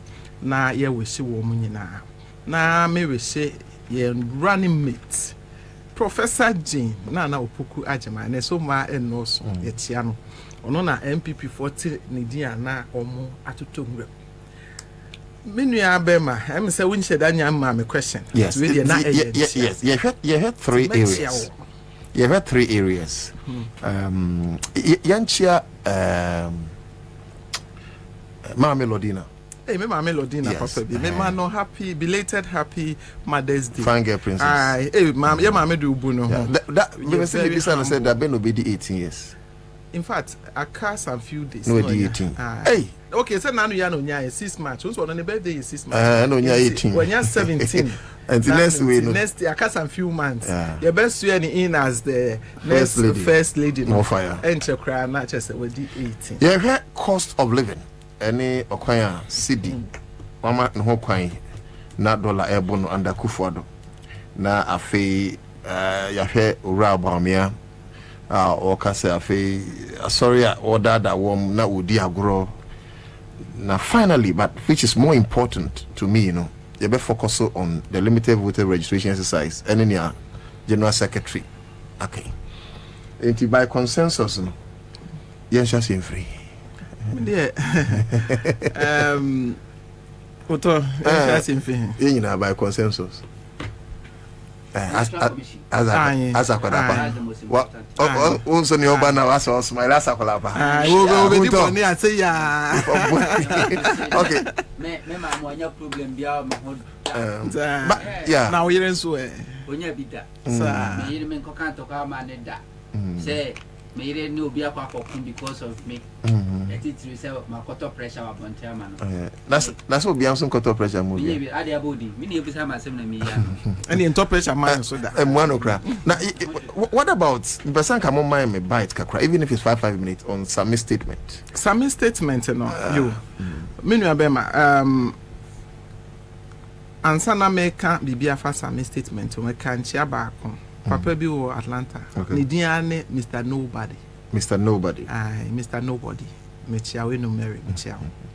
Na me jina Mr. Nobody asemi suma kan che Samia Wuku say oye nobody. Na Samia Wuku onye bigger than the law. Na I'm very surprised. Unfortunately, na me ntie. Okay. Once I make us me to kwai kakra. We do enu achi. Na me ho no me ntimi na me was so many engagements into na me ntimi follow what was going on in Ghana. Wahana metie sasa masame ewuku kan. I'm say at the end say MPP for not talk a lot of the stations. So some of these things do not say. I'm surprised. Mentie ye. And I me follow me social media me very active because anytime be a menya bia no na me call social media kakra. Inti na me share such a sensitive comment on kame hu social media either TikTok or Facebook or whatever. Be me hu ye. na ɛyɛ me nwanwa sɛ ebesi anopa we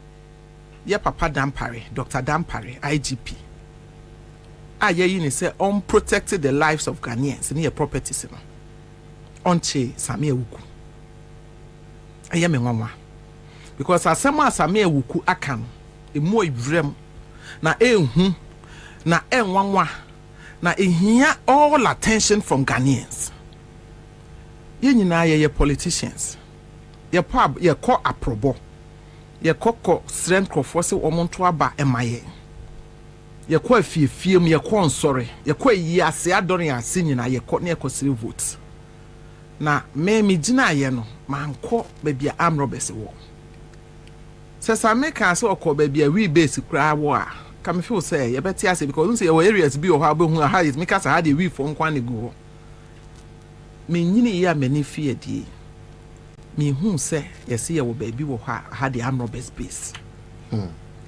na said ye me kan me nua be ma Dampare wo ho say obe protected the properties and lives of Ghanaians enti amrobes nam ahokyira ba wo mia na ekufo de ama Ghana so no ama amrobes robbery akosoro so we have statistics ekosoro by far ekosoro kra because ahokyire aba oman yi mu Ghana ha efitete en kan kwache fi 92 eba Minu abe madabe na ye hu se awia kete kataban obi gina traffic mu cars twam anka kronfo kra de se ne anka bia wo fie de wo ye stop on kra no na obeba wo fie abehwi wo la bewi ade be ye ti krom ha traffic light a ewo papa ya beka so hu sa video no obi akoba nka iska kakra na broad daylight am robesi timidi moto yi tu agina ne nchen agye ne sika no enyina ade atuko e say robbery omo ba wo mutimi krawo say ye ba ene robbery akosoro omo robbery anu omo kum nipa efra no omo rape ema no omo prankrofo enti se nyame adom na se ohu Ghana fo mobo Ghana fo su Ghana for yem paibo esu fre nyankopon se onsesa oman yes tibia ye womu enti se nyame ya adom na se Samia Wuku hon kronkron abie na no ama ono abie na no akate oni ba bia amrobasifo nyina awa Dampare de na si ho kwai se wo be invite no se papa ye hwehwe wo mo because na say nkola bi pa TV so ebe yi knives nkitenkiti bi etre se o ye de o ye de be ye o se otum se bi o hokra ya na ye bragging e no be ye the next 24 hours mi hu ye na wakoche wo na de wo no so se woni ba bi o mu nyina tie no e de na si ho kwan se ye papa Dampare ebe invite Samia Wuku anda na Akufo-Addo obia wo na ba mu obu bia e ya above the law enti Samia Wuku minim se onchine ntum ontumi nchine ntum because under MPP no ye nchi panyin bi entum but at least would you invite no se Same yes wo man they say robbery ekosoro rape rape through robbery minu abema opa ye afre enne emfre dofsu no mon kan kire e ma anrobes a rape wo ma wo mu kru no mu divorce wo mu because they were raped bebre entinka yewura Dampare wo ho se wo bo Ghana fo ho ban wo bo ye properties ho ban na so obi ama sa free information we on air asam na so scary say kwame se fa kan wo ye MPP ni enso se wo kan asam na ye mo hye no wo se ha because me nua be masa am Roberts aba ofie da ka be hu se nyame yodo what say ha because asem na ehu asem na yayam hyehye enso asem no adaboko enti ye Dampare we de mesra na ni die mu on ready me ni image kakra akoye te se wo krom hanso wo ha ase wo ye adwuma nso ase wada ase dru ba bi a ba MPP fo asema wo se de wo ka no ne se de wo ye no Mestre nka this time the nka won shake no ho na ye hu se wo ye adwuma e ma oman no enye political party bi nanka at least Ghana who don't Ghana dache ye memu na eba ye marketing kete na eba no at least onwene wo mo ho onwene ma ye rape wo through robbery onwene wo ma lose lives through robbery nanka o invite Samia Wuku na onche no sa joint no nanka on arrest wo at least e best scare some of them ama wo masesa na yet da yetumi ada na se me ma ye papa 1 week so when me invite Samia Wuku a medi ne ho yaw na the respect the level of respect I me woman no metal so abafom. There are times I'm tempted to believe we say oh ye na nado ni MPP for adwuma. And there are times I'm see my man at the benefit of the doubt to say oh yeah adwuma. This is the time I say we show say yes or ye police officer na adwuma die ene ni nyame so because na say me share the video bi no oto asore nyo na ne ne de yie oya brantie e ba no ni nwoma mu nim die mu a wabobi wo yire ne ma na say wo yire deko me nya sure say wo yire na ma de police kana ho na say deko nka yire akọ bank no akoyi sika no tikem na motor for di tu agira ne nchen agi sika no asan repu na kadam pare asem a meken anko be hu sade atie enti media me nua be maja wo opposition a wo kanya asem kra asem kwasasem but asem we enye NDC na enye MPP. There are times there are armed robbers maybe MPP for betimi asoma ba NDC for so abedi bone and there are times armed robbers randomly obetimi ahia car bia no arobio enti mayenye no MPP ni NDC for sem yen hu ne say nyina ye Ghana for and robbery betimi ato bia at anywhere at any point in time and whenever.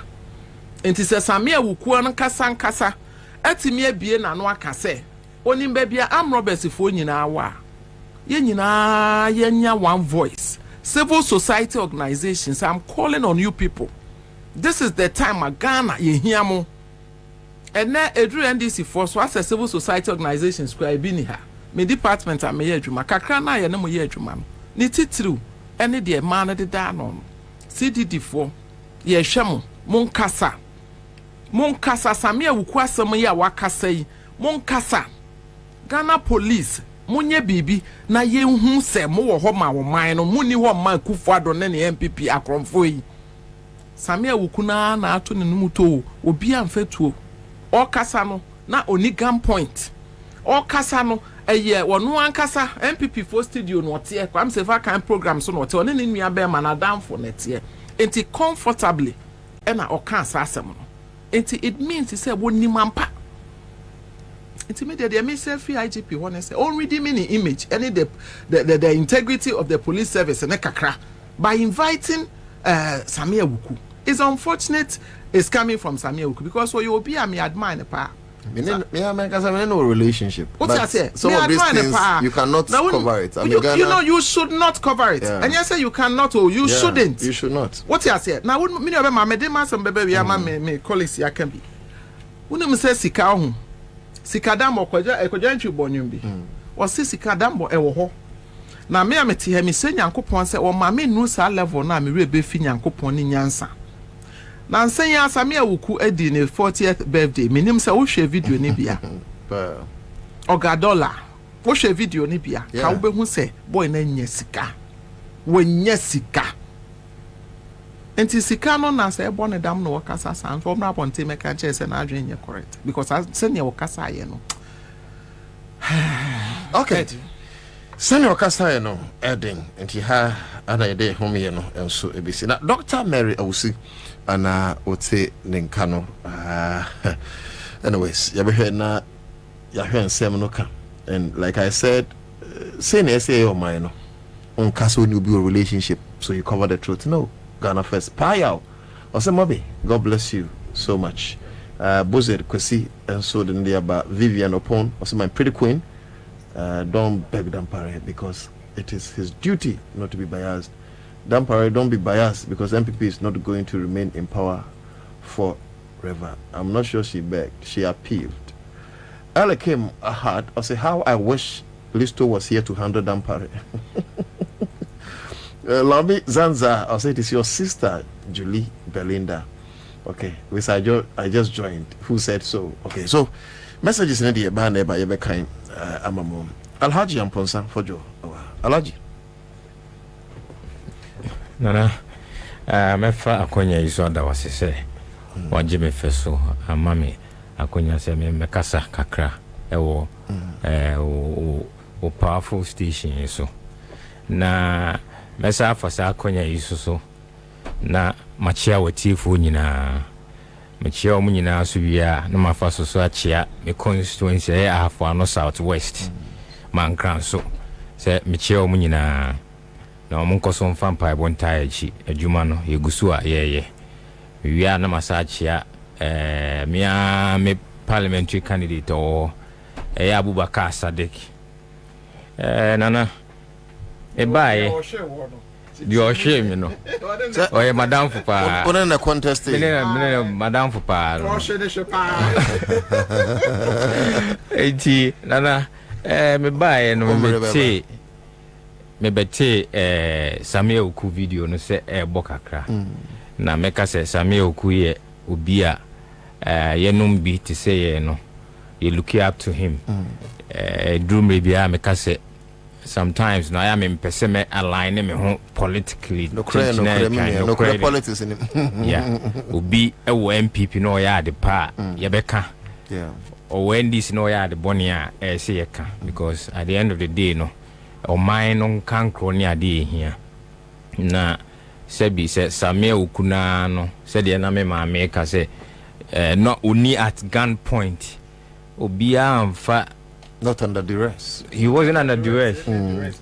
Na onwa nyamia do no say onwa etime bi na no ka kire Ghana fo nyina say onim bebi akronfo wo kroma nyina omo station wa ene we de meka say ne waboa Ghana police for pa. In fact, the direct or categorical statement was onim fa kwa omushia. Yes. Ene that means say Ghana police waboa omo bebre enti e be sere papa Dampare say em say onye the needful.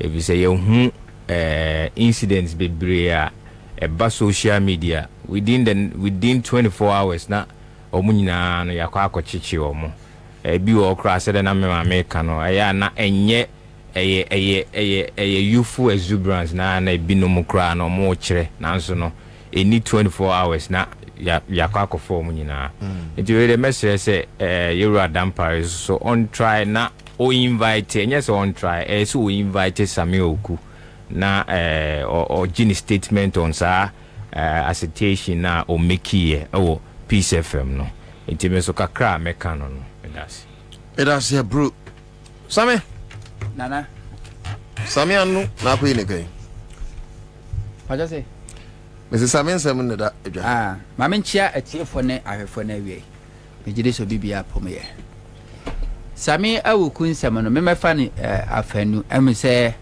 suppose for frɛ no anase ye nkyene de dɔ kwaka ho asɛm ɛna me bra panyi so aka ho asɛm but me take it from different angle me take it say one police for no a ye calling on them to arrest or to invite Sami awuku no the police themselves they know every corner to krubima armed robbers criminals war gun have police for him.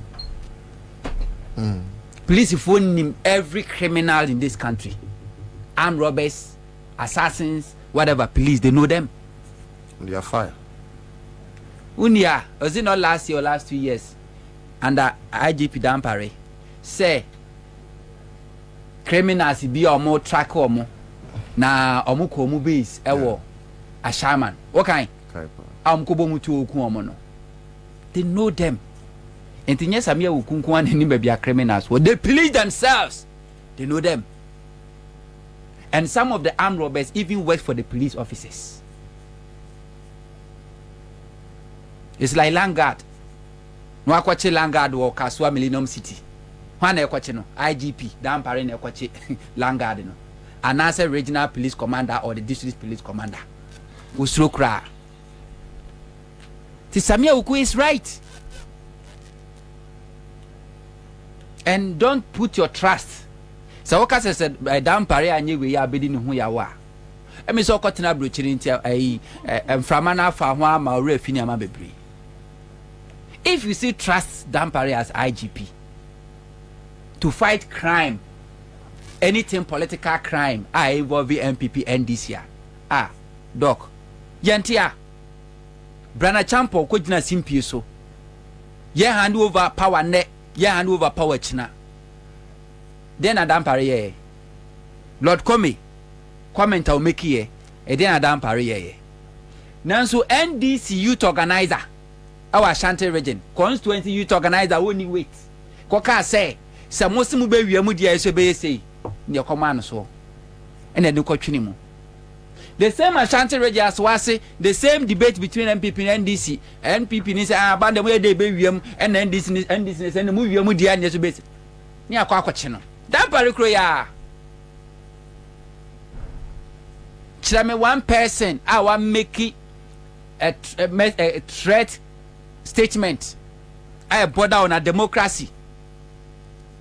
When Brana Champon make that reckless statement, Ghana for calling on IGP to act. And then we invite MPP, no invite NDC to no office. We will not catch them. Some politics near CNA Ejuma. And one no, that's what Dampare did. And nobody should try Dampare.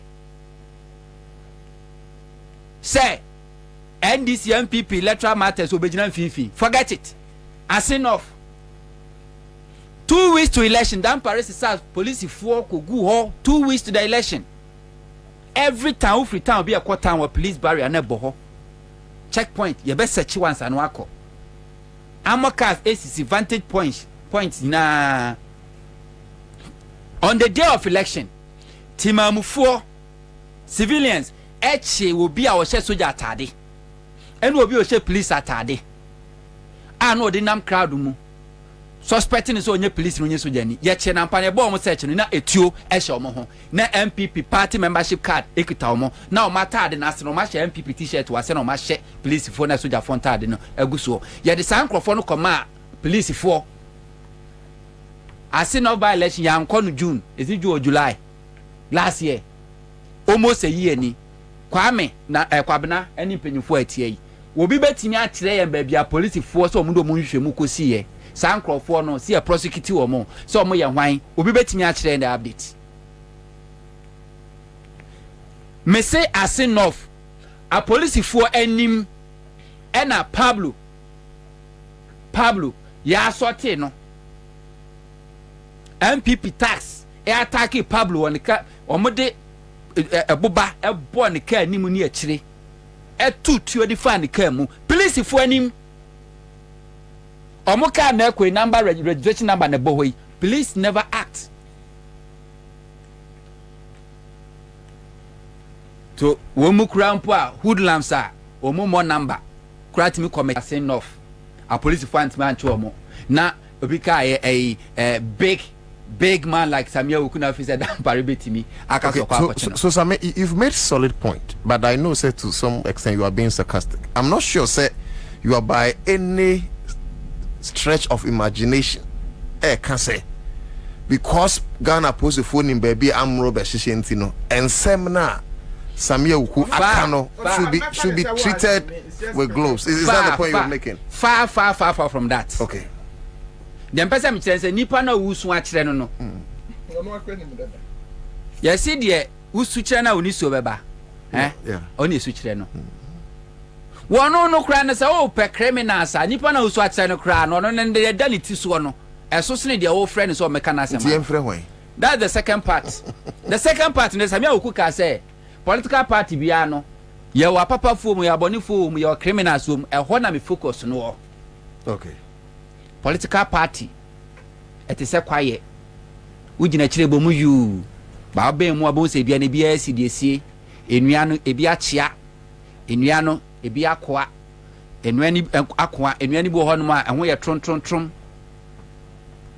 ti se nya nkire ne enua ni bo so ho ye kase ti se wonyina enua ni bo ho anase ne so pa ti se odupon odum enua ni bo so atimi se emre pa ti se akonkode ebia bia wone de efum de wakobi ewura na wo form one so no ye obi wo ho no mo a efa ho a de ebi wo so efa ho a wo bebo edeja ebi ni nsanso asante de okwafu ni nyina ka bom e na ye kwaye sai na ba political party mu a ye wasika form ye wa hia form ye wa nimdi form ye wo mo ase bi wo manko school ewom ye wo mo a omo prasumdwie e na ye wo mo omo de omo mpasumdwie ye wo mo amko kantokwa ene wo mo amko ntokwa sa nipa ko nyina bi wo political party mu omu bia so services ehia so wotie samia okuyi a omu bia services ehia enti si ehia sika ni ba bia yekọ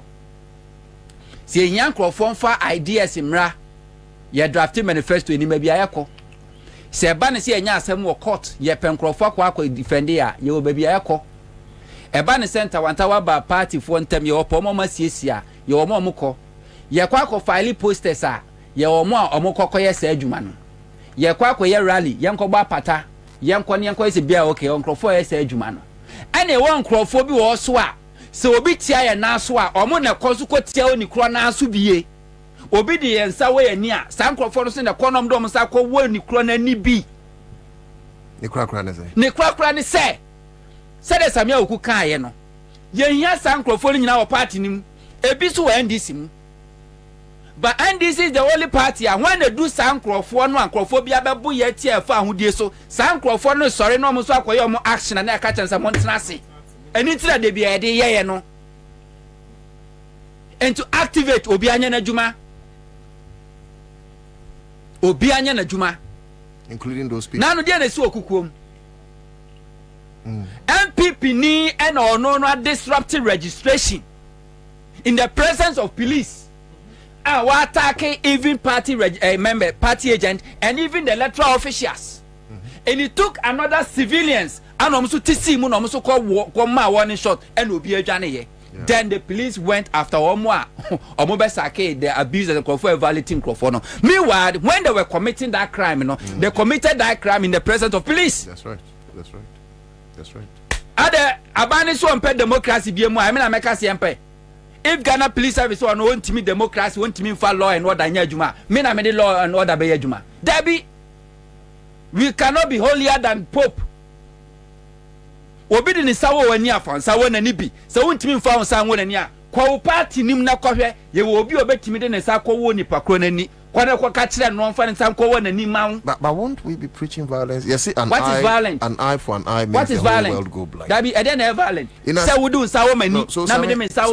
So I love the point you are making. Say, and free say with me was so charming to do what the SCM abome. Namakoba me bra man you fear na me bra so be bubie. I don't need violence. Oh, I know there any violence. Me feel and me say 99% me support so, but the only 1% I'm a when say in all this. We should not throw away our democracy. Onyum na obo na oside. Meba onyum na Peter Touch nyum na obo. Peter Touch nyum na obo na oside. Yes, it is more than dictatorship. Tenets of democracy. My briefly I'm so make it. Nana. Yeah. Peter Touch see equal rights and justice, but very good. People are crying for peace, but nobody is crying for justice. Do we have equal right in this country? No, we don't. Do you have justice in this country? There is no justice. Do you have it? If you don't have equal justice and equal right, where is the peace? Where is the democracy? Where is the peace? 2020 election registration keke near Kumsilas. Ya.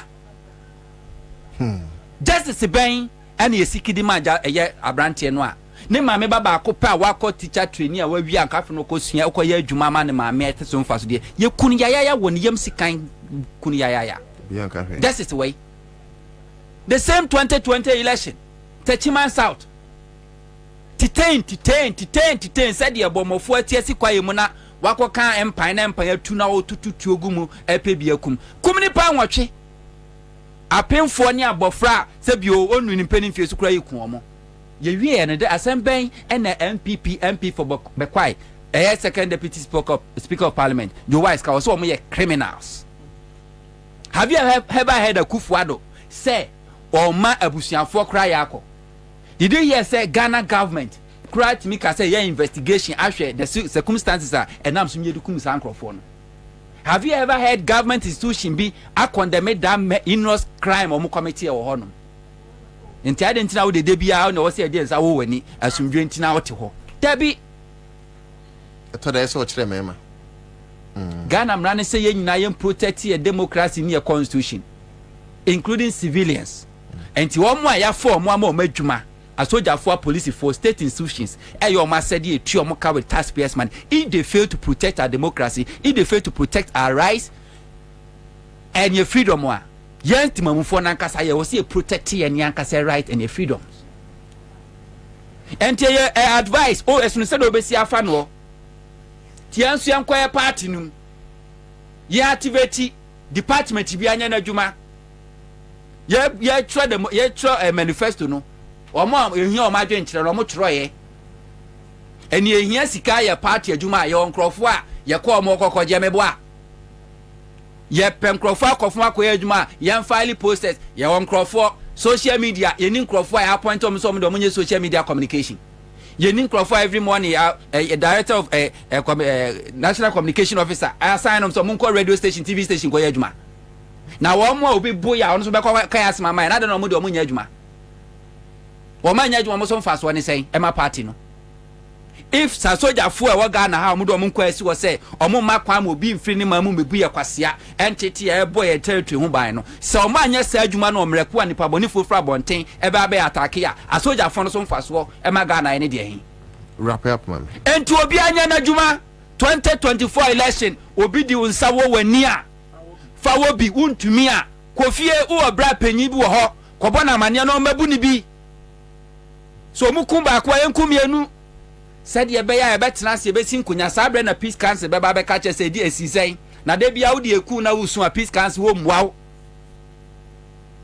peace council do Ghana bi okay so do me I do you mo ma kwa na obi anya na dwuma menfo ani into police forces a police for be bon ho ba somewhere there for you hunto anu this seminar your first like I say MRC horse engine coolant top choco chocolate bills microcredit and so as a Tango Prime washing powder daruma sounds na Greenfield Civic Clinic in Repam ye betchere one eduma 1 year Dr. Mary Awusi Usufia Samson Alaji and so on with the electoral process but few guys joining us on Facebook Mary Adam with an eye for an eye a tooth for a tooth until the MPP understand until the MPP understand that we have a democracy to protect. And I agree with Doc.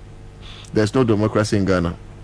Mamadi Doumbouya's Guinea, in terms of military rule, is far better than Akufo-Addo's so-called democracy. And yeah, I agree.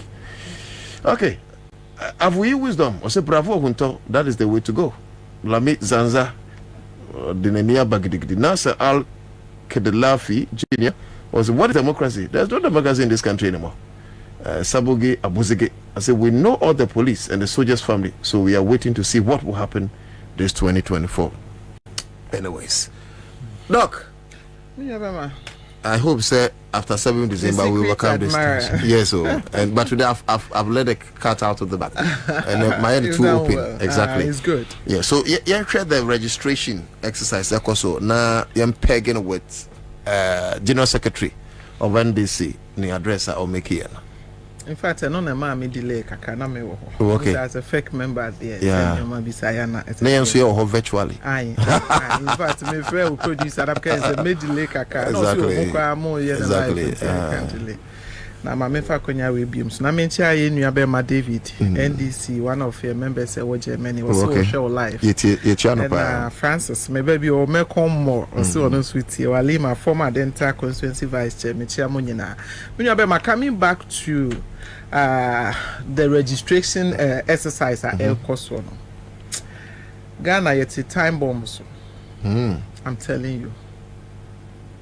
Me say yet time bomb a song. How? I can't say a best explode. Na say bibia besi wo Ghana ha. The Mensa any boss manasare. Na na Akufo-Addo any ba wo mea na me bo wo mutiri so. Me nwa be masa me ya mete ha me ka say sa asem a making. ma obi a wotie me hu me se me ye Ghana ni na me NDC ni na me kasa omo hu me se me ye Ghana ni ba me Ghanaian citizen, not a spectator. That's right. No omo hu me se me ye a mother of 5. Are you serious? Yes, I'm a mom of 5. 5 there maybe. 3 Mako 5. Mako enum. Wow. Yes. You're beautiful. Yes, Italian ibe catching French ibe catching senk me my 5. Congratulations. 3 boys, 2 girls. Thank you. Enti me kasa se oba so BBC okun bisi o man mu a. Emema ne tai kwa na afa ne shirt egu no ko. So obetimi kra for be fa se ba ko ne ba ko mienu bi na ekuta. Me ensa na ebe ye dey. Se bibi kra sisesi ya. Ebi kra bedu ho na menya. Na me ntumi ntru mika. Enti se wo hwe nkronkro a okon si so a ema enebre and children yehwe yenim owu a yenhwe na yenhwe ne oma ekoso ewo Israel ni Palestine eho Gaza yenhwe pictures any videos a eko ya magana fo nye yadwen se Nyankopon ye Ghana ni Nyankopon ye Ghana ni se ne yetimi atena asomdwe mu besi na na eyen hyehyeye bia ye predecessors no ye na etimi ama yatena ho abesi samri na debia metu me a feminist. I believe in the competence of women. I write about women, I research about women. Na Jimensa amma me some disappointments bia ene are discouraging me from debia making the case say man so ye ho ye my ho because de me hu no me hu failure. Me who fail a complete failure. Many of them are didn't make some way. Send a medi can kasa na the moment me kasa to say a concerned citizen. Yeah. I'm your bar, me your bar time. I'm a share and your ma air cost war Gaza.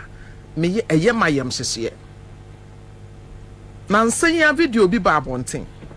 Gaza bomb bib toy. Na e kumfie when you penny na akola ba kope. Na enkum no na wonya ne tididi mu pieye na wo hwe kata na wo ne moma nchen ene moja na etu no na mpanifo bi kofa no o se me maame o kire se ne maame ne papa ne nuanom wo inside be na wonya ba bia kra na watumi akoyisa abusuafo na pie whether obi ewu obi nwuyo obi hyase obi nhyase wontumi nko enti me hwe sa nyoma we na me hwe nyoma agye mensa ne bossman asare ya na me yam hyehye me pa because one na nado de eye kasa ene mrewabo e kan se nkokorabo affect no sabio na dwene mu kakra eye normal wunyina.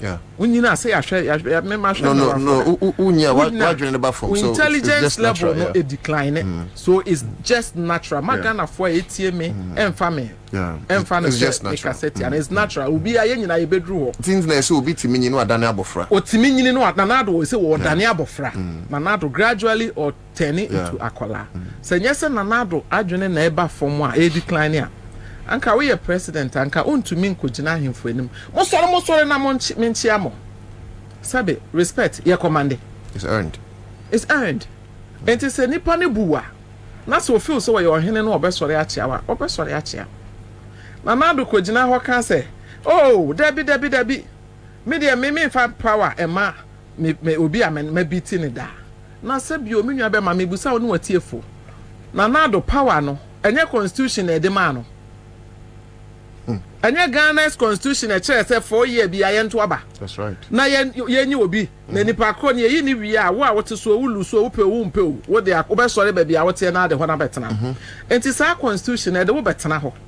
Na yeto aba bi constitution na ase 4 years yento aba. Na yeto aba. Yes, all prepared to rig the elections. We all know. Through Mensa yehu. Ana wanya wo judiciary ne wo security personnel sa wo de o matototo. We feel so mobile, but made them who say wow because we are also very well prepared. And it say and 4 years no constitution na manadu na se beto aba. What the way it is we say to aba wie na NDC agent for any Ghana for sure ho kire e wo mu no so beto aba no mo to aba tiawa. Obetimi aka say won fa tumi ma na tumi ne kuta. To me, yet to me, to say a year water bottle. Dabi, young fair man carry the mouth. Me bachoti. And to say water bottle in a kuta and say kutame. Me fema. Now that time another who call 80 as well 80 something years or 84. Who kuta bottle in us will be so bitch more influence ma. Yeah, but Jeff influence. So on also what until. Oh, forget it. Forget it. What I say? It is our constitution now. A government Ghana no. Though what person will try as much as you can to at least destroy that democracy no.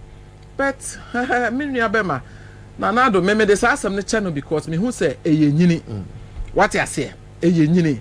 And at the sense bia Brian a champion no mo keka no me who say ye man come for Ansah, though they are trying hard to do that through Ansah.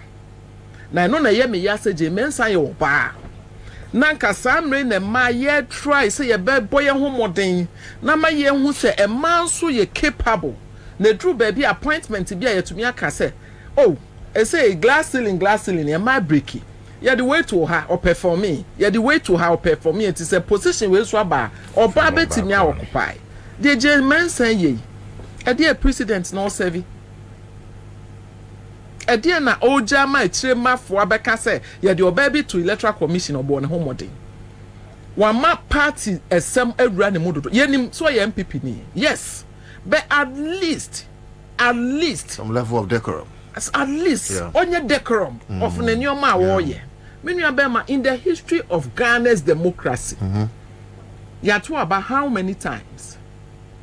If Wabak was saying how many times, and then the technology, a year Juma to the extent say, me show me fee, say me man about omo ye homework, me check.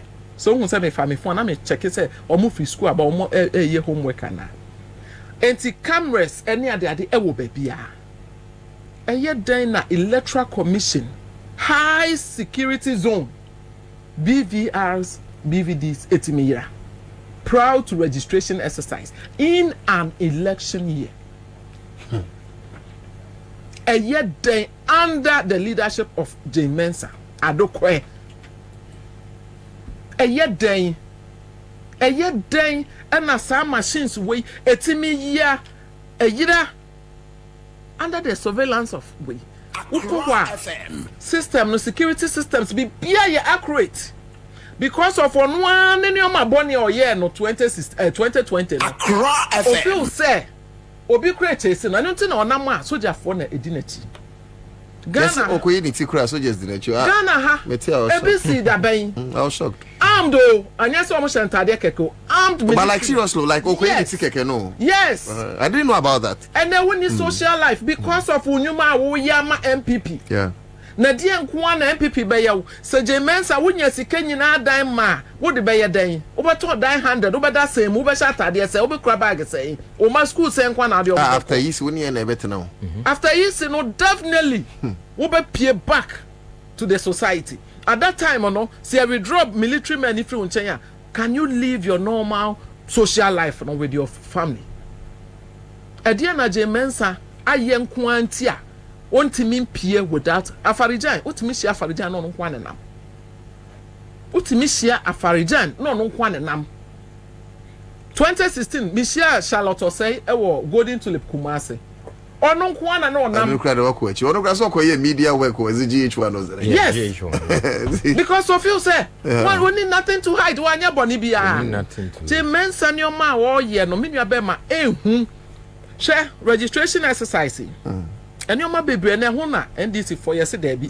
ye be kan ma Ghana for ehun your ma ekoso so that 2024 say NDC for sorry a Ghana for nka say nyese em pass udwi more fire 2020 ye jamu be 2024 ye jamu more fire wallahi more fire me see 2024 ye jamu it is our press conference upon press conference NDC for ye no ye twi Ghana for adwen akoso say bibi koso National Peace Council for Edru Wanamo Kasa Yentio Civil Society for Muntie na Monshe Ansah ne boss Manasare ye nyoma ebe please akufo adro ne na bai Ghana ye nkone sa NDC yen kwanesa etiefo ntie before ye be ye registration what this year no mo feel say nyoma be ye ya mo ebi o mo timi awene no easily na wo hwe baby ba umi abefa dollar no de akoduru na wo hwe the level of corruption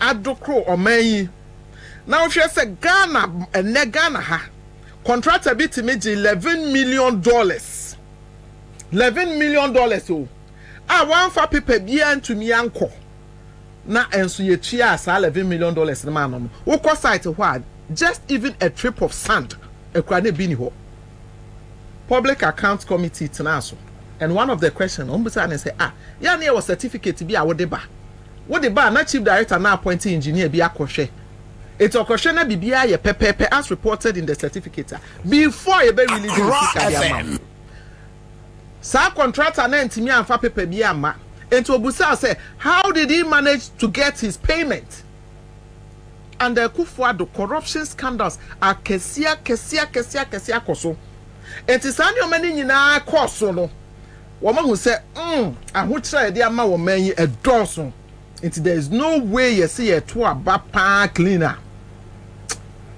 say ye transparent free and fair elections are you betumi awini abawe enti ene e de ene ebe ni say ye be ma jemensa ebma ayi machines ni bia maye me nkasa ayira wo because enyira aye eye easy for na yi machines ni de ama MPP for omo ye offline na omo de ye offline registration e wo mu fie ade we say baby omo pese omo de kobi omo fanko omo pa omo fanko court say matanish omo image na defamation omo baby omo pese omo de kobi amete ha. So it's good to say you guys have the serial numbers now. What you say omo fan no meshim eye den na bra asem we kra ba abonten easy during that time say this year call back to IPAC meetings it na ka de na yira no more report ama me come meeting say wo baka say machines we ade we asi enipa kro ba ho no wanfa bibia kronfo na obefa BVRs de ayeden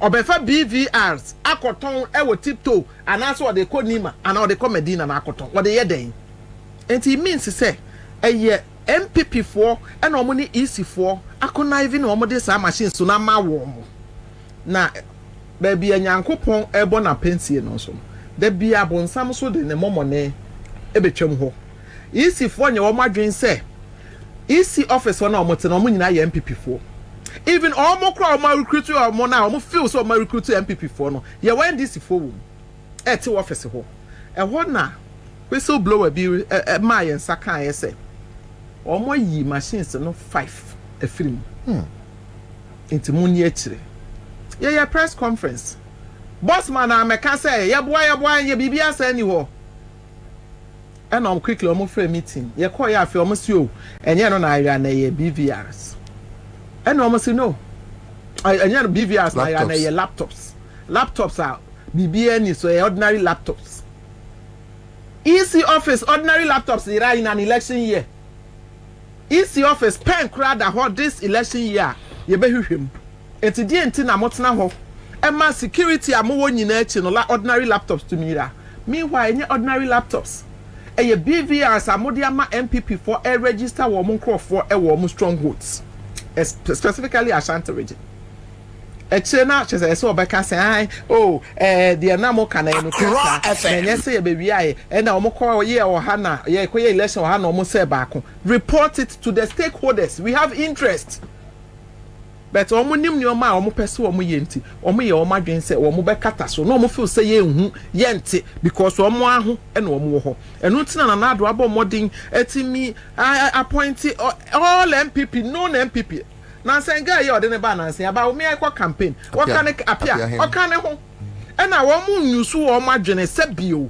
because ka wo ye obi kra nka fa hu sie kakra but enam say to me no ne party adwuma na ye wo mu de no ne refi ni office na wo di ba wo mi achi wa fe wo sen wo sere picture ne ba aponte me hwe sana am look at you me nua ba ma ne o ma ekoso a ma ene ye press conference one. No, but before you go into the press conference, we're raising a very cogent, very important matter we need to stress. Say, if indeed say electoral commission say a cronfone be via BVRs na. What can be say okromfo no de koye den. Na Matthias ye when you said that, but not drink that until you raise it and they say, yes, if one say, Ubi we are cry, I just say, Obi amount some codes be answered our pretty. And if indeed say, yeah, easy for na kunai via or cromfono be via BVRs the cry. On to me pretty because easy ni be and home sa code no. Nampacho cromfono call hodo. And no one who ɛno nkoa na ohun ye BVRs nkoa na election year we ohun ye when who air condition when who a cars kra o musisi we when who BVRs nkoa na ope. And again NDC say mo serial numbers me ne ba me ba ho me ba ho what you say ɛno na me nim say MPP for no say ne sabio kana de Japan cars wo mo agimi o mo fi say NDC for ye da bio yenyimi yo Ghana asumdwe atame say you know instantly wo your mama mu no na your mama e di bi high NDC go back to JJ because let's say go back to JJ because some of these nonsense and I say fighting back the revolutionary spirit must come. We need it back. We should go back to JJ. We need it back, I'm telling you. And some of us we are ready. What you say mini abema den na sadie we see here under J Mensa. Share we share election registration is start here. First day almost start here. Mistakes in kwa. Kaswa na ye baby omo pepese so a. Na your friend say constituency for that's so my dear. Almost so you rectify it. We benya ne dia na ye different thing. Ono achi mi abema. Omo aseda. Utie me. Oma sheda FM machines, faulty machines akogu NDC strongholds. 21 easy for no babet na say time I saw almost starting no omo mantem e na ye strongholds nkwan say we all know our strongholds. Yet na say e na ye so under the leadership of Dr. Omane Boama ye were effective election directorate omo monitor everything 24 hours. Until we check you how be freeway master te almost see and start it. Obefa Rashanti region master to almost see a start it. Machines ne ham almost there be Obefa stronghold almost a high. Ana unma de omo ye MPP for no shed that small almost tax no. And na your tea be an hour can. Omo ko wa no more disrupt process no. Ana enoma we e koso. Menua bema power outages wo ho. Enti easy it's a say na we anticipate say ebetumi asi dumso na po ball na hwene say e maaye no dumso is there dumso is back enti na monim say dumso no monim ana Ghana ha na hwan nanim say dumso ye adwuma metu ntade 3 days de egu wo because ye bedroom light and pan so ye bedroom light one more prepare for sa and uncertainties we nyina na yen stronghold no na e koso pa ye Samuel Mawi ekoso. Wokọ MPP a stronghold. I mean you be Ansah na meba saade we so. Ade ba ko a hame. Me expect say nka peace council be kan ho asem. They say no me can say there is no peace council in Ghana now and we don't expect to see peace council after 2025 at we don't expect peace council. So omo acting now 2025 ma peace council ni be page they should remain silent. Me you be ma who the where easy a recruitee ni officials. Boyemo. What my dear? Easy the recruiting of officials no. Ye were constitutional a govern. So who ye obi amanako ye returning officer and any deputy. Who ye or publish or more apply now for war more. As I said, who pasting nipa ni din a war office ho 21 days. 21 days, we be post no 14 days. 14 days and say, well, Pia Mama can say no. Way a MPP ni way NDC and I say all the interested parties no be a me respond there. Ansah na what to me at the nipa na koye returning officer. Say obi eba be resist some queries bia. Then you have 1 week to work on the query whether obe nipa query or no replacing and answer obe should be for. Sanyoma we nyina easy and fast akwan ni mu. The who ya say or no ade ne nkrofo ye be registration de o mo aba be sisi ho one check the process no one paste names bia am obi an raise concerns bia no answer wafa ne nkrofo look at ejoso by elections e course there were pictures and videos of MPP for our free Kumawu and a kosher about one so all the centers because now omunim so omunti me fa MPP for a war a joso into omkofa MPP for if you joso and if jase and omkoye electoral officers a hode kosher about one so now one particular guy time I hear Kumawu by election on an omkofa Kumawu ni if jase yes. And I think that someone making you known I have pictures and videos I made media ma Wama will produce an hour show. And hopes na doyen so aka. What I say, but prior to that, Namemi was our pictures in that. I remember Kumawu was a mifra Sante at Magogo. Okay. Kumawu neme elne boshe to Kumawu for your cousins. The feel much did Oh, thank you. Oshe Honana. Eti Kumawu for at the pictures be brem say mama one who we net here or your strong MPP name. And now wako ye EC officials were we. And now we an answer why. Nenkro for now almost set the agenda and culture the job is done and done well. So I have sir waiting in our phone so meet me the amount now they achieve. What you say? Just say my one juma. They did the job and it was done well. Into a different mean say mama moon raising consent. But at that time I was engaged with something till me my penny for so moon share and I almost taking on Ansah na hoops and your Kwabena they working. So easy. Eye na adwin say obefa MPP for supervise election so that ombetimi arege the ama omo candidate or they did it and succeeded. NDC for ya ankobi inti na ye attention e de afi ho. And that process na easy afemu a ode aye electoral officers. Inti electoral officers no so yi agogofo a no de omo aba ejoso MPP for. What you say? Offer MPP for from agogo. Mako supervise election no we bia Jaso the office be kwa obi hu enti ene ekwa ejoso ejoso de obi enimu ne afa ejoso for when e bia monkwa ha na monkwa ye electoral officers wo ho meanwhile no sanyo ma wuyi emfa somdwe ma na se MPP ni te ho na ye electoral officer na o supervise elections o supervise registration so be ye adwuma e beboa MPP ni eno na wo ko pusiga one of the office electoral officer was supervise election no when much media would do one Ghana card just one what the register minus over 30 until so be about Ghana card on na ehwe and for unfortunately now young crop for so adwen ma wo mo so enti omo adwen ankoso say the same card enti obi na hu say card na say we are not the ama we are not the ama we omo gi ya omo ko hwe ye no no the same card na register nipa almost 40-30 something and omo raise alarm police be che na omo fireman be won nam ho ankosi aga ankosi hwe na say wan kofa MPP ni a and I offer a neutral person yes ye nyina Ghana for obi a eto aba yenim say we be share MPP atade be share say we be share NDC atade at least there should be neutral people be a ye nyina ye betime nya trust omu say ade a omo be ye no be supervise no neutrally na akofo obi a wo share MPP kalesa obi animu no no obetena ho no be ye MPP adwuma said the brantie Hamza koye ye e wo pusiga ye chi no ya na jemensa o pass ndua magana na because omo chi no say ye tete NDC na ye nimu no na anka ye boys na wo ho no ka bibi besi.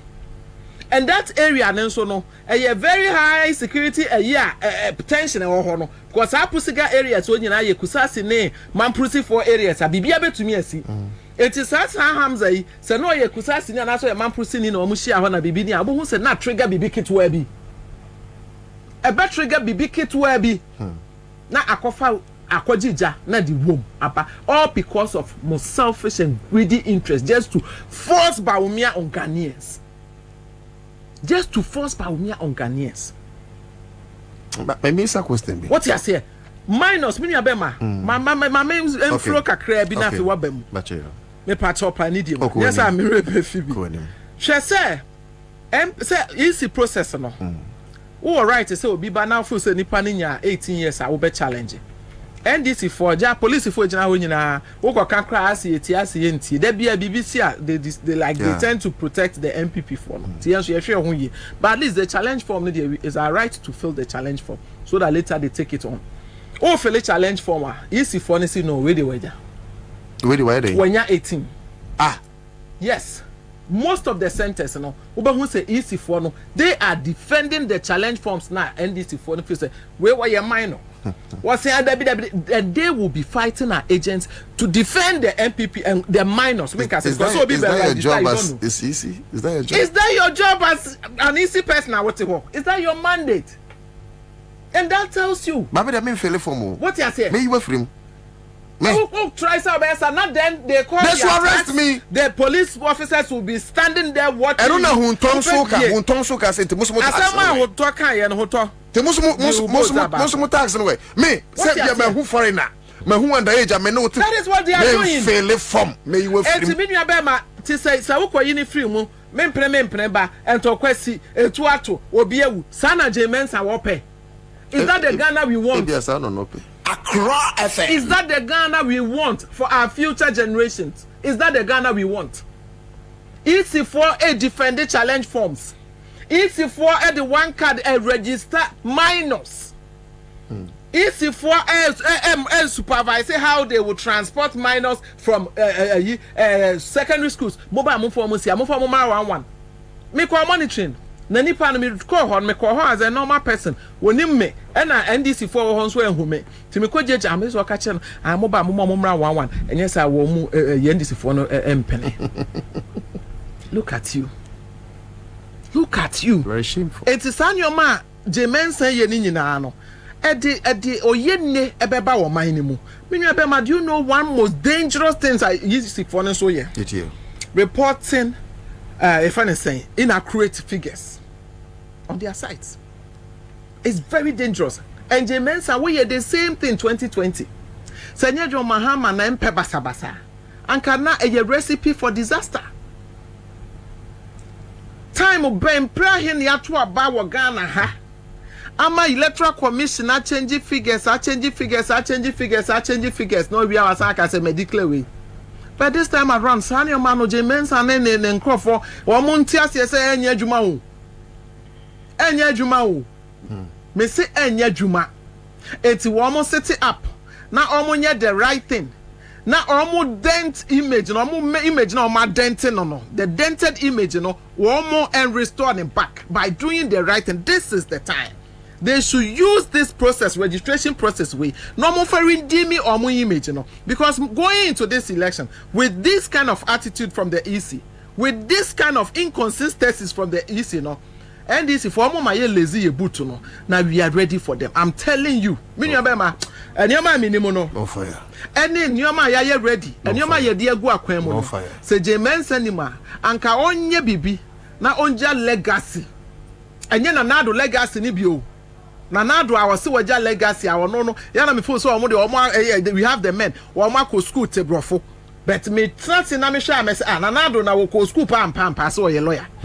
Because what can legacy? Legacy, a ye be a ye positive. Ye need be a ye negative legacy. The word legacy, a ya depart what German a chima for the benefit ya de Bekaio. And under the leadership of Nanado, no, a dear legacy Nanado teacher. And you know, and I make an me wo easy registration so. Jemensa on say what your bar. 1 minute say what be your second female like the wabet sa position kesiano so. 1 minute who say what my yen to say yes and to acquire you say what con edge of mine. Onya sa legacy say Jemensa adokwe.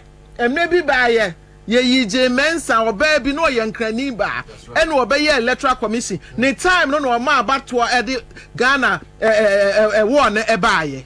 Ma onya sa legacy no. Because san your mana easy for ye no. Sa delays na woman intentionally woman cause to your strongholds no. And it's our BVRs now they register what MPP strongholds no. We know all those things. Any side disruptions na woman share that so matters no mabaho. Now the Amparima police for no mujina ho no mo share. If I involve the neutral person, whether I MP or just woman who say wunya NDC ni wunya MPP ni dia wuye bibi kitwa bia na apagya oko to make it look as if they are working no. Jemensa ni nyina ekoba begus. Yes. Me nua be ma de make nyina echi no. I admit say in every human society technology ni bibia wo be ye bia by all means ubenya some mistakes bi wo ho. but that mistake, it shouldn't go beyond 0.5. It should not go beyond 0.5. Yeah, admit to say nipa. You bet me I am from swap. Now some mistakes be very deadly. Some mistakes be very dangerous. Some mistakes be can cause war. Some mistakes be can cause chaos. For 3 minutes, wrap it up, man. It can cause war. Mensa obiti the drums of war. With this registration exercise, and you're only easy for you know. Bossman Asari Bejina Hobekasai, time NDC, Senior Mekano. Under the leadership of Dr. Omanebuama, your election directorate, they are working 24/7. One more calculate every figure you be putting across. And to one calculate the year election directors reported from constituency to the regions in every year. Then who say easy figures are dear good ne site one entirely and draw my attention say ahaneha ye call for report we more report we so which is which. Yaji pink sheet here yaji sorry or more papers report and share now there was so no easy all report different thing and so we admit to say a mistake. It's normal. Deliberate.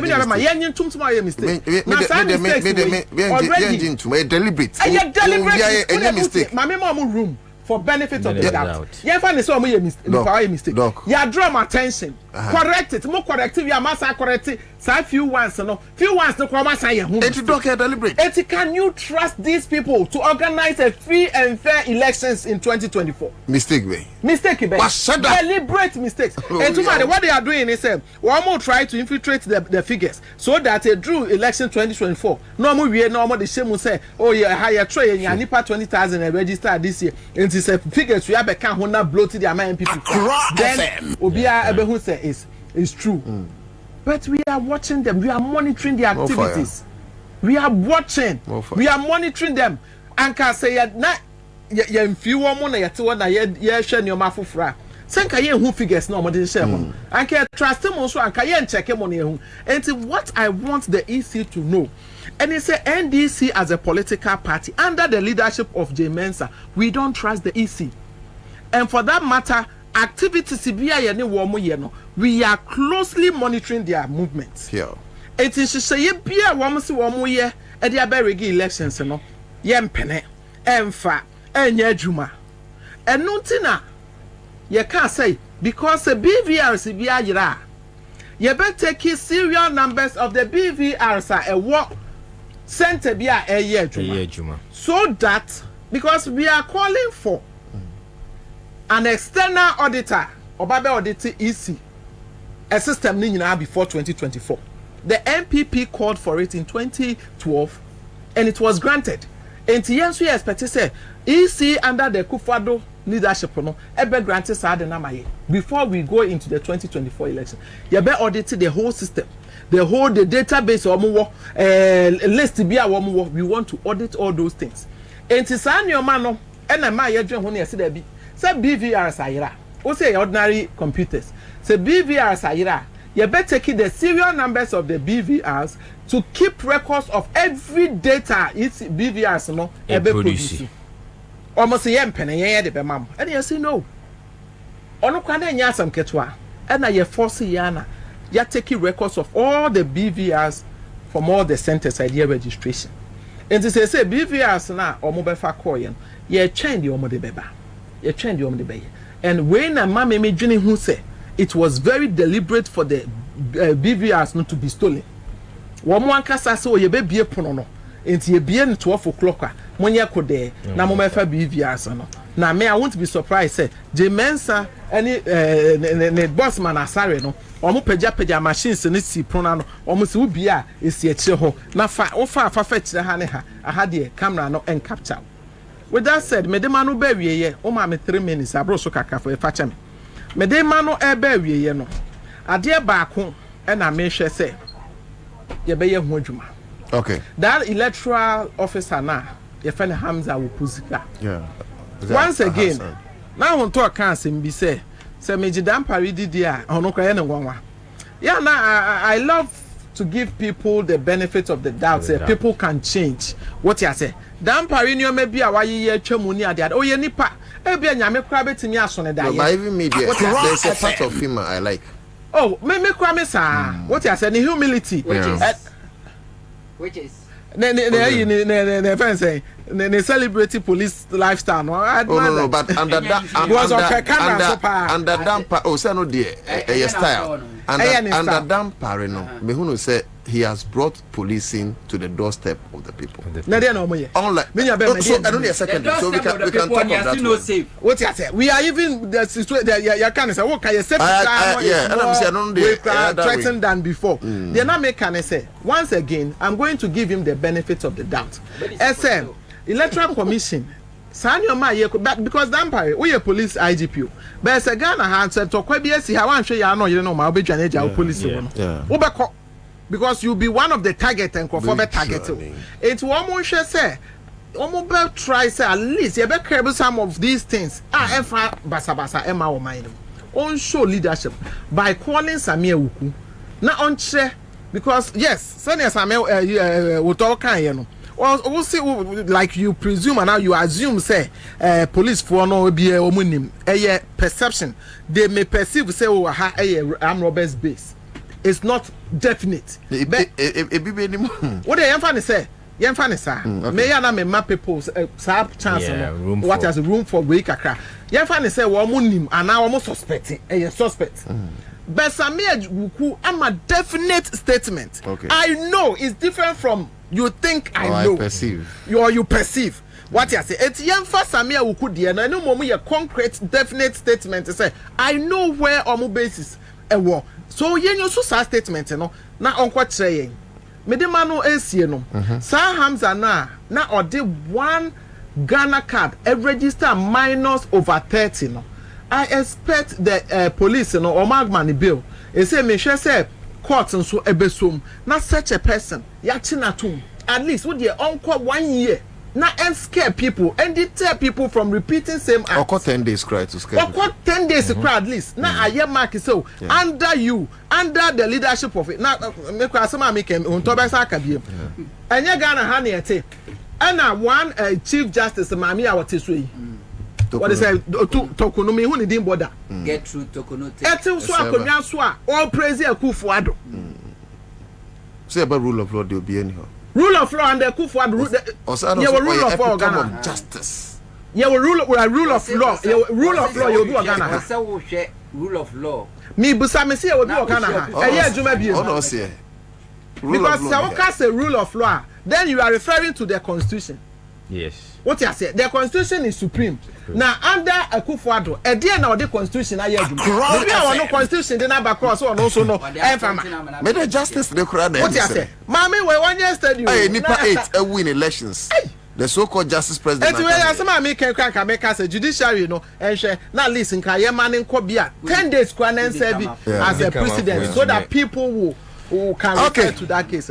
But you need come for over that said bin you abema you need come for NDC for you come for my home. This time around no me and then me can't we are ready to do anything for the elections because Sunday you here cry many yen ade abete kra me you abema oda me say me da me kokumas me do be 10:30 me da ye bo be 1 me obejari am da na was about 11 one many at me prayer me to me na one way free Atlanta bampo ntimi na bra yeah tia Atlanta abekwa kan kwa hwede na de dollar me kwa ya me bo people say $1,000 so me bedru Ghana na me de ama na me mfa ntonyo ma wo be ya busuafo na fo bebre at least perfume kitten na fatete nipa ne dos me hwe so ice no wo what you say what me tu kwan so de when onumpo ntimi na me je me se me bedru ye na me de ye me se me keka bibia bo ma retro bibia wo ma count ye zero me friend the panel say anti-me $2 ntemu na na no pay dollar drew 15.3 yeah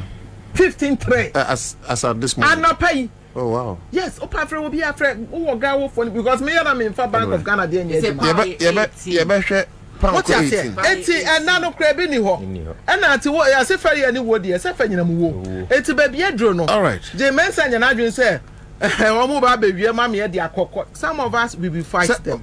We will resist the oppressors. What's answer here? Former women organizer for is it Ashanti region? Yes, okay. Yes, deputy. Former deputy. Okay, so Dr. Mary will see former deputy women organizer Asante Mantem and Yatininkan was also a deputy director inter-party relations and COSOS under NDC. In case you're just joining us, you did the Citizen Show High Accra 100.5 FM. We wait to send messages na yakenkan amawo.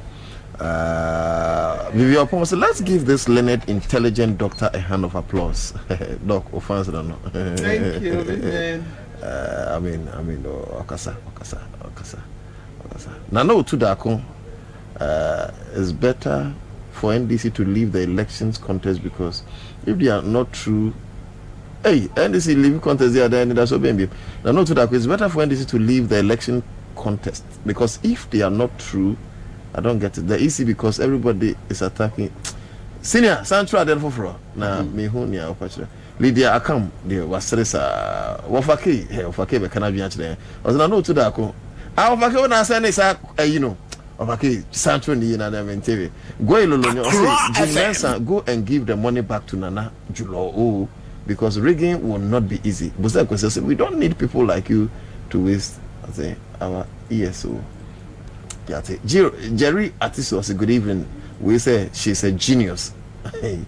Okay, we say no to that. Please today open the phone lines. Thank you. Sabugi Abuzigi. Say humility will never change Ghana, but justice and equality. Samuel Evans or say Krama Hombrasier. Nanya Krama Hombrasier and Kahesen as saying Uraba Mia chair. And that thing one of these days I'll address it because Akufa the Kogun when they must say until no will not clean it. But in tandem with our constitution and he being the second gentleman of the land, I respect tradition. I respect all those procedures. But in the name of national security, second I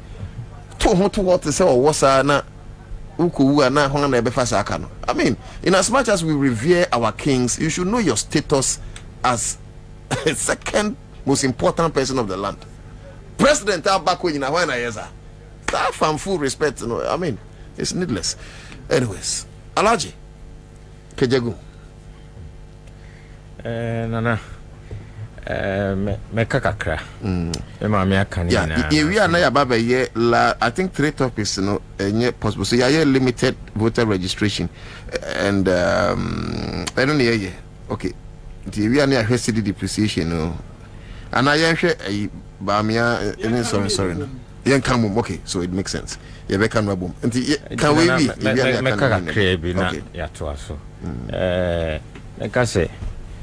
be? No.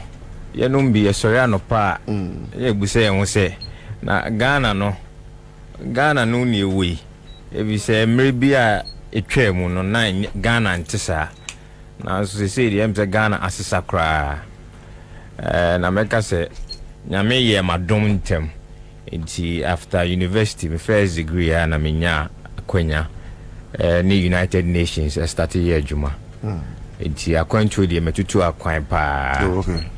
Na me station ewo Europe and I'm say ko New York ntino I mean wetutu akwan pa na samre ni nyina no Ghana fo anom wa kwantum no uhie omo bia asem omo kan say na munye na muntu awama na nado munye na muntu awama na nado na eba obetimi aba boa Ghana ama Ghana ayesa abrochire na die akoso Ghana ha sei anda na nado no na de bia medanya mi asese na do beye president e wo Ghana ha if you say senko ama me president anke bi mu betina ba bia ka say he is the one of the best president aga Ghana benya aya anto ama no wo hwe na do times from kumipreko said they now see a lady Ghana for that time to fight the status quo of democracy nisa and nyoma ne koso samre na now when anadwa sebi under onwa nkasa na government an astute lawyer as we all know say no oye and as oya now when nyoma e koso na nkrofo ka rule of law say nanado government here were one of the best people to execute the rule of law Ghana ha na ojune ho a onti ase if you said under nanado government and nyoma be break koso a ene democracy ene the tenets of democracy ebo ebra bebre maken no meba Mensa de no so wo hwe nioma ekoso a ya na asefem ya na abrofo na asemrofo ka bibi say you cannot subvert the will of the people for a long time and I say forever de ya ebedu mre bia sa nkrofo ya no so mbe fight back ye gina ye wo oman mu na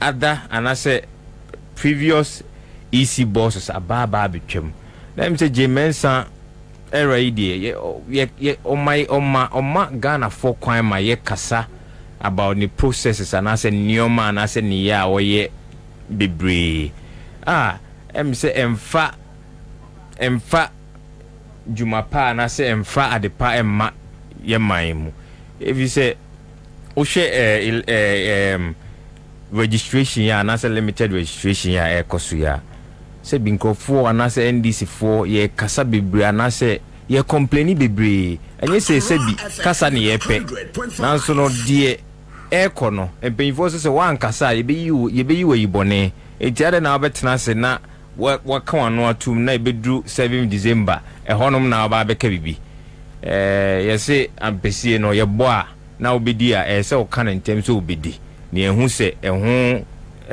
abomu anase for yesi ni yeti aka ho it is ne no press conference na me wase na me ni je the way a ye general secretary so kasae me say o outline issues a ye NDC for you who say a face under Mensa it message say Mensa enhwe no onye the needful because over catch say BVR na say BVR no kra ya na ye investigation the pressure too easy so Ansah no mobile bonten aba beka bibisa say BVR BIR na say no kra ne serial number no kra no say the be kra NDC fo benya na ehun say okay say we na ayira and ye limited registration na serial number bi eba na free sa BVR na ye nyuntum no so akwakoye emaabo na say no so akwakoye ensem foforo ti message say ye koye ni media NDC fo let election department led by Dr. Mani Boama said oh yeah juma papa me bona basu bebre say oh yeah juma o share the department IT department they are on top of issues every day biano limited registration na ekoso no me say every day biano compilation of data eba almost system so munim the number of people and as a serial numbers are generated from BVRs na a station that a juma or other places ni na nti meka say obi ti baby na ye na adwen say obi tumi akwa kan obi ho na wakwa she isi kutupa say 7 December abaye beto no omu betumi adane na enye adwuma if is a Ghana for no ye nyina ye hu said ya ban ni siko enti obi ntimi ntina baabi na on kase bia omunye de ombe bia ne dru ha omu behu de besie ebi se minim de etia MPP 4 years so bent on breaking the 8 before say asanosa ne ye a na yesa amount akwan foforo se besa na wa onim se wasa ye adenti na ye ba be bonyon foforo se ha ho se chinchina ye ma akwan se besa bra yeso ye te on ye hu de wo ye ya na se akwan a na se nioma wo ye nti message say ye hwe ye hu ye ebi se ye nchirima no ya na misuma ye se ya hwe ye na bibi ana se ntokwa bi ba ye man mu a ye ne ye bebre se de na doctor sikasa no se ntokwa bi aba o man bi mu a ye ma ene nkura pa na ebre ma ene nkura na ebre Ghana no ye nyina ye dia ye ni baabi akọ ye ni baabi akọ ebi nom de omo baabi ko baje de Ghana no ye dia ye kru a ye se nyina no ye uphold na ye boa na ha se yet said the ne from 1992 which has been the fourth republic na yemfasa enantin koyenim na kokoye se ene we say anase ene we kan we anase ne ye bi na wo ye aban panyin na wo ye na ebi mo tenchen no mu no se de wo ye na enye na ye kana won ti ase a because nioma bebre na ye ka no your constitutional instrument a guide and yoma bibra ye mime because Ghana has say no constitution is supreme according to article 1 subsection 2 it catches as a supreme the constitution shall be the supreme law of the country. It the ekebia and as provisions be a constitution you know fine but ye wo mime under nanado government and yoma bibra koso utumu sa na any constitution na ebo ebra enioma bibra isi ne cry no any constitutional instrument a guide ne ye any said you see na enioma nyina ebo ebra nti meka se yenhwe yi na em say we are leaning towards the doomsday MYA nti kakra meka no nana. That's theology. I hope, sir, we don't get to that doomsday. I hope, sir, electoral commission that reason na so-called toothless National Peace Council and also aye onajuma. Eric Fosu, I see you. Adochi Mahno also message with the senior eno chirel also wajoine and thank you. Alhaji Asuma Zaid and so our Vivio Pon is here. Lami Zanza. I see we have the man. Eno, okay, I see you. All right. Enti mo message say banina yahunumunina Nashuru Mohammed maseneme love that's so Hineba Gold you hear Gifty Akusia Auntie and so information and Abdullah Adams and so about Nasser Al Khelafi Jr. is also here some Eric Fosu and so adjoining and so and my confakida Luchot Eric Wahanum Habib Hussein. So the spirit of Ghana will surely stand up for Ghana and Ghanaians, inshallah. May the Almighty Allah be with you and now to that on your crew. Thank you so much. Okay, so we'll come back and do the messages. Me pacho ye come say ene ye ma ubia we uti nyina so nim say ye the characters unit of National Lotteries akabomwa. Just say no so be dial *413# na what you see option 2. Me ma me free. America buy cry so far for no die because aku father moment when abruchile for kwa na dial now there but just *413# na choose option 2 na enche ye draw na gidi say obenya 500 bia kodi owo omo omni you e adwuma kra dial na ofi no that's just on light and it Mr. wa *413# unim one thing about who say on funny phone. Me boss *413# me ma funny phone. Me ko ka pe osmo baby. De bia sa not here. Za not here. De bia sa na hunto here. We dey wada. Ade 7. Ade me do obi awini. Oh. Ade alaji me. Sa na out here, sa na here. Ai. Ma hu say star. Hey, bra. Oh, yes, can Bra, here's ka. Hunta dalio. Hello? Hello? Yes, ohimana to say. Yakop wadom, make a choice say chiska na ka se bo. David ni agro. What is that here? 50 Ghana, and I saying 500 Ghana. See 50 Ghana ni free account aka na ebe na echiri. E dey na aka chiro bia wonya ntwa ni anko yanim. Beka to bia so mbomodi aso no mi ne the quarter. Yo. Me da se. Yo. Me da se. Okay. And you also bet me *413# *413# choose option 2.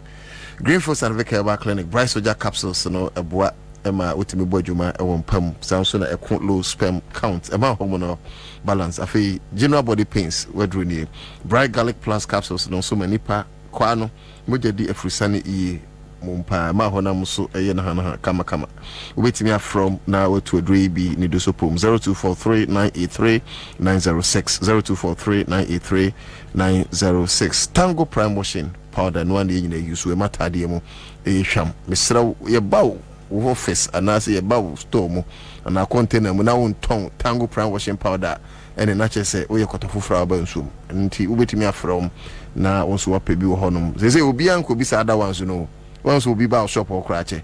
Oh, my top washing powder because unya tango dear and one will be a issue 0243 033 033 bills microcredit April say no major 15 years in here all system near from quick credit they say from bills microcredit bills financing your needs yaba na ya come for top choco a name seahorse engine coolant amount may call but I think that we have to reach this compromise. We have 30 minutes into hunto with the maybe a crowd 10 minutes amami then we come and do the final yakuenim mame sanchia enochro muse enochro muse na obonidi na menchia na okumase ba me bona na full name sesia 1 week ma ebekwa kuguna djuma ente mitimi mo na odi nyina ba muse wetie djubadi na yenchi yi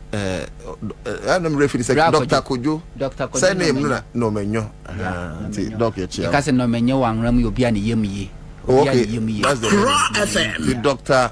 Kojo ayemye ye chia no menyo ondi ayemye odi no menyo say no menyo so obi an yemye ase kire ayemye odi Kojo ayemye odi Kojo no menyo okay me wa twenku yenim on the registration exercise Ewe minya kwanya tie yewra fifi kweti NDC General Secretary kakra na ni nyina muna yese office adjubantimenti mi enti ni nyina nkwankosi ewe na mi se ni nyina nura ensema mbetena ha kae no efa aka ho bi ba de din kan enura bra me kɔ na mitie o oni yewra madi eyan nkomo twetwe ni sidesi ekoye no yewra madi obi a well, one of the NDC executive I'm respecting a papa. Do you know why?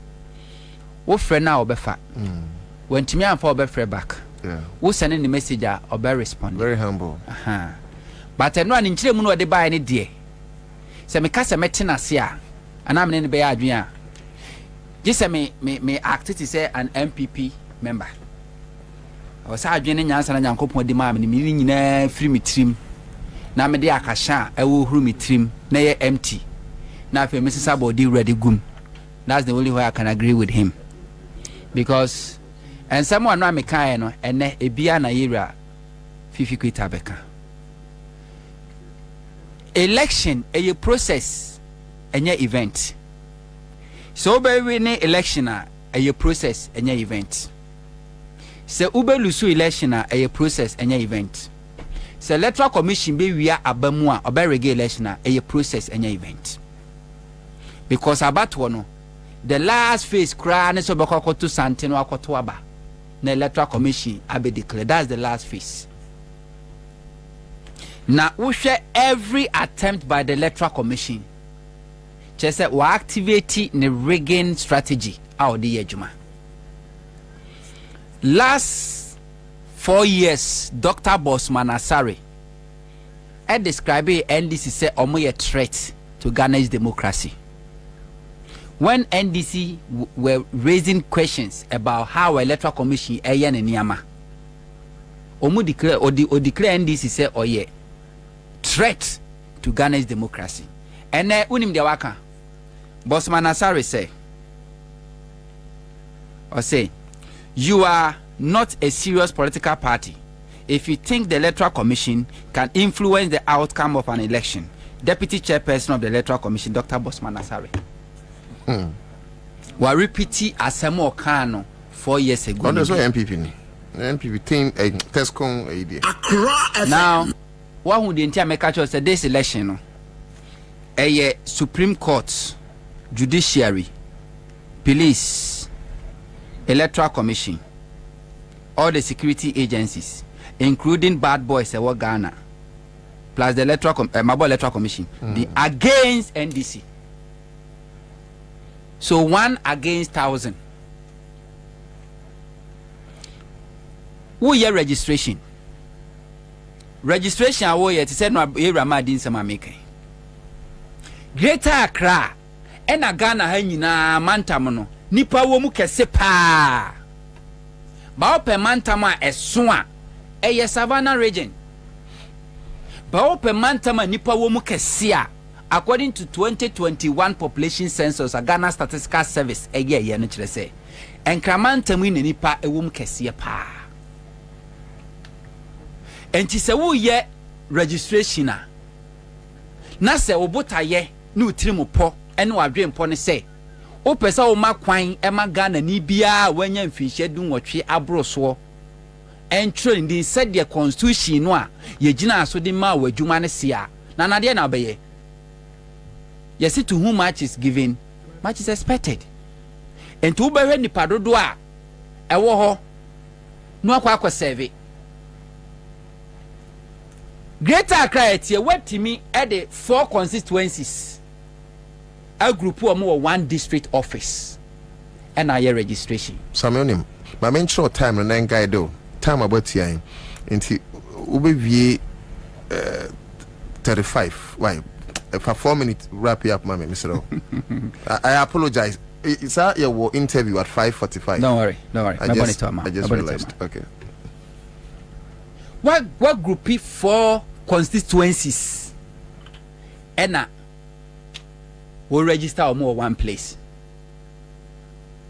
per the Electoral Commission logic and in my Ramadi logic no better say Electoral Commission group 4 constituencies our 1 district office no register and Crawford me register effectively efficiently than say or beko every constituency be no multi center or no register.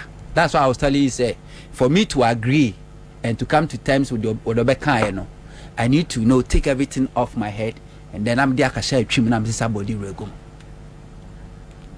It doesn't make sense to me. And the outcome is clear. How say Greater Accra and Nipado so pa. Now so Ashanti region is leading this registration every day since last year. Limited registration Electoral Commission now since from day 1 to the last day Ashanti region led with the highest number of registrants.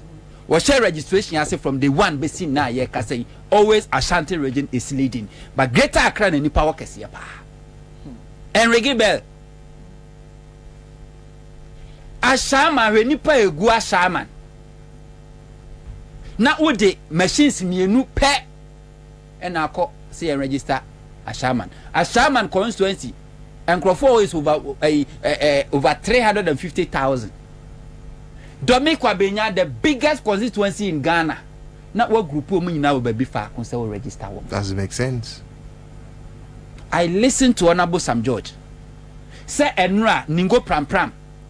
Omu year registration and Crawford war over 300. Then order from above from Samotite. From the Electoral Commission to the district EC director say registration a kit no miensa no mo de register no omunyi ba ku mfim na nkam yenu ampa no mo yi ba ku afim akam yenu na ba ku no bia be fa na siwo is yan fan register the reason is say nipa o hodosro do and the normal terms be ka so ma bodam but o more dam their focus and their attention is say yes suppress votes ewo baby a NDC ewo strong support any baby a 50-50 no yen restricted and Crawford yen masses and everything shows that the Electoral Commission ye no mo dwene say edu say in 21 days in so best candidate no the way nya access nya so best candidate because when it triple person who extend it means who makwa mo bia register so why is it that Crawford aba be register now mo register don't even have time. NDC4 press conference no monye but moon si form nya adwuma registration center Electoral Commission na na adwen say all ma kwa ma process ne nko mo bia register na dem na registration kra nkoso kra ho it's either you register obia and I say no show because like I said the police are there not to protect you. They are there to protect the Electoral Commissioner Ejuma for na do mo bebo kro no. Enti so won say emra ne nya adwuma wo ho a. Mo stop process no. Ni enhye bibia ase foforo. Say the honorable Fifi Kwete kai no. Emra na Electoral Commission di ya abatu ni say. I was set 2 weeks to registration exercise no. Publish it. Returning officers no bia. Electoral Commission da be no press conference. where your press conference I think say a day to a year or more registration and customer appointing Crawford. Do you see why Bosman Asare and Jemensan or many Abreno? Because their job is on the line. The moment Abiano will be on him Yansa woman on one Casabe resign. Nankwasi phone the mobile Tanasi Acham from office. So it's like they are part of the MPP because Yenina Yedi Boni. Some first my German no motis almost sorry say I want to be moto and into na de ekoswe ekoswe to NDC. Oh, why you not here, mommy? When so until at this point now coming from but no. So 2 minutes. 2 minutes. I apologize. 2 minutes. 2 minutes so one same baby. Inflation and about me I say now Odia. But they use 3 minutes, mommy. Time in the hall. But we are so bet ya. Now 3 minutes look secret admirer, no 1 minute. Wait, secret admirer. What's that? Muhammad Basa. What you want? Yes, I did. What time now? What jama? Bacha for Tom. Mama come out. Many Obama. That kind of. The last time I'm about studio, I can't say what I say. But we are exhibit signs of yikakra. Na no muja microphone almost social media netizens be kasa rough. Yeah. But me I still stand by those words. Okay. But we are I'm just being cautious of my words. I see signs of fantasy prone personality syndrome. And the crack as I said, because we are Ghana's constitution, and Ansah obi betimi aba contested for a position like that. That's right. It says any panel, yes, sound-minded person. It's an adwene yedwuma. Say be pepe. Men kasa na adwene yedwuma. Ne mo say ye pepe. Pacho what I say. Ye nyina ye hwe nneoma a ekoso ne ba wumi akasa emu ne ye mu a. Nkoyiye. Na me jina say fidie we so. I respect Bawumia. Oyobi kunu, oyobi papa. Oye doctor of philosophy. And now going through my PhD, man who says if you be doctor, anya shukwa ni pakwati me defend the thesis. No I go through. I respect. Obu also a trauma. Name your trauma cry you have to go and defend. Enti what me I want to defend. The ones you want me defend. Obu on more wouldn't pay you no defend, but me defend. No, you have to defend. And I respect that. You say, maybe me PhD with University of Ghana. You will defend it. And I defended my thesis. Until I respect Obia Wako Square do level. I respect him. But to be a president, your lives, over 30 million people lives, and I bet Bawumia Sana Ghana for say we share said I can't see any quality. Bawumia and His Excellency John Dramani Mahama and the eco contest way. Yasua Bawumia as vice president, head of the economic management FM. And a friend so yeah, economic risk aid any bibia or buy. Now you name so partner Jack Toronto, no mababe manage the affairs of Ghana's economy. A year free, a yidiako misrim.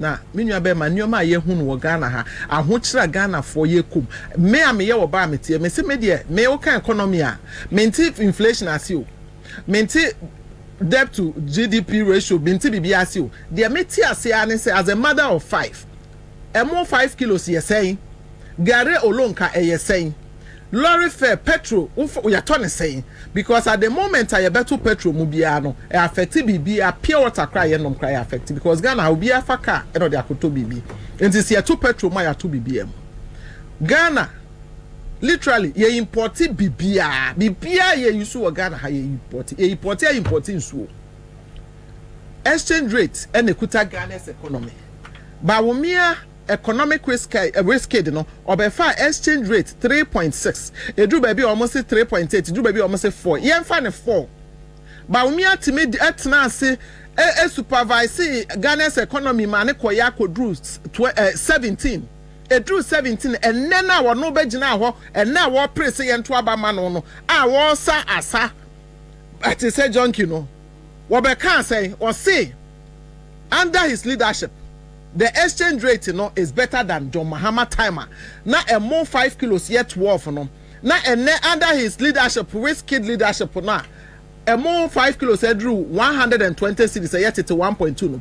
Baumia Timijina what country Ghana for say Ghana's economy is still doing better than John Mohammed Stama. Sani Pawe or a normal person. Now this year. Minya Bema, Medima Samo baby, you know. To vie for a presidential position is not a joke. Okay. It's a serious business.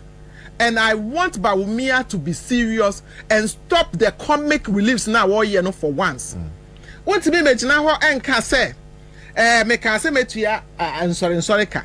Now I was joking. At this time of the day, I got some few days, some few months to the elections.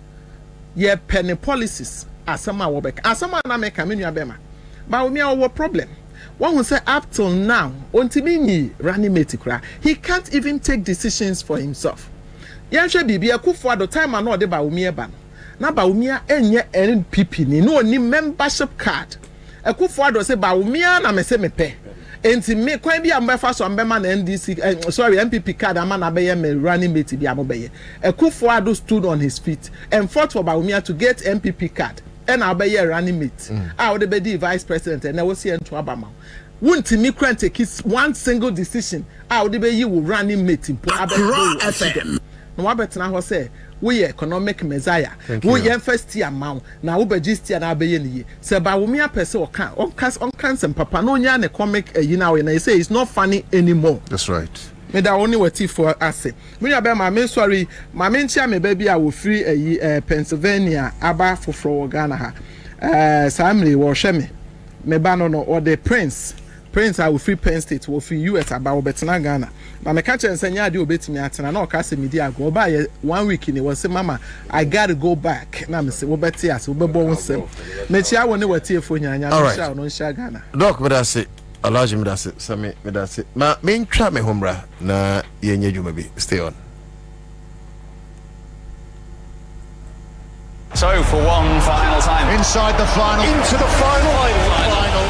Catch the final days of the Premier League, La Liga, Serie A, the UEFA Champions League, and other major cup finals from May to June. Stay connected to GoTV to witness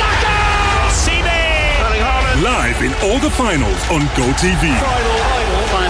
Even when the last whistle is blown, it's not over yet. Brace yourself for the UEFA Euros 2024, only on SuperSport. GoTV, love it.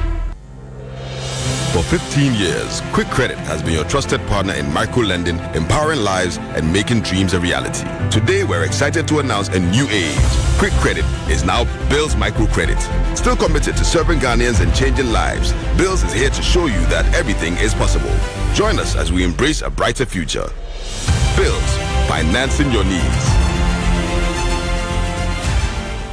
Give us P capsules. A memory. Manum biya benemua. Kani mitutu ya na minkuma bua sese die. Betu esa kum menia G. Give us P capsules. Give it to me, baby. Give us core capsules ozwe. Emane meme nyina akoko yade. Sisi yade amamanya yem timotete womo no. Yedru no no. Manum bi amama de me ho. Give us core capsules. Mrs. Moye ding. Give us core capsules. I give it to you, baby. You give it to me. Oh yeah. Hey. Give us in no. A man need ya bebusiemu papa. Na bema ka give us P capsules. And ni give us core capsules bomu nom dia. Na eni jeni ahwodeno. Wabrudo. Give us P capsules. And men wadi if you do what you do kronkwa na efa. Give us core capsules. A painful abata one more menufo ne nkwada woni if you do me nunka ho. E wo drugstore bia motofonko Give us Herbal Center. Teshi mobile. And na Teshi Adriami. Phone numbers 0543 222 470 and 050-68-51135. FDA AJ Edwedi Nkratui Atu. Efira, my wife knew. Menene na baba trefia. Efia, me fira knew. O wife no ho fepa. Me da say. Na won moduane ye de. She, Efira, me nsa no bo papa. Ene obetumi atrefia. Efia afo manya tipa tomato mix. E di yes stew e bon kwan a. Jai. Hey, Efira, se wo krom. Wonim tipa tomato mix. Bia bawari asiwai me popo bia moadi bi se tipa tomato mix said ye amaduane eye speciality me nanfo marima ade da won yire no da se won fa binya aduane nyasem kitu oba de tipa tomato mix eye aduane na wa hoho okra bedi bia etu wanim body vitamins A DEK egum enu ye fortification enye no nko a o what digestible fiber ene lycopene so aka ho ama product no aye kama se ene yesa ebo no so da form ebuga na dwaso upedodo afre 0203 403 400 Tipa tomato mix. taste happiness. FDA aji ejwede nkra to yatum. So for one final time, inside the final, into the final. Catch the final days of the Premier League, La Liga, Serie A, the UEFA Champions League, and other major cup finals from May to June. Stay connected to GoTV to witness live in all the finals on GoTV. Even when the last whistle is blown, it's not over yet. Brace yourself for the UEFA Euros 2024, only on SuperSport. GoTV, love it. Hey, say the Mako who Greenfield Scientific Herbal Clinic no. Me who crave me. Say enunti no manya award wa. Eya world best. Obian transe Emma Dumpem ya de ka say anase me boya de enkan to dem bio. Greenfield Scientific Herbal Clinic. Asa nyarwan te say ne ekuro etu no. Ne enkan ewana num. Oba na be mo pa wo. Ene enyarwan kaye. Nansi ma me ka say ene spinal cord ho ekaye no. Greenfield ada romenti ene wasa so de gina na so epiem. Greenfield Scientific Herbal Clinic. Our ultra modern laboratory and a diagnostic machine sa. Ashisheni pedie di mwankasa. Greenfield Scientific Herbal Clinic. Ewa nungwa dogon Estate Junction last stop. Frewa 0243 983 906 and 0261 651 898. Greenfield. God is our healer. Greenfield. Your last stop. 100.5 FM.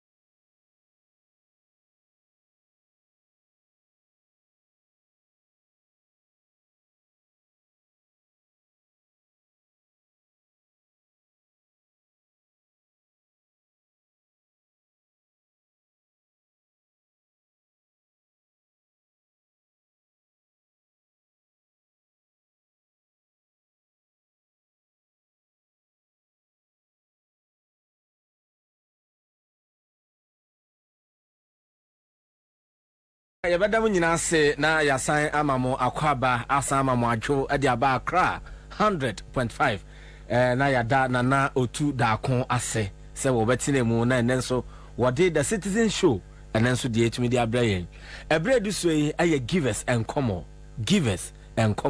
me de nchi akase e de fi givers herbal center